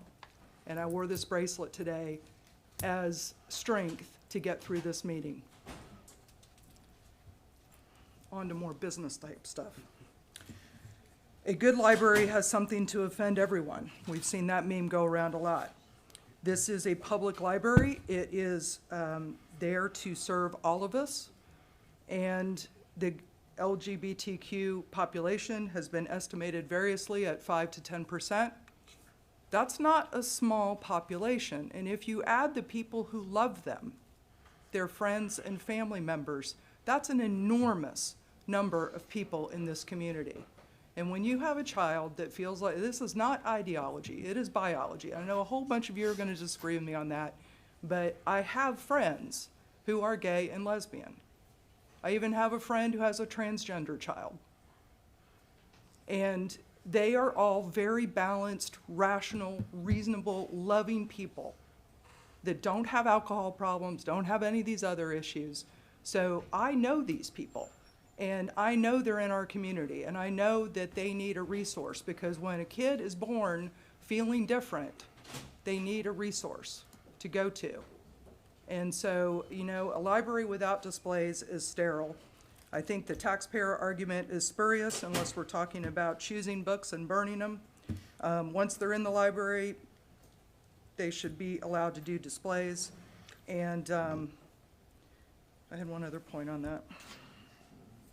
Sorry, it's been a long day. That's okay, you take your time. I am going to stand very clearly that we are a policy board, and we have a policy in place that, as my able chair to the left said, is working. We've had one person come forward with and bring a whole bunch of other people and take up a lot of our meeting time since June, which is his right, y'all's right, and I am grateful to hear from you, and you're always welcome here to speak. But the policy is working. The policy should have been followed. We are a policy board. It should go up the chain at the library, and then if you don't get satisfaction there, it goes to the Library Advisory Board. And this is where the people who are now mad at me are going to get a little bit, just a little bit happier, okay? The Library Advisory Board, yes, we need community standards. No, we don't need pornography. I don't believe we have pornography in the libraries. But, as they say, how do you know porn? You know it when you see it, all right? But somebody here quoted that women shouldn't be wearing men's clothes. I'm wearing pants, okay? And Sharia law would say that every woman in this room is practicing pornography. Okay, so just just be patient and loving and kind to other folks. So we do need community standards, and those community standards are set by the Library Advisory Board. You are welcome to apply for a position there. And I'm done. Okay, good. Yes, sir, you had a motion you want to make? Well, yeah. Or not. I It's up to mean, you. well, here's what I want to say, is it wasn't dealt with, because it's in front of us again. And it's been going on, and it's been going on, and it's been going on. And here we are, 5 o'clock, and we haven't even started into our damn agenda. So it wasn't dealt with. If it was dealt with, we wouldn't be here doing this. Okay, and I agree with Commissioner Kennard. I'm embarrassed that we're still sitting here having this conversation. And again, Commissioner Kitchen, if you want a motion, I'll make a motion that we take these displays out of the libraries, that we don't do these things, but we only put displays as educational, History Month and things like that. But when it comes to your train of thought on sexuality and things like that, it doesn't need to be in the library. I don't promote it. I don't promote it to my kids. Or like I said, I have friends that are, but we should not have that in our library systems at all whatsoever. Okay, I feel that that's the problem with our country. That's why we're divided in this country. And if you hit the nail on the head, that's exactly what Virginia's seen. Okay, and that's what's happening here in the state of Florida. God bless Ron DeSantis for standing up and doing the right things also. So with that being said, I'll make a motion. Folks, please, I asked you I'll not make to a do motion that. that we take these displays out of the library system, and this does not come back in front of us again. So we need May to I make a suggestion? let me back up a minute. We got to just get. No, I got a motion. Yeah, we got to be specific. I'd love to second it, but I need a specific thing when you say take out the displays. Go ahead. What I was proposing, and I'll see. I'll tell you, you make it, and I'll second. Okay. Well, all I was proposing is what you said, but instead of us saying take these out, take those out, we send it back to the library board, and we say we don't want to see these types of Displays. 3 type of hot political, controversial displays, whatever else you want to work around in policy, and we want the policy followed. That's kind of what I'll second that. Okay, all right. Now we have that. Yes, sir. Well, may I suggest you send it back to the library board with a little more guidance, if we can. Based on what I've heard, and I'm hearing 2.5 one way and 2.5 another way. Well, that's right why we now. got a motion on the table. We're going to take a vote. My suggestion is send it back to the library board and say you want no displays regarding sexual orientation or interpersonal relationships. Well, that's what I said, and additionally, political parties and religion. Because when you start picking one religion over another, and you start picking, again, I'm not saying get rid of those books. I'm saying we shouldn't be, are you going to let every political party come in and set up a display in the library? And also, somebody else mentioned something in there, Mr. Oliver, about the pay to play, which I wasn't aware we were doing that. I didn't know people could buy display space in the library. That's new to me, so. And one thing else I heard too is groups standing outside the library door confronting, which I don't know if that's true or not. I mean, I haven't seen it, but. That's been going on for years. But that shouldn't happen either. We should not be allowing groups to stand outside the library door and hassle the people that want to use the library. We have clear policy now. You allow your staff But it's public. to delve into certain areas at work and not certain areas at work, okay? When it comes to supporting candidates for campaigns, you have rules for staff to do that. You're not interfering with their ability to be American citizens. You're just telling them that at work, you can't do this kind of thing. And all I'm saying is you let the library board come back and say, there's certain areas that we don't want to be even accused of supporting one side over another. And this comes back to what you believe is right or wrong. This is not an issue where it's given. Some people say this is absolutely wrong, and other people say it's absolutely okay. That's why we have the argument. And all the hemming and hawing and sighing up here, I know it's getting late, and we'll take a break, but please, that's very distracting, okay? So, the motion that I am proposing is that you go back to the library board and ask them to adjust their policy to remove at least what you said about the sexual, what word did you use, affiliation? Regarding sexual orientation and interpersonal relationships. Okay, that's fine. We can start there. If they start there, that's And I'll fine. second that. We can start with that. So that's That's the motion. We've heard from the public. We've had plenty of discussion, so I'm going to call for the vote. Is there any other? I do have one thing that I wanted Okay, to say. okay, one more time for commissioner discussion. Yes, ma'am. I just was, could you please just say your motion again, one more time for me, just a little slower. I want us to ask the Library Advisory Board to adjust their policy to remove allowing displays of sexual orientation. Religion and politics. Well, that was my suggestion, but I said, let's just start with sexual orientation, because that's what we're hearing today. Nobody came here today to speak about those other two, but I think there's as much controversy over political affiliation as there is anything else. But that's where I'd like to go with it. That's what, the motion right now stands just with sexual orientation. Okay, Commissioner Hopkins. I got a little stuck in the weeds at the end there, so there was one other thing I couldn't remember, so it's right here, huge in red. Community standards are set by the Library Advisory Board, but parents get to raise their kids the way they see fit, to Commissioner Carnahan's point of view. And so, as far as I'm concerned, these displays are absolutely fine from the parents that do not, they can use that as a teaching example against it if they prefer. And they don't have to, anyway, that's all I had. Commissioner Kennard, anything else to discuss? Well, I will be brief in my comments in that I'm going to vote against it because I believe that we are the policy-setting board.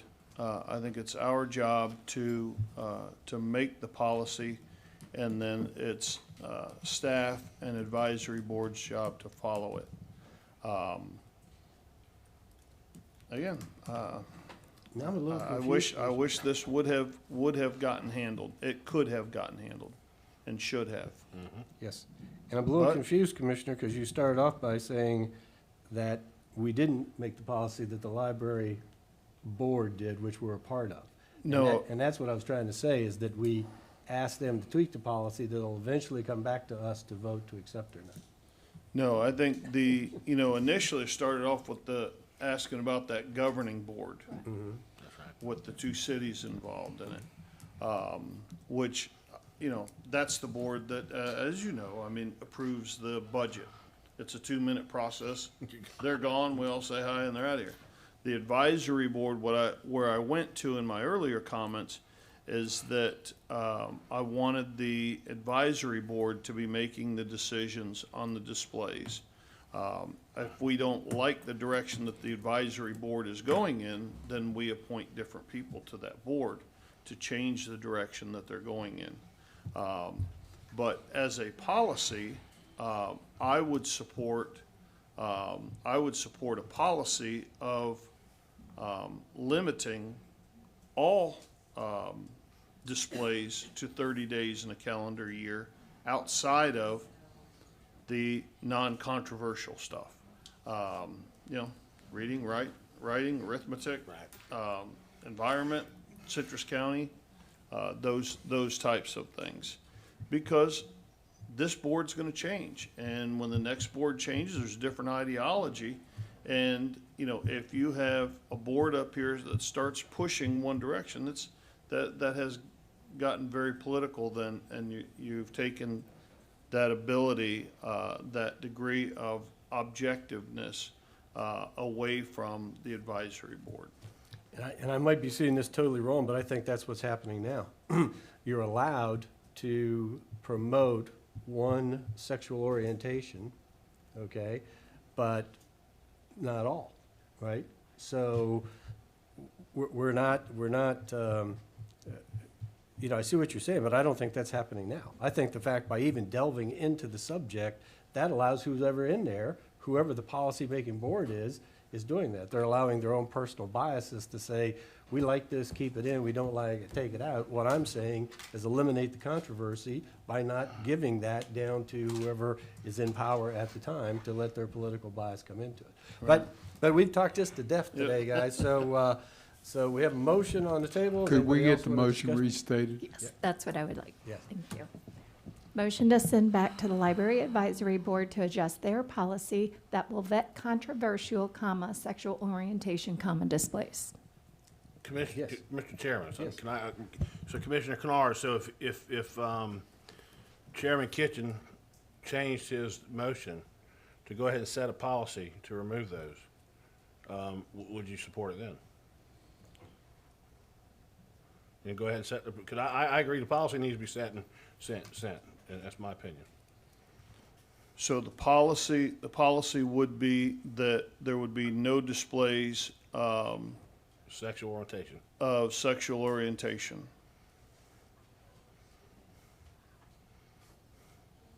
Yeah, I'd support that.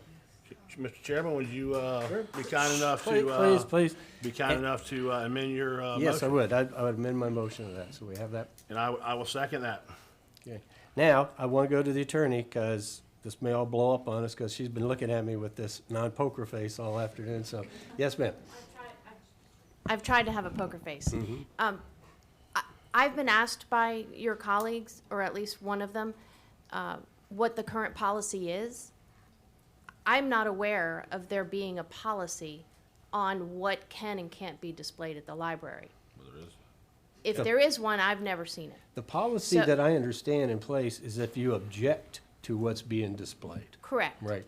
So what I'm understanding by the motion is now we're going to write, I guess we're gonna write a policy as to what cannot be displayed, and it's gonna include one thing. Right. That's my understanding. So then everything else is okay. As of this point, yeah. So then I would say, when you write policy as your legal advisor, I would ask you to have objective criteria for those who are going to enforce the policy, so that they have that objective criteria to vet whether or not something is allowable or is not allowable. So it sounds to me like everything's okay except one thing. Sexual orientation. Yeah, and, well, you know, and the way I come back to that is that's what elected bodies do, right? Elected bodies decide, looking at community standards, what's acceptable and what's not. And what we are saying is we're not saying we're for or against it, we're just saying that we don't want the library to display anything that would draw a conclusion that the government supports one sexual orientation over another. That's where I think we're going. I just want to make sure that we understand that's just one thing. You Right. heard about a lot of things, Right. bestiality, murder. What- You heard about a lot of Right. those things. So Right. I just want to make sure that that staff knows that it's going to be just one thing. Right. That's Chair. what yes, ma'am. I was sent from staff that there's a policy 5.04 reconsideration of materials. And you're saying that's not a policy? No, there's not what I'm saying is there's not a policy that says that a display can include A, B, C, D. There's Right. only a policy that says if disagree you don't with it, like that's the what only thing, that's the something is disagreement. displayed, then you can object to it. That's what I said originally, that we have something in place. This was brought forward. Staff told us they had handled it. The reason why it keeps coming back is because it keeps coming back that we didn't handle it in June. I can't go backwards and take that display off. I'm saying there is a policy in place that if people are offended by a display, then they go through the process. Was that done? And if we find that it happens in June, then yes, we have to address it. I can't go backwards to go to the two libraries. And again, this is not my personal views. I'm trying to be, to get out of the weeds and not do, direct staff to the point of being at a standstill. So I'm confused. I understand we have a policy, but then you said we don't have a policy. And then I just heard Randy say we don't have a policy, but. We have a process. Mr. Chair, we have a motion and a second. I'll go ahead and call the vote. Yeah. What? Yes, ma'am. I want to say one more thing. Okay. Back to what Commissioner Kennard said early on, is that we let the Library Advisory Board do the job they're appointed to do, and then the commission can move the Library Advisory Board with appointments. There was a speaker, I do believe that there is a need for this, a very small, tasteful pride display for the kids, and I don't mean young kids, but those that are coming through puberty, that if they feel different, and then older adults too, whatever. It's not, I'm not talking about putting it in the children's section, for heaven's sake. And one speaker really struck a chord with me today. She was talking about the school system only promoting condoms. And she said, why can't we also just maybe at least suggest abstinence? I'm for that. Okay? Give the kid, you know, both options, right? So when I think it was her as well who said, maybe do books that are talking about, you know, having a straight lifestyle, that's different. You know, you can choose. Maybe you can, maybe you can't. But that, again, goes back to the Library Advisory Board. I'm not trying to push anything on anybody. I'm trying to love citizens the way they want to be as citizens growing up and maturing. And I'm talking about I'm still growing up, I'm 55. So I would really ask that you reconsider that vote, because I'm going to vote no. Mr. Chair, call the vote, please. I want to make sure everybody's got a chance to speak. Okay? Any final board discussion? Mr. Chair, Yes, sir. I think Commissioner Slabaugh hit the nail on the head. This is very messy. There's a policy, there's not a policy, there's a procedure, I think this is a bad way to set policy. And I agree, but we're here because of this. We do have a policy. The policy says, what we're talking about is the policy is if you object to a display. This is the policy that you follow. Has everybody got that so far? Anybody question that? Okay, so we have a policy. The policy says if you object to a display, this is the route you take. We don't have a policy that talks about what may be displayed, which is what the attorney's talking about. Huge difference. What we're talking about is we include or we create a policy that just says, when you put your displays together, we don't think it's in the community's best interest to promote one sexual orientation over another. We don't want to see anything in there about sexual orientation. Keep the books, put them wherever you want, you know, don't whatever, but it deals only with that display. I think it's very cut and dry, folks. I think it's very simple. You're not telling people that they can or cannot do something. You're not getting rid of books. You're just saying the citizens have spoken to us clearly saying that they don't believe this represents their community standards. And why start the fight? Why have a fight that says, I like it, you don't, so let's fight about it, and I must set policy based on what I like or I don't like. And that's really what it comes down to. Let's end the fighting. Let's not make libraries a place of bickering and fighting. Let's get back to what they should be about. That's why I want to vote today, give direction, and have it over with. Because I don't want this coming back. I don't want somebody saying, well, this didn't happen because the commission didn't vote and didn't give clear direction. I think the motion that's on the floor gives clear direction. So It gives clear policy. it does. It does. And I will say, make sure our policy is followed. Because I'm going to tell you, this came in front of us because the gentleman who said he tried to follow that policy, he was totally and summarily dismissed and avoided and ignored because he's been painted on social media as a bigot and a narrow-minded person. And even when people tried to discuss it at that meeting, they wouldn't even let him talk about it. And that is not what we're trying to do. So how can we say we have a policy, and then when somebody tries to follow that policy, gets shot down when they try to do it? That's not right. So all of this should go hand in hand. Whether that happened, whether it didn't happen, shouldn't be the discussion. We should be able to sit up here and say, did you do this? Did you do that? Did this happen? We don't want to be in this situation again. Everybody should know we expect that to be followed. So that's where, yes. Can we even take this vote because it is the library governing board is 7 people? So I explained that at the very beginning. Our vote is to go to send this to the library board to come back with this policy that would go to. Library governing board, the 7, or the advisory Can I finish board? what I'm saying? Okay, let me finish what I'm saying. Try to stop. This makes it very difficult. Okay. We take what we're saying, the motion is to take it to the library advisory board, to let them look at what we're asking for, devise a policy that they think meets what we're asking for, that they can live with, that then will come back to the 7-member library control board, right? Everybody clear on that? Yep. That's what the motion is, okay? Anything else? Madam Attorney? And listen, real quick, Mr. Chair. Sure. I want this board to be real clear about something. They better not be making phone calls, because I already know phone calls have been made to those other cities, okay, about this issue right here. So that is a sunshine law violation, and I know those phone calls have been made, okay? So let's be very clear about bringing that board together, because I'm going to bring that issue up. What do you, I don't understand. All I can tell you is somebody on this board has spoken to the members that are on that library board, okay, about this situation. And if we're gonna be, that's all I'm gonna say. So with that, that'd be clearly I'll bring that involved. up. I'll bring that up at a later date. That's right. That'd be clearly a no-no. Yes, ma'am. I'm just wondering if y'all have read section 90-603 of the Citrus County Code that discusses the powers of and duties of the governing board, and whether or not creating a policy such as this would be within the purview of that governing board, because I've read these and I don't see that. So in your opinion, who makes the policy? This board. In your opinion, it does not go back to the governing board? In my opinion, it doesn't go back to the library governing board. Okay. It's not one of the powers that board holds. Now, whether or not the power rests with this commission who appoints the voluntary library board, or whether it rests with the library voluntary board, is part of this agenda item. So it would be up to you all, I believe, to decide whether you're the policymakers or whether the library advisory board is the policymaker as to this issue.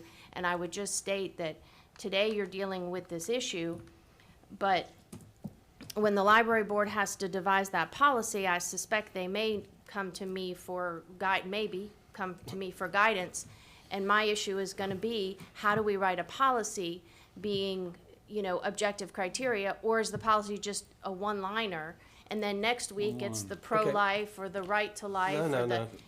I just, No, it's not. hard. I'm not dealing with that now because that hasn't come in front of us. We're dealing with this. That's what's in front of us. So we deal with them one as they come. And if I want to know your opinion, does this board have the authority to make that policy? Yes. Okay, so my motion would be, we don't send it to the advisory board. This board makes the policy that says this is what we're going to do. Then we leave here tonight, we know the clear direction of the board, we make the final decision. And I will second that motion, Okay. Because if we take it to the other board, we've got a serious problem. Okay. Yes, ma'am. I'm sorry, you're asking the motion that I understand, what I understood your question was, do you have the power to make the motion that you're about to make? No, I'm asking you you just said that board, the advisory board, does not have the power to make that policy. No, I said the other board, the 7-member board, Right. doesn't have the Okay, power. and my But question as to- was, does this board have that power? this board has the power to make the decision, or this board has the power to have that voluntary board make the decision. Well, I think what I want to That- say is this board should make the decision, Okay. that guideline. We're not telling them what to put up and whatever. We're just saying, don't put anything up that deals with this subject. That's what all I'm saying. I think that's a Okay? That smart should be thing to very do. simple. Okay. Yes, one more, this is it. Everybody's last shot, and then we got to go. We're going to be here. till I 10 in the am morning, so- not comfortable making a decision today because I've asked 3 different ways if there was a policy. And I have been told, yes, we have a policy, no, we have a policy, and you just read something that I have not read. So I do not feel comfortable, and I don't feel comfortable with anybody shoving anything down anybody's throat, and until they have an educated, informative example of what direction we're going, and you just confused me to death.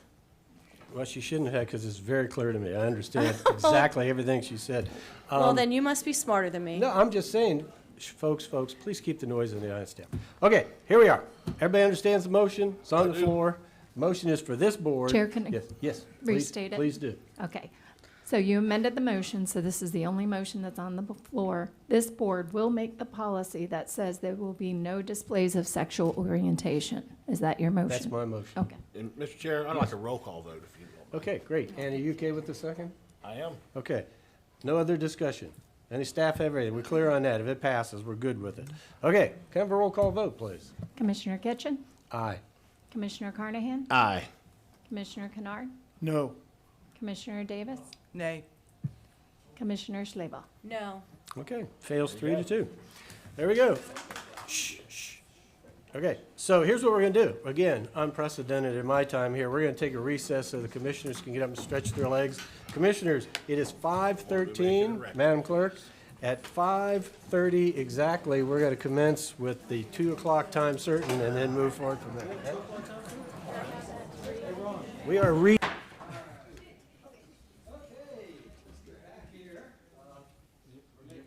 progress. We're on 2 o'clock time certain. How about now? See, people liked it better back there when they couldn't hear me. Okay, here's what I'd like to do with the board. It's been very good about giving me a lot of latitude here to get through this. I want to be able to let people from the community and the staff get out of here quickly. So what I'd like to do is jump on up to the 501s. We will deal with those. Once we finish those, we're going to go back. There was an item on here as H1. It does not have a time published. A backup sheet said 2 o'clock. All that simply means we can't start before that. But just so everybody knows, if you were going by the main agenda, there's no time on there. There's time on the backup sheet. So, with that said, let's begin with the 501T1. And Madam Attorney, I think we're ready to go. Well, we'll do all that later. I was going to say the upcoming meetings, but we're a little out of sync, but we'll get with that. So, Yes. talk us into T1 here. Yes, the first one is CPAA PUD. Oh, wait, I apologize. The first one is CPAAA-21-13. This is your transmittal hearing, and at the conclusion of this hearing, you're going to be asked to transmit 2 ordinances. The first one is an ordinance of Citrus County, Florida, a political subdivision of the state of Florida, amending the Citrus County future land use map by redesignating approximately 155.25 acres from the residential mixed-use district, the Betts Farm Development and Regional Impact, to the public, semi-public institutional district, providing for applicability, providing for severability, providing for scrivener's errors, providing for modifications that may arise from consideration at public hearing, and providing for an effective date. And the second one is the Atlas Amendment.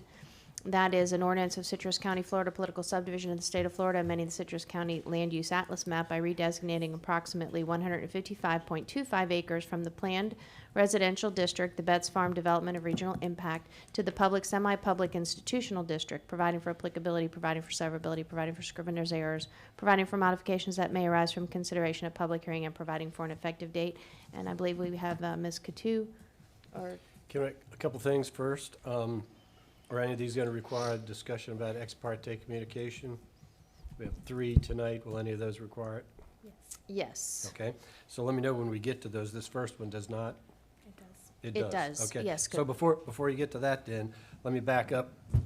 Let me just run through it. I'll give you the short version. Most all of you folks have been here before. So the short version is we're going to let the applicant come up, give their presentation, after which the board may ask the applicant questions. Then we're going to have staff make their presentation. The board may wish to ask questions of staff, and the applicant may wish to ask questions of staff. Then we'll open it to public comment.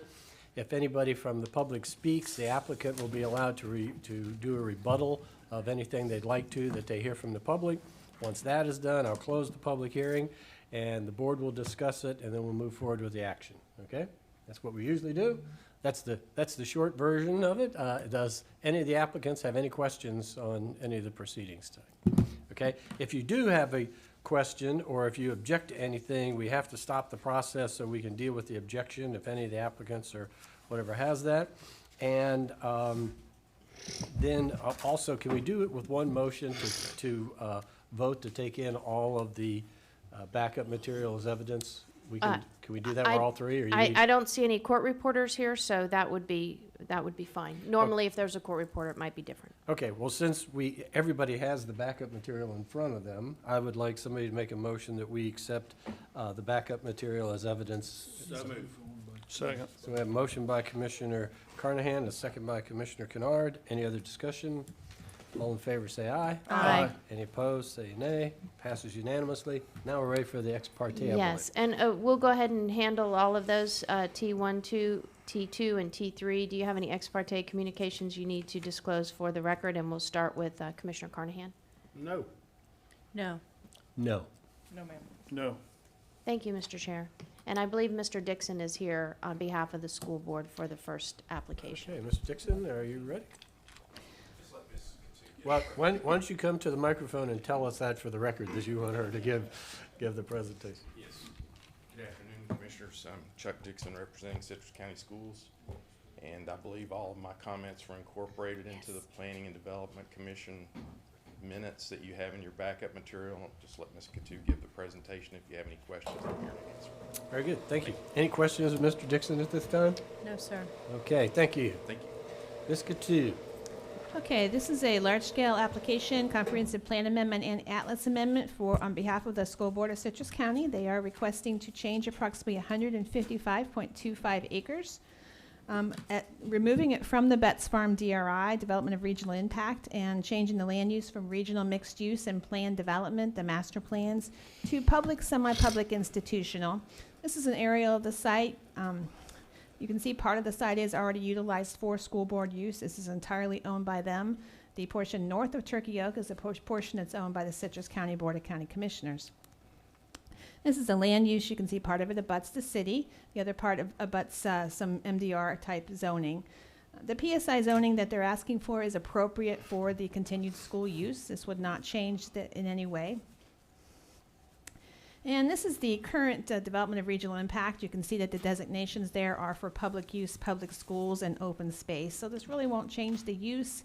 It will actually be more in line with the zoning, with DRIs certainly losing a lot of their abilities with the legislation. This actually makes sense for the school board to continue the use for the school sites.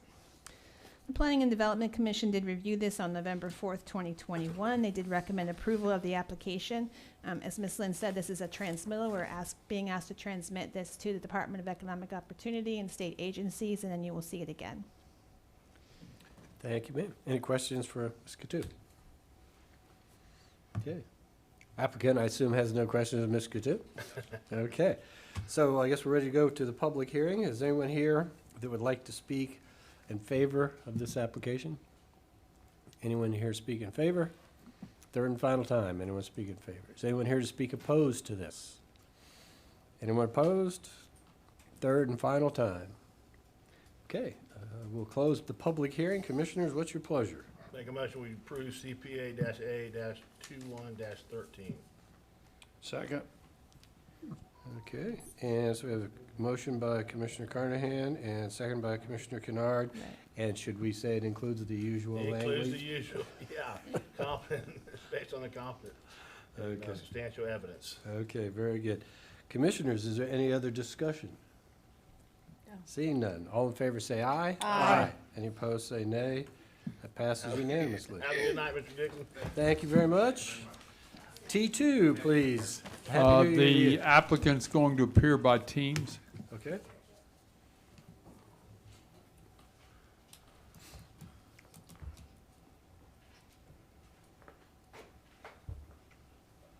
He is on. Is the applicant there? I believe so.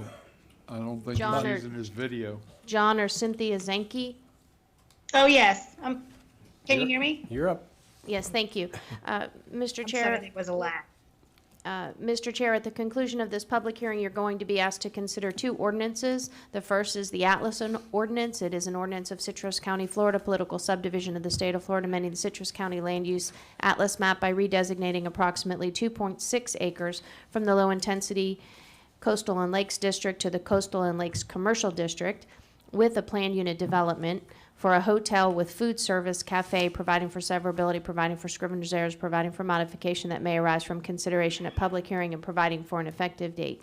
And the comprehensive plan amendment is an ordinance of Citrus County, Florida, political subdivision of the state of Florida, amending the Citrus County future land use map by redesignating approximately 2.6 acres from the low-intensity coastal and lakes district to the coastal and lakes commercial district, providing for applicability, providing for severability, providing for codification and scrivener's errors, providing for modifications that may arise from consideration at public hearing, and providing for an effective date.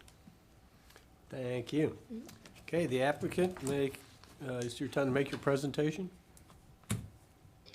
Yes, I have submitted pictures of, we like to open up with our bed and breakfast, an outdoor cafe, approximately 6 tables, and open to the public. We haven't decided 3 to 4 days a week. And that's basically it. Okay. We're not planning on changing the bed and breakfast or anything. We're just planning on, I think they submitted the brochures with the, I put a kind of idea of the pictures and where they're going to go with the bed and breakfast. So my understanding, just to be clear, your existing bed and breakfast, you want to open that to the public for being able to come and eat, correct? Yes, for outdoor cafe, like more or less a daytime cafe, kind of like, we had a place in Crystal River called the Highlander a while back. I think that's long gone now, but it was more or less soups and sandwiches and cakes. I'm a baker and cook, so we'd like to supplement the income of the bed and breakfast because we're only 5 rooms with possible weekend cafe, Friday, Saturday, Sunday, or Thursday, Friday, Saturday. I didn't use the logistics on that one yet, but that's usually the more prominent traffic times of the area, although it is growing. Okay, and the only other question I have is, we haven't heard staff's presentation yet, but our backup material says there's 5 conditions to this approval. Are you okay with those conditions? Yes. Okay. Commissioners, any questions of the applicant? No, sir. Okay, staff, you ready? Yes, sir. Good afternoon. Joe Hockadell, Principal Planner. This application is requesting to change the land use on the subject property. It is 2.6 acres in size, and they're requesting to have a hotel motel type use with food service, like an open air cafe. Here you can see the subject property and the surrounding land use. It does have some commercial type land uses in the area. This is the existing bed and breakfast. It was approved through a conditional use back in 2002 and has been in operation. To the left side of the screen, you can see the open carport. That's where the applicant is proposing to have their outdoor seating. Based on the regulations for a bed and breakfast, the regulations prohibit sale to outside patrons. Obviously, they want to do that, so by going through this land use change and changing from bed and breakfast to hotel motel, it gives them that freedom to then be able to do that. And so this is the site as it exists right now. And this is the master plan as proposed. As you can see, they're adding some additional parking. The building itself will not change. There's really no structural alterations. They're not going to have to add anything or do anything to the building. It's all going to stay the same. So this does appear to be compatible with the surrounding area, and the findings of fact appear to be positive. And the Planning and Development Commission recommended approval with conditions on December 2nd. Okay. Commissioners, any questions of staff? None. Okay, we'll open this up to public hearing then. Is there anyone here that wishes to speak in favor of this ordinance? Anyone here in favor to speak in favor of this ordinance? Third and final time. Anyone here to speak in favor? Is anyone here opposed to this ordinance? Anyone to speak opposed? Third and final time. Anyone opposed? Okay, we will close public hearing. Commissioners, what's your pleasure with this? Mr. Chair, Yes, sir. based on competent and substantial evidence, I make a motion that we approve ordinance CPA AA PUD -21-2. Second. Okay, and we have a motion by Commissioner Kennard and a second by Commissioner Davis. Commissioners, any other discussion, comments? No, sir. Okay, all in favor say aye. Aye. Any opposed say nay. Passes unanimously. Thank you very much. Let's move on to item you. T3. Good luck. Thank you. Hope to see you there. Item T3, please. CPA AA PUD 2114 Clark Stillwell for Citrus Healthcare Properties. Yes, thank you. Commissioners, at the conclusion of this hearing, you're going to be asked to, are we adopting? Transmit to, This is adoption. no, this is adoption, if approved, It adopt, says and it's author. Small scale. Yeah, this is adoption. It's less than 50 acres. They changed that. We can make it just transmittal if you want. No.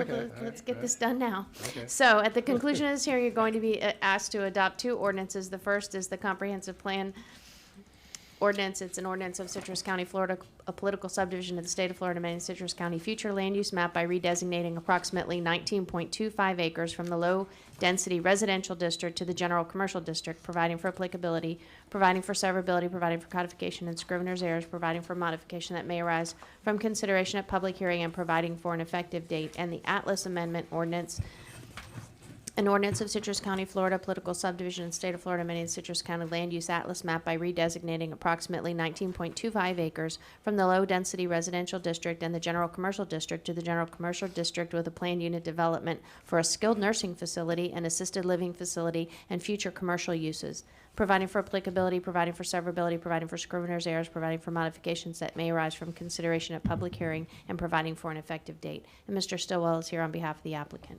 Mr. Stillwell. Good evening. On behalf of Pruitt Healthcare Properties, Clark Stillwell, 320 South Highway 41, the Ram Bank Building here in Inverness. Commissioners, approximately 18 months ago, the state of Florida Agency for the Administration of Healthcare in the state issued a certificate of need request for 93, more or less, skilled nursing beds in Citrus County. Pruitt Healthcare was one of the applicants for that license, and they received that certificate of need based on this particular piece of property in this site. Now, at the time, it was low-density residential, and to meet their contractual obligations with the seller and to stay in compliance with ACA, they proceeded to get a conditional use for the nursing home, and that was approved by your Planning Commission, your PDC, with conditions. Now, the property has an inconsistency in its land use. It's currently low-density residential, but the front part under the LDC Atlas is GNC. And the proper use for the property overall is GNC, because that's in the essence of what Pruitt does. The site plan we'll go through shows not only the 93-bed skilled nursing facility, but also the ACLF facility. They propose phase 2 of the project. So we have bought the property since the application occurred, so that the applicant is in fact Pruitt. And let's see if we can run through this PowerPoint very quickly. This is the site. You can see the shopping center. You can see the nursing, the school board property to the north, the retirement community, assisted living community to the southeast. Across the street is GNC on 486. There are 4 residential lots to the east. 2 of those are occupied. The other 2 are vacant. Next one, please. So this shows the site is LDR, and we propose to change the whole thing to GNC. This next one, please. This shows the inconsistency between your G-Flume and your LDC with the 280 feet of commercial property along 486. And this will correct that inconsistency and allow that area to be used for GNC type uses. You'll see on the site plan that there are proposed 2 out parcels in that area. Next one, please, Mr. Hockdale. This is the abutting land use. Again, the shopping center, senior living facility, school board property, the single-family residential uses to the east, some commercial to the east, and the Hampton Hills PDR to the south. Next one, please. This is who Pruitt is. As you can see, they have a substantial history in this business, 29 hospices, 100 long-term skilled nursing facilities across the nation, 16,000 employees. All right, next one, please. This is the site plan. It shows the skilled nursing facility, 1-story building in phase 2.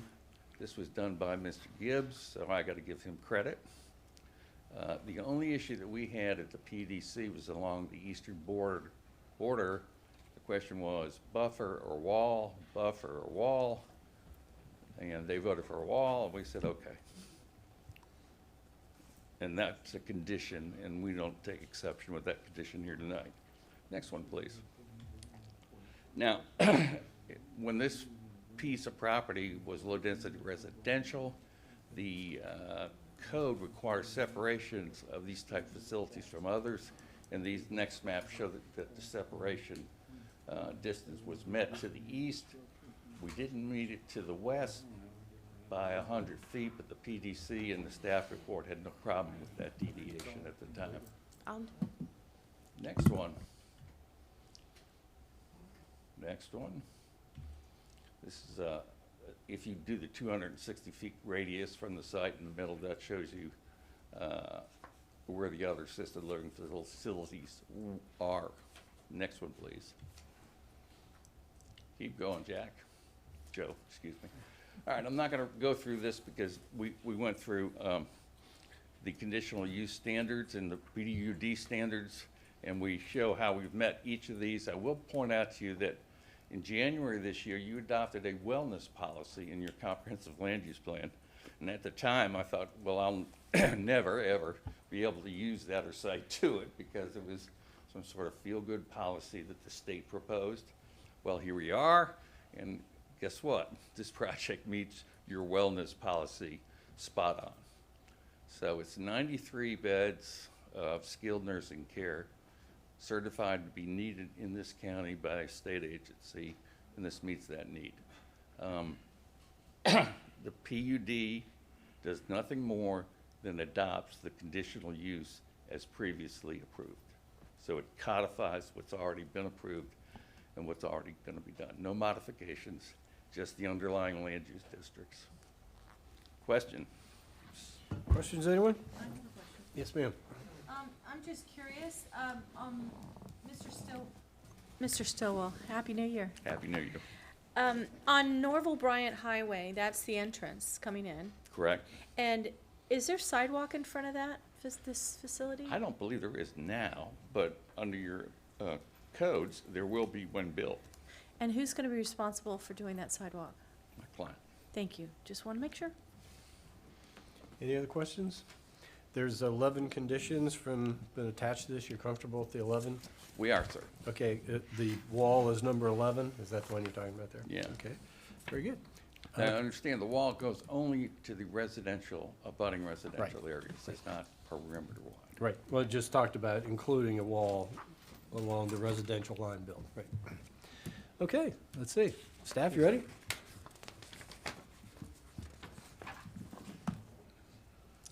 All right, this application is to change the subject property from low-density residential to general commercial. It's about 19 acres in total. So here you can see the property, and this is the existing land use. And this is a shot of 486. So the master plan that they're proposing is for a 93-bed skilled nursing facility and a 60-unit assisted living facility. And they do have some future commercial outparcels as part of the master plan. This was previously approved as a conditional use by the Planning and Development Commission, and as Mr. Stillwell said, this is basically the same thing as the conditional use. They're just changing the land use to match what the approved use is. There are no uses proposed for those two outparcels. They will have to follow the general commercial standards and the non-residential development standards.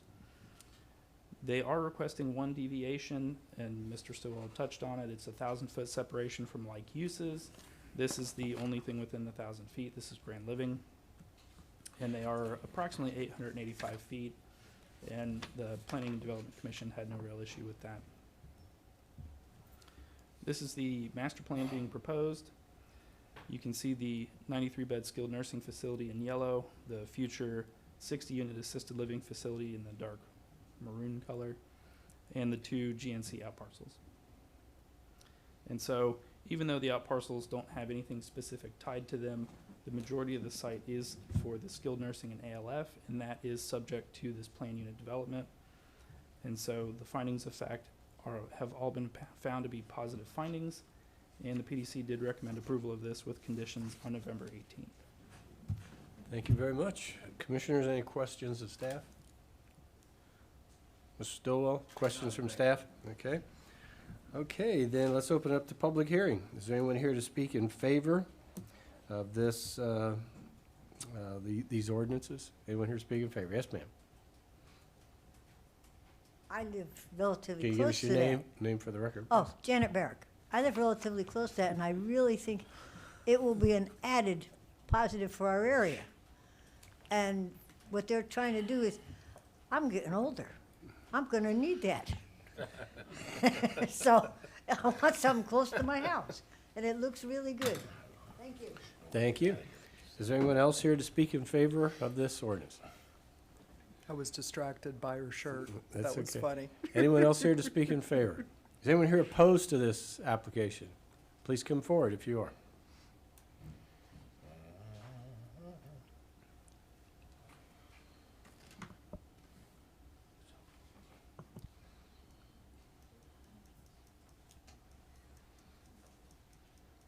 Welcome. If you give us your name, and we'll give you 3 minutes on the timer there. Okay, Elizabeth Felt. I live on Breston. My property butts up to this piece of property. We're not really happy. Anyone in our area, everyone there, we bought our property knowing that this is low-density residential. We would have possibly homes there, but we would not have a commercial building. Now, this commercial building is going in. Yes, they're going to put up a wall. Now, he hasn't clarified again what the wall will be, but are they taking down all these gorgeous oak trees? We've got live oaks through there. Is it going to be barren? Are we going to be able to see, even with the wall, we're going to hear the commercial of everything that's happening. In fact, behind one of the properties, that's where they have the loading dock. So the big trucks are going to come in and utilize that area. We're going to have lights right in our backyard. I'm sure not one of you would want that. We don't want it. That, like I said, if you buy a piece of property and you think this is how it's going to be, that we are going to live in almost a country setting. I mean, what we have is truly unique. You're taking away that unique character of our properties by putting in this building. And like I said, if looking at the floor plan, it looks like no trees are going to be left. We'll have a huge retention pond behind part of it. And I know they said at one point, oh, the lighting won't be bad. I'm sorry. Don't tell me you're not going to have plenty of lighting at night. This is in our backyard. I don't know what can be done. I don't know the wall that they plan to do, if it's going to be high enough, if it's going to block the view. I don't know if they're going to leave any trees. It does not appear that they're going to. And like I said, I know our area, our community is not happy at all about this. We've got the Grove just down the road, an assisted living. We have one down, you have assisted living even at Grand Living. Further down, there's another assisted living. So we have several in our area. So this did not seem to be necessary, other than, I guess, the opportunity was there and they took it, not taking into consideration the neighborhood. Okay. Thank you. Thank you very much. We appreciate you being here. Is there, excuse me, could you fill out a green card for the clerk? I forgot to tell you about that. Is there anyone here else that would like to speak in opposition to this application? Anyone else to speak in opposition? Third and final time. Anyone else to speak in opposition? Okay, we will close the public hearing. We'll give the applicant to rebut, if he would like, what he's heard from the opposition. Your choice, of course. Well, just to be clear, the building in the 93-bed skilled nursing home, whether you approve this or not, is going to be built, because it got approved as conditional use, and this won't take it away. This just recodifies that. There'll be a tree survey. Specimen trees will be identified. They'll have to be replaced based on the ratio in your land development code. Right now, the ISR is at 0.40 on this project. It could be 0.70, but because you're doing a PUD, the ISR won't increase over 0.40 unless it's a 3% minor modification. Bottom line is, this is not about economic opportunity that Pruitt created. This is about an opportunity the state of Florida, the Administration for Healthcare Agency, identified in our community as a community need, skilled nursing homes, and this meets that need. Thank you. And again, just so so that the audience is aware, I thought you addressed that. That was one of the notes I wrote down. They have approval to do this now as a conditional use. They're just trying to get the underlying zoning to be for what it's going to be. Okay. Thank you. All right. Thank you. Yeah, absolutely. Good questions. Mr. Stowell, Will the wall be high enough to help reduce the sound and with the lights? 8 foot? 8 foot is what was approved by the PDC. The wall design is defined by your land development code, Okay. okay? Okay, so let me clarify. Out there on 486 within the Citrus Hills PUD, you see a lot of white fences? Mm-hmm. That's not a wall. Right, Okay. right. The wall has a very specific design, and it's broken up in the sense that it's just not linear. It more of a facade type. Mhm. There's features in it, and it has, Right. you A know, buffer, good buffer. well, there's a buffer to the north, okay? Within the framework of the wall, it's a wall on the property line or off the property line, so the maintenance can be done. Sure. And then there's a buffer, and that's what the site plan shows. And I would think that Pruitt would be cognizant of the neighbors, and this is their business, and wanting to be neighbor-friendly. If you think about commercial uses, okay, and the most intense versus the least intense commercial Right. uses, a skilled nursing home is the most least intense commercial use that I know of. It doesn't create noise like a shopping center or some other commercial use. And the lighting is hooded per code, and what that means is it's directed down, doesn't go off the property. It's directed down and stops. Okay, thank you. Any other questions for the applicant? Anything else? Thank you. Thank you. Okay, so we've had public comment, we've had questions back and forth with the applicant and staff. There was no questions for staff, I don't believe, so we asked about the conditions, the wall. And again, I just want to reiterate, it's not that we're not hearing what the public's saying, but what they're doing, they're already allowed to do. This is just kind of approving so that it's not a conditional use anymore. It's going to be what's the word I'm talking about? An approved use rather than a conditional use. Okay? So with that said, commissioners, what is your pleasure with T3? Mr. Chair, Yes, sir. based on competent substantial evidence, I make a motion that we approve item CPA AA PUD-21-14. I'll second. Okay, so I heard Commissioner Carnahan, I believe, on the second first. And that is to approve, adopt, and authorize the chairman to execute, correct? Correct. Okay. All right, any other discussion from the commissioners on the motion? Seeing none, all in favor say aye. Aye. Any opposed say nay. That passes unanimously. Thank you very much. Okay, let's back up to item H1. It's now 2 o'clock. We'll move on to, see, guys don't put time certains on my agenda because they mean nothing to me, so, H1. This is going to be a public hearing on an ordinance pertaining to code citations. Who's running this one? Yes, ma'am.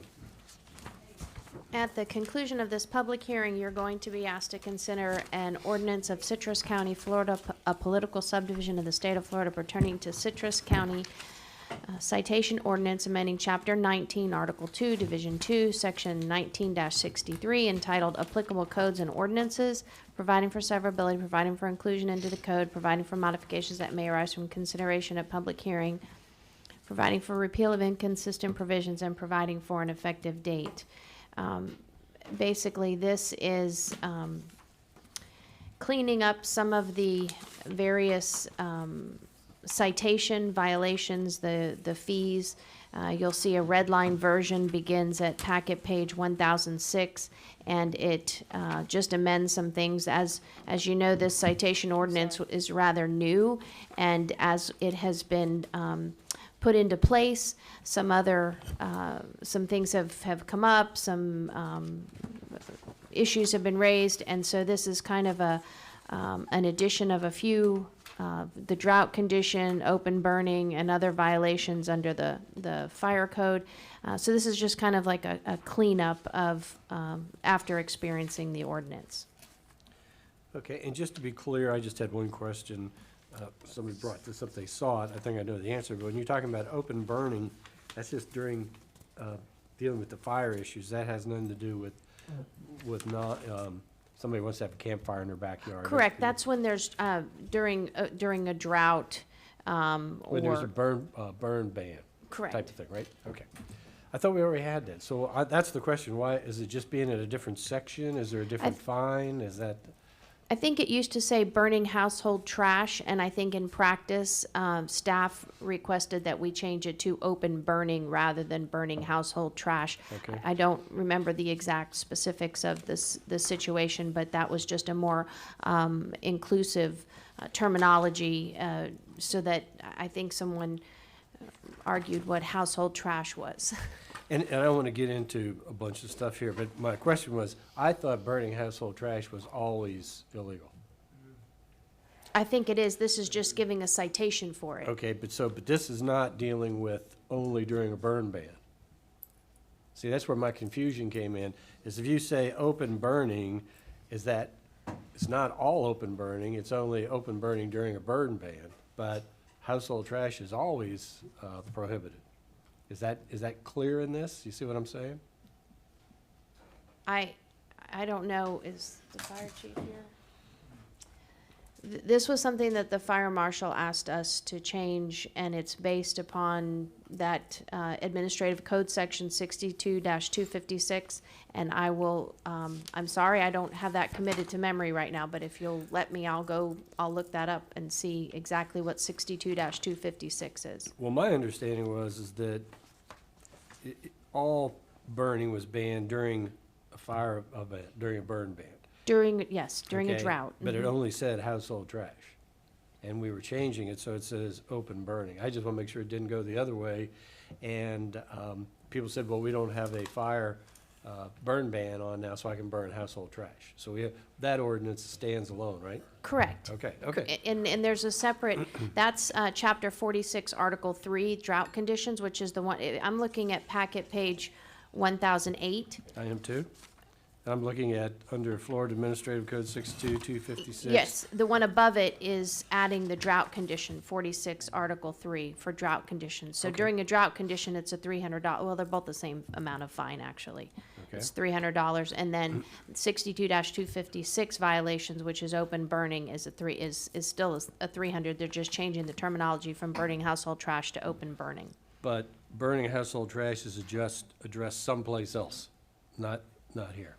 Because, see what I'm saying? If you're scratching household burning, where is it addressed someplace else? I think it's included in the open burning, and we're changing, it used to say 62-250, let's see, it used to say 300, and it's being changed to 256, so I can go look at 62-256. Just so, if I'm confused by it and I can't explain it, I just want to make sure that we're clear on what it is we're doing.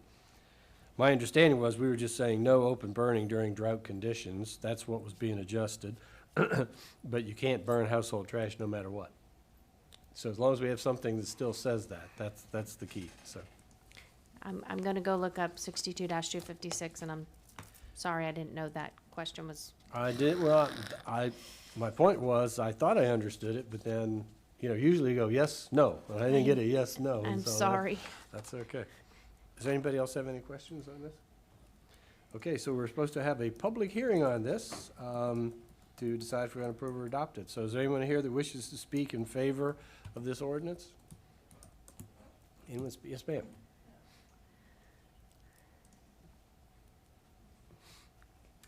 Janet Barrick, being one of the areas that calls code compliance and also reminds our residents to call the fire department, because we have a lot of people that like to burn things. And open burning, to me, means the yard waste, such as the trees and the shrubs. And yes, we understand garbage is a no-no, but we have seen, and we get videos from our residents with flames as high as this roof, and the fire department, as long as you're standing there with a hose, they're okay. But my question is it going to eliminate these open burn fires that go like over 6 foot high is the fence, and you're seeing them way above the fence line? To me, even in drought, not just drought conditions, in regular conditions, those are a menace to the neighborhood and to whatever, to people in general. So I want to make sure that, you know, when you're putting these teeth into this thing, they are actually going to go give them a citation. Now, that's our biggest thing, you know, we would love to see more citations written in Citrus County, in Citrus Springs especially. And then we also want you to actually, and I hate to say this, hire somebody that works weekends for code compliance. But that's not part of this ordinance. But I think that's what I'm understanding from what I read.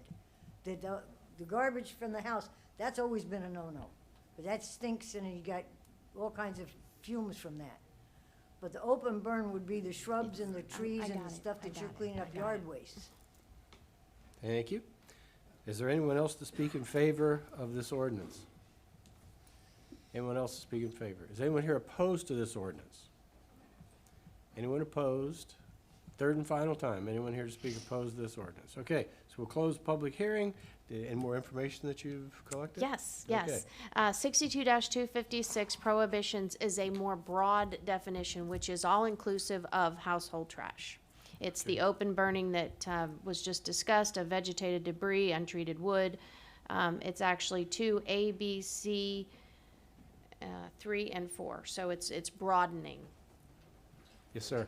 This is enforced by the fire department, so if there's a situation that occurs, they work 24 hours a day, 7 days a week.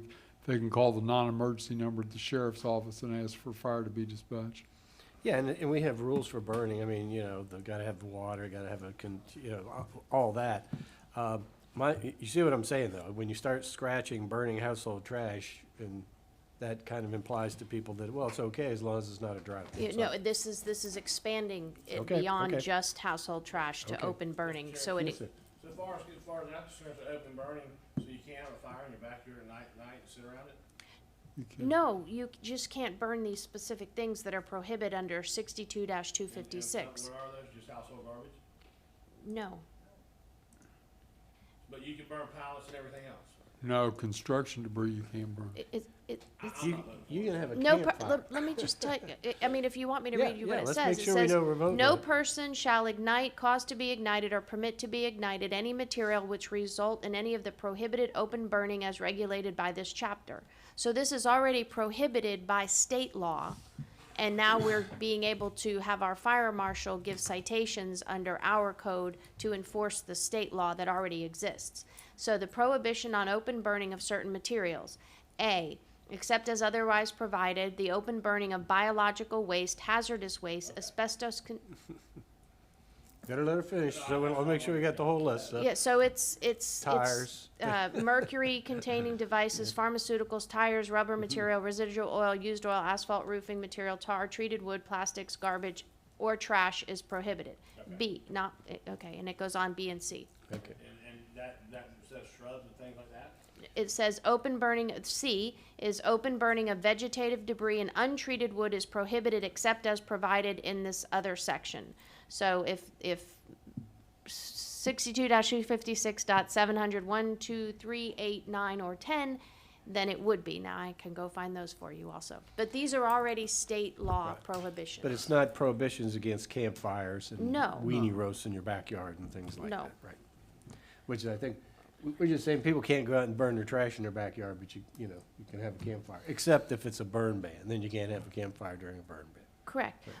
I think it's just important that we understand that this is already, whatever is prohibited here is already prohibited by state law, and it just allows our local fire marshal to give citations under our ordinance to enforce those So state. we have 10 acres and we clean our front yard up, and we go out in the back and we burn that, so that's against the law? And we're gonna allow our fire marshal to go out and give tickets for that? I can go read the other exceptions. I didn't follow it that far, but I'm happy to go find that other. Can we- You don't have to, I'll be voting no on that Well, let's today. do this. I hate getting into this and not having a clear definition. Is this crucial we vote for this tonight? I know we advertise it as a public hearing. Do we have to We- pass it tonight? Can we? No, I'd continue. No, it we to the can next meeting. continue it, and we just have to, pay to advertise it again, and I'll just include all of the state laws that are referenced Right. in the Well, backup I just, material. it's one thing to say it's already against the law, but as Commissioner Carnahan pointed out, if we're not actually going out enforcing it and writing citations on it, we want to make sure if we're going to start doing that we understand what we're writing them for. Yes. Okay? So I'd hate to tell people you have to put, if you went out and, bush hogged your property and had a stack of stuff and you throw it on your campfire, that's against the law, I mean, I want to be very clear what it is that. And that's where I'm going with If that you right like, I can look while you're doing the rest of your agenda, and I Sure, can yeah, find. we're going to be here for a while, so. Yes, can we sir. do- We let's- we can haven't come started back the to that? agenda. Mhm. Oh, Mr. Chair, I was gonna take the agenda in its entirety and pass it on.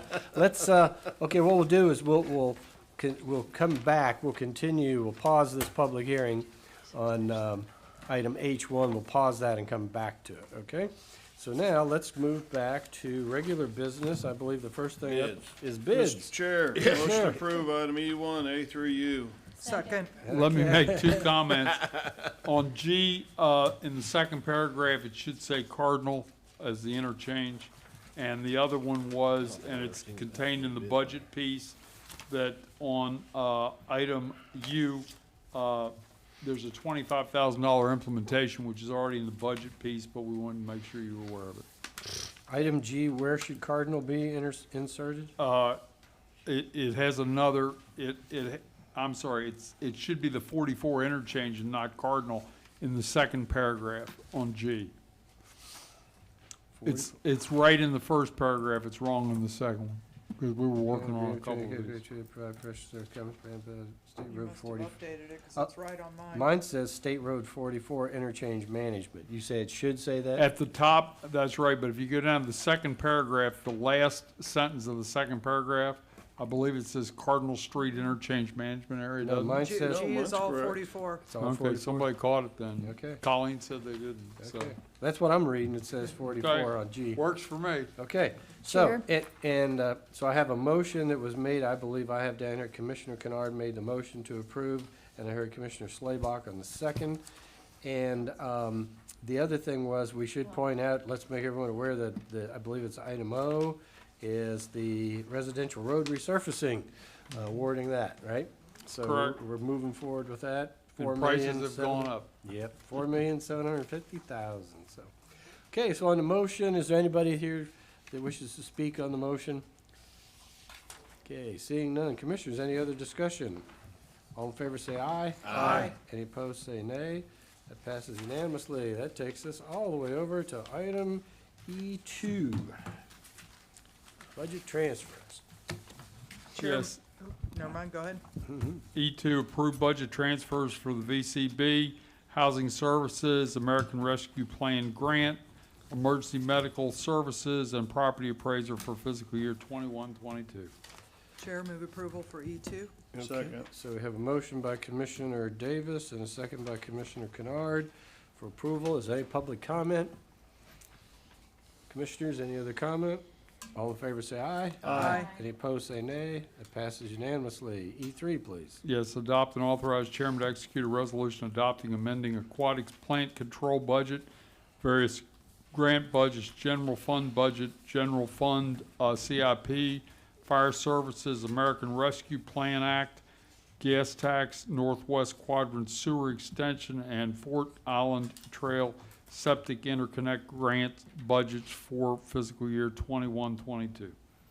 Motion to approve item E3. Second. Okay, Commissioner Kennard makes a second, second by Commissioner Slaybach. Any public comment? Any further board discussion? All in favor say aye. Aye. Any opposed say nay. It passes unanimously. E4, please. Yes, adopt and authorize the chairman to execute a resolution authorizing funding of the American Rescue Plan Energy Home Emergency Assistance for the Elderly for the period December 1st through September 30th, 2020. And be approved and authorize the chairman to sign all appropriate signature pages of the contract. There is no cash match. Yes. E4A and B. Okay. Second. Okay, motion by Commissioner Slaybach, second by Commissioner Kennard. Is there any public comment? Any further board talk? All in favor say aye. Aye. Any opposed say nay, and that passes unanimously. E5, please. Yes, approve and authorize the chairman to execute the vendor physician ownership and compensation certificate. Move approval of E5. Second. So we have a motion by Commissioner Davis, second by Commissioner Kennard. Is there any public comment? Okay, any further board discussion? All in favor say aye. Aye. Any opposed say nay.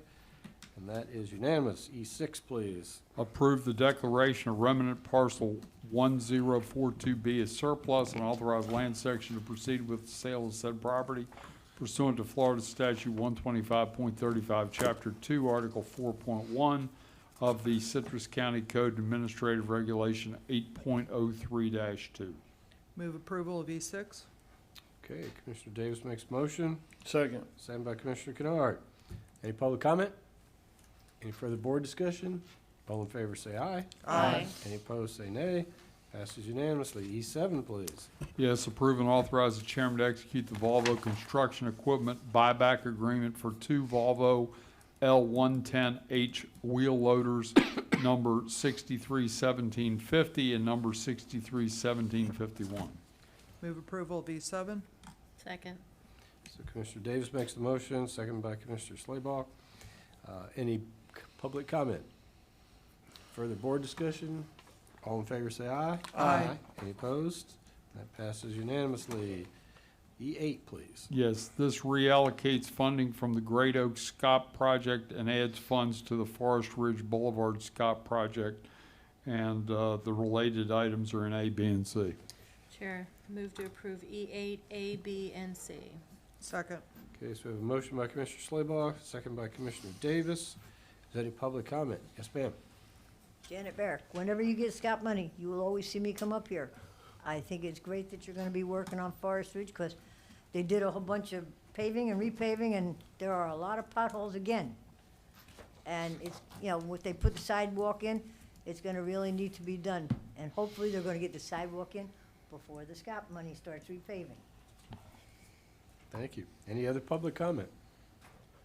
Okay, commissioners, any other discussion? I'm sorry, what, okay. All in favor, say aye. Aye. Any opposed? And that passes unanimously. Say no, sir. Oh, okay, okay. I couldn't tell what you.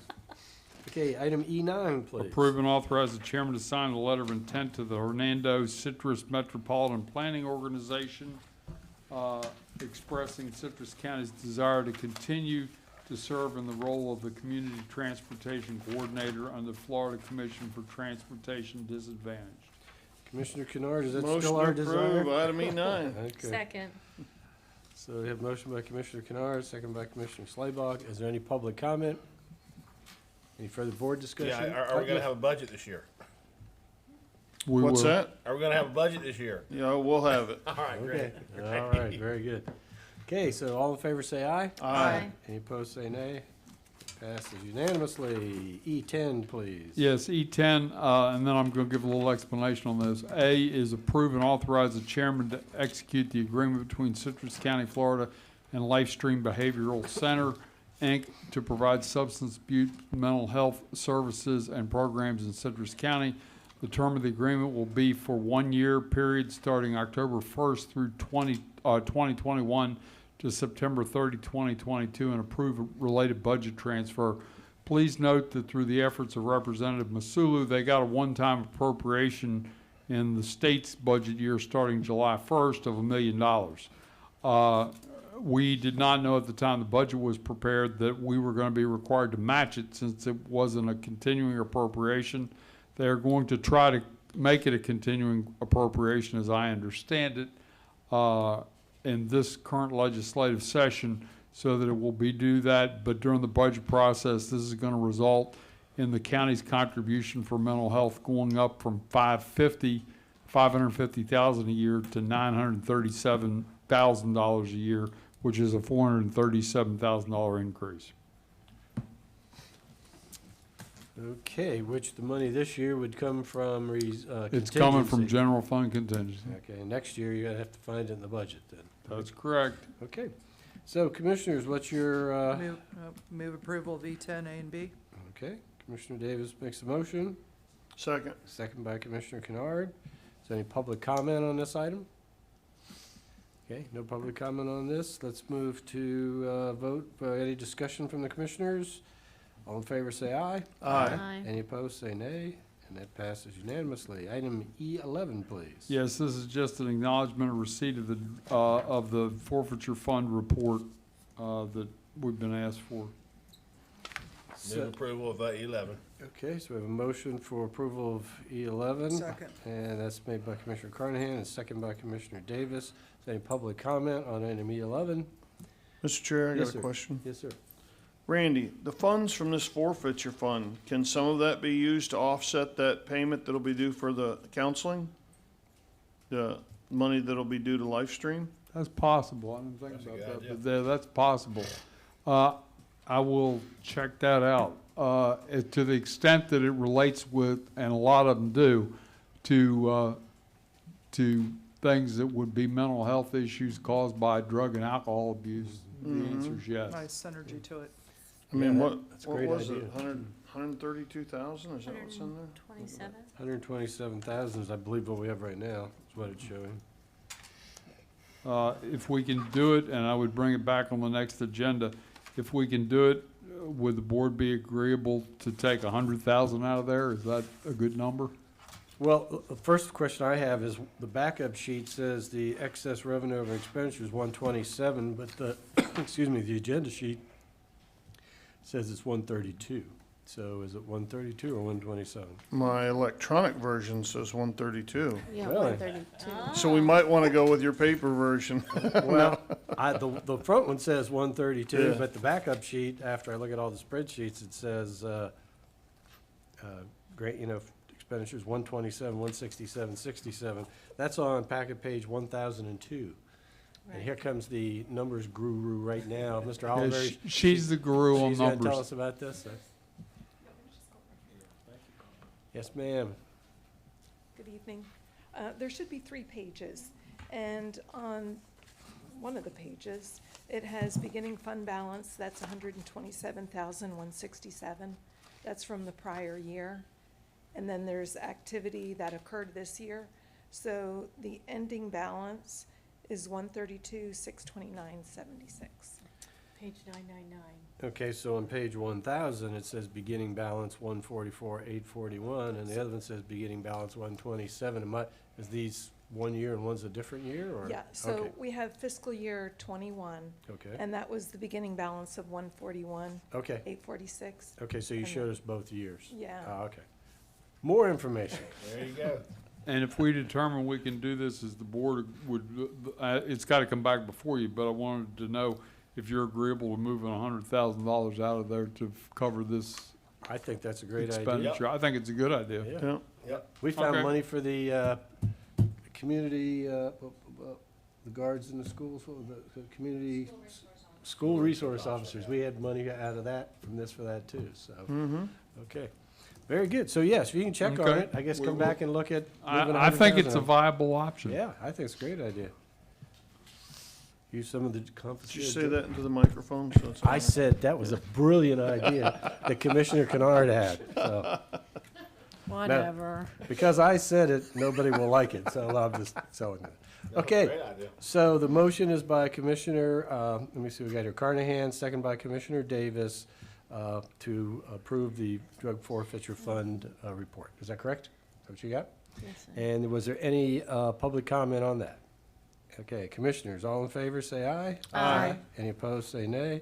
And that passes unanimously. Item F, please, Mr. Oliver. Yes, item F, I want to tell you what the status of the Fort Allen Trail multipurpose path is. There's a pre-bid that's going to be January 14th for people that are interested. It is not a mandatory pre-proposer conference, and responses are due February 17th. So we've issued it. Whether you want me to just update that information and leave that on the list, I'm fine with that, or whether you want to take that off the list, that's your pleasure.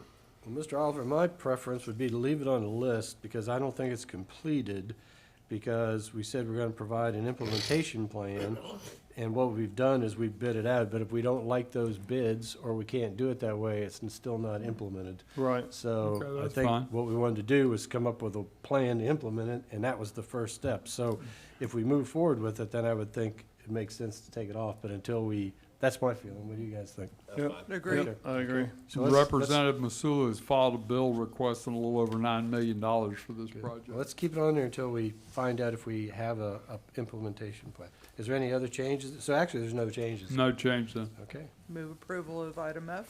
okay.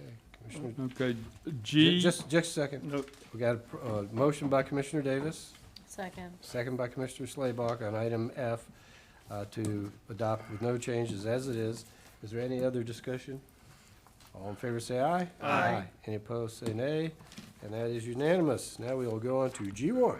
G1 is to officially set an additional open to the public for 5:30 on February 22nd to allow citizen an additional opportunity to participate. This was agreed to at the last meeting, and this just formally establishes that date and time because there was some question on the time.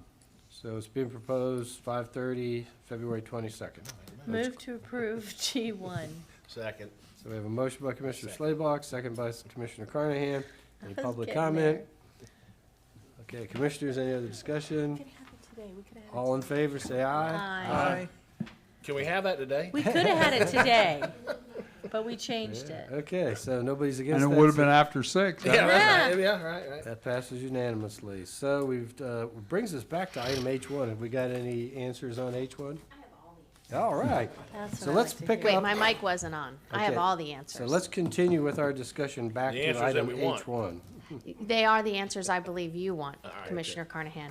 So when I look at Chapter 62-256, we previously said 62-256 300. We have taken away the .300, so now we are encompassing all three of the provisions of Chapter 62-256, which includes definitions, prohibitions, and open burning allowed. So when you read all three sections together, which I should have done initially, it prohibits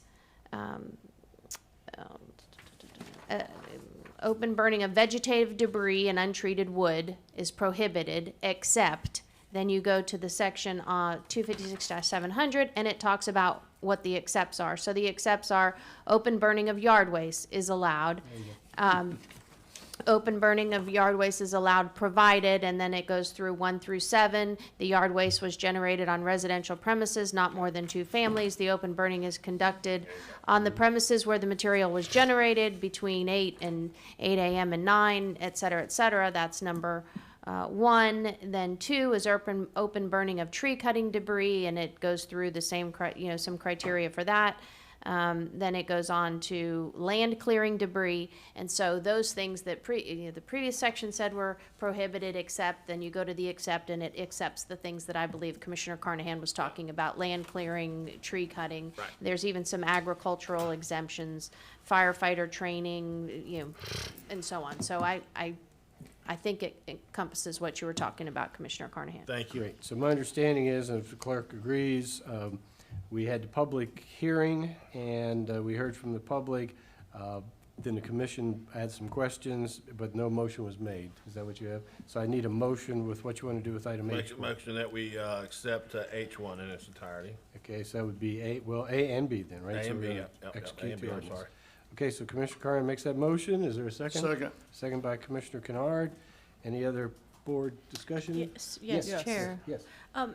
Is there a reason why we don't have that back up, or is it just too much to give to us? It is not too much to give to you. I don't know of a reason why you were not given that, Okay. Honestly, Because I did read it, and I read it a little different than the chair, but once he started talking about it, I'm like, oh, that would have been a little helpful. So maybe next time? Yeah. I apologize. I mean, I'm not saying you did it, I'm just saying, is there a reason? Yes, I'm not aware of a reason, and I'm sorry that I didn't brush up on And it. I personally like the red line version because that tells us what's Yes. being changed. But then my question always is why we changed, that particular thing, so. And I have a question. Yes, ma'am. Where did we come up with, I believe it was $300 for littering? Can we not go higher on that? Well, that was when Commissioner Smith was on the board. Coleman, was it? No, it was Smith that was pushing for the increase in the numbers. I think it used to be like 50, maybe? Yeah, it used to be like 50 or $100, I don't remember. I was just curious what And the what is it derivation now? of that number was. 300. 300. That's still based on somebody writing a ticket for it. right? Correct. Yeah, that's the problem. Yep. And I think. And the judge is adjudicating it if they take it to court, Yep. and the state's attorney. But we're doing our part, right? We're setting the fines. Okay, so we're all clear on H1. Thank We you. have a motion and a second. Is there any other board discussion on it? No, sir. Okay, all in favor say aye. Aye. Aye. Any opposed say nay, and that passes unanimously. Let's see, we got a couple advisory boards to deal with here. Would be I1. We have, Mr. Chair. Yes. I'll make a motion that we appoint, is that Connie Martin Carter? Yes, sir. I'll second it. And, well, there's. Well, let's Can we wait. do it Let, at the same let, time? let's wait. Commissioner Carnahan has the floor. You might want to, is that your only motion? No, Commissioner And Kennard to has it. accept with I'm sorry, regret. Commissioner Carnahan, yes. We know. Well, my only reason I'm saying that is if I'm reading this correctly, we have 2 openings and 2 people that have applied to want to fill it, and you only mentioned 1. Had you a paper copy over there, you would have saw that. Well, I would say Connie Martin Carter and, let's see, this. Bechtel. So your motion is to appoint Lynn those Bechtel. 2? Okay. You second it? And it says something on here about accept with regret. Who is that? That's That's the L2. second one. It says up at the top, Beverly Oh, Hills you're advise, right. nominate and appoint and accept with regret. Staff, please quit boilerplating these cover sheets, because if it's not to be dealt with, it shouldn't be on the agenda. So if we accept with regret, it should be on there. If not, we shouldn't have accept with regret. So it's not accept with regret, it's gonna be nominate and appoint. And Commissioner Kennard has made those 2. Was there a second to that? Yes, sir, it was me. Okay, Commissioner Slabaugh made that. So, and there is no accept with regret. Is there any public comment on that? Further board discussion? All in favor say aye. Aye. Any opposed say nay, and that passes unanimously. I2 is dealing with, now here, just so we're clear, we're going to nominate 3 individuals to the Citrus Springs Advisory Council. We have 3 people that have applied, 2 of which are reappointments, 1 is a new appointment. All the expiration terms and everything are on here, and there is an accept with regret resignation of Aaron Roberts. So we'd be looking for, I guess, 2 motions or one that encompasses all Mr. of them. Chair. Yes. Motion to approve Diaz, Mize, and Schrammel as appointments and accept with regret Roberts. Second. Okay, so we have a motion by Commissioner Kennard and a second by Commissioner Slabaugh. Is there any public comment on this? Any further board discussion? All in favor say aye. Aye. Any opposed say nay, and that is unanimous. Mr. Chair, I'm I'm sorry. sorry, yes. We also have to announce the unexpired term of membership available and the taking of applications. Did we not do that at the last meeting? No, that's under B, under Edwin Roberts. It's under 2. The expiration of terms announced at the 2019 board meeting. November 11th. It says the expiration of terms was announced at the 11/09/2021 board meeting. So if we announced it then, why do we need to announce it? I'm sorry, B appears to be a typo. Oh, okay, got some typos today, don't we? Sorry. Don't be sorry, let's make sure we got everything straight here. No, maybe not. Maybe not. Please, if it's okay with Mr. Oliver, Mr. Brock is my okay. appreciation. So the previous vacancies that were announced were for terms. Mr. Roberts announced later that month that he'd be leaving the council immediately. So that's why we have to come back and announce his position. For that position Yes, sir. only? Okay, and so that would be, well, what is those dates now? I want to make sure I have this. So he had just a little over a year left on his term. So the term will expire January 31st, 2023? Yes, sir. Is that correct? So that's what we have to announce. We're taking applications for just that term that just has about a year left in it, correct? Thank you. Correct. Thank you, thank you, thank you. At least we're So it keeping- wasn't a typo. It wasn't. Only inside my brain, that's where the typo is. Would you like a separate motion, or are we amending the last one? It's I2B. Yeah, we voted on that, though. So we need a separate motion if we're going to announce, well, we don't need a motion to announce. So, we're going to announce that we're accepting membership, we're taking applications for membership of the Citrus Springs Advisory Council for a term that will be expiring on January 31st, 2023. And that is open until, how much time do we give people to apply for that? That we will accept applications in the county administrator's office until February the 7th. Okay, all right, so that's for all those. Okay, so we good there now? We've announced what we need to, we voted what we needed to. So let's move on to item J, which will be committee reports. So why don't we start with Commissioner Carnahan? Commissioner Slaybach? Nothing. Commissioner Davis? Nothing. All right, been pretty quiet since we last It met. has been. You know, and I just want to point this out to you, just so Commissioner Slaybach is aware of this. It's kind of coming under board request. I had a request from the Chronicle to meet with their editorial board. And I told them okay, and I haven't heard a word since. They were expecting you to say no. They were but expecting you me to say shocked no, them. so they're like, they fell over. I said, I'll be happy to come meet with you, and I'm gonna bring our attorney, or not our attorney, I'm gonna bring our county administrator, so he can answer questions, and I'm gonna bring our legislative lobbyist, because you wanna know what we're looking forward in the future. Much of what we're trying to do is based on Tallahassee.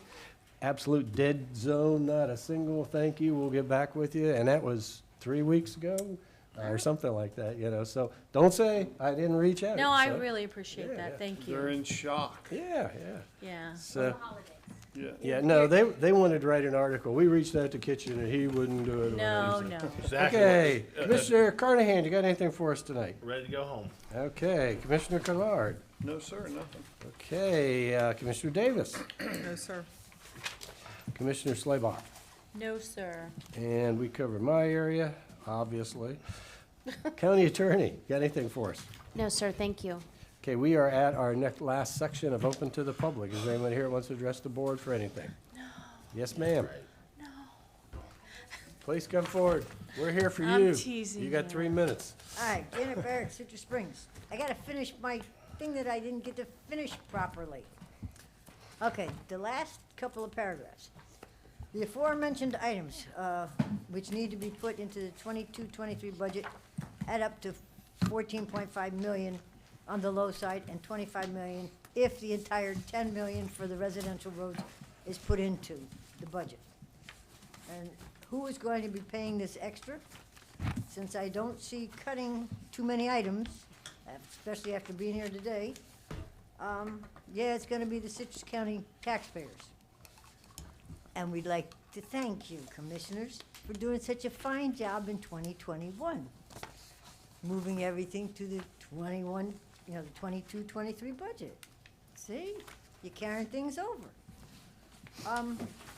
Now, by the way, as a senior citizen, I told you that I'm getting my COLA raised, yeah, I am.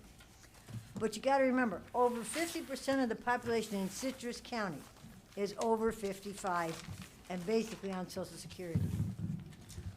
And because our unemployment is the 4th worst in the state, funding is gonna be kinda tight for people. Now, our schools, they also boast that we have over 68 to 80% of our kids are on free and reduced lunches. So when you start trying to get Randy to find all this money, he's gonna have a very, very hard time. And just to let you know, a couple of statistics. As of January 1st, there were 5,160 single-family homes on the tax rolls for Citrus Springs. Those are ones that are already, you're gonna get money from them. And there's also 71 duplexes.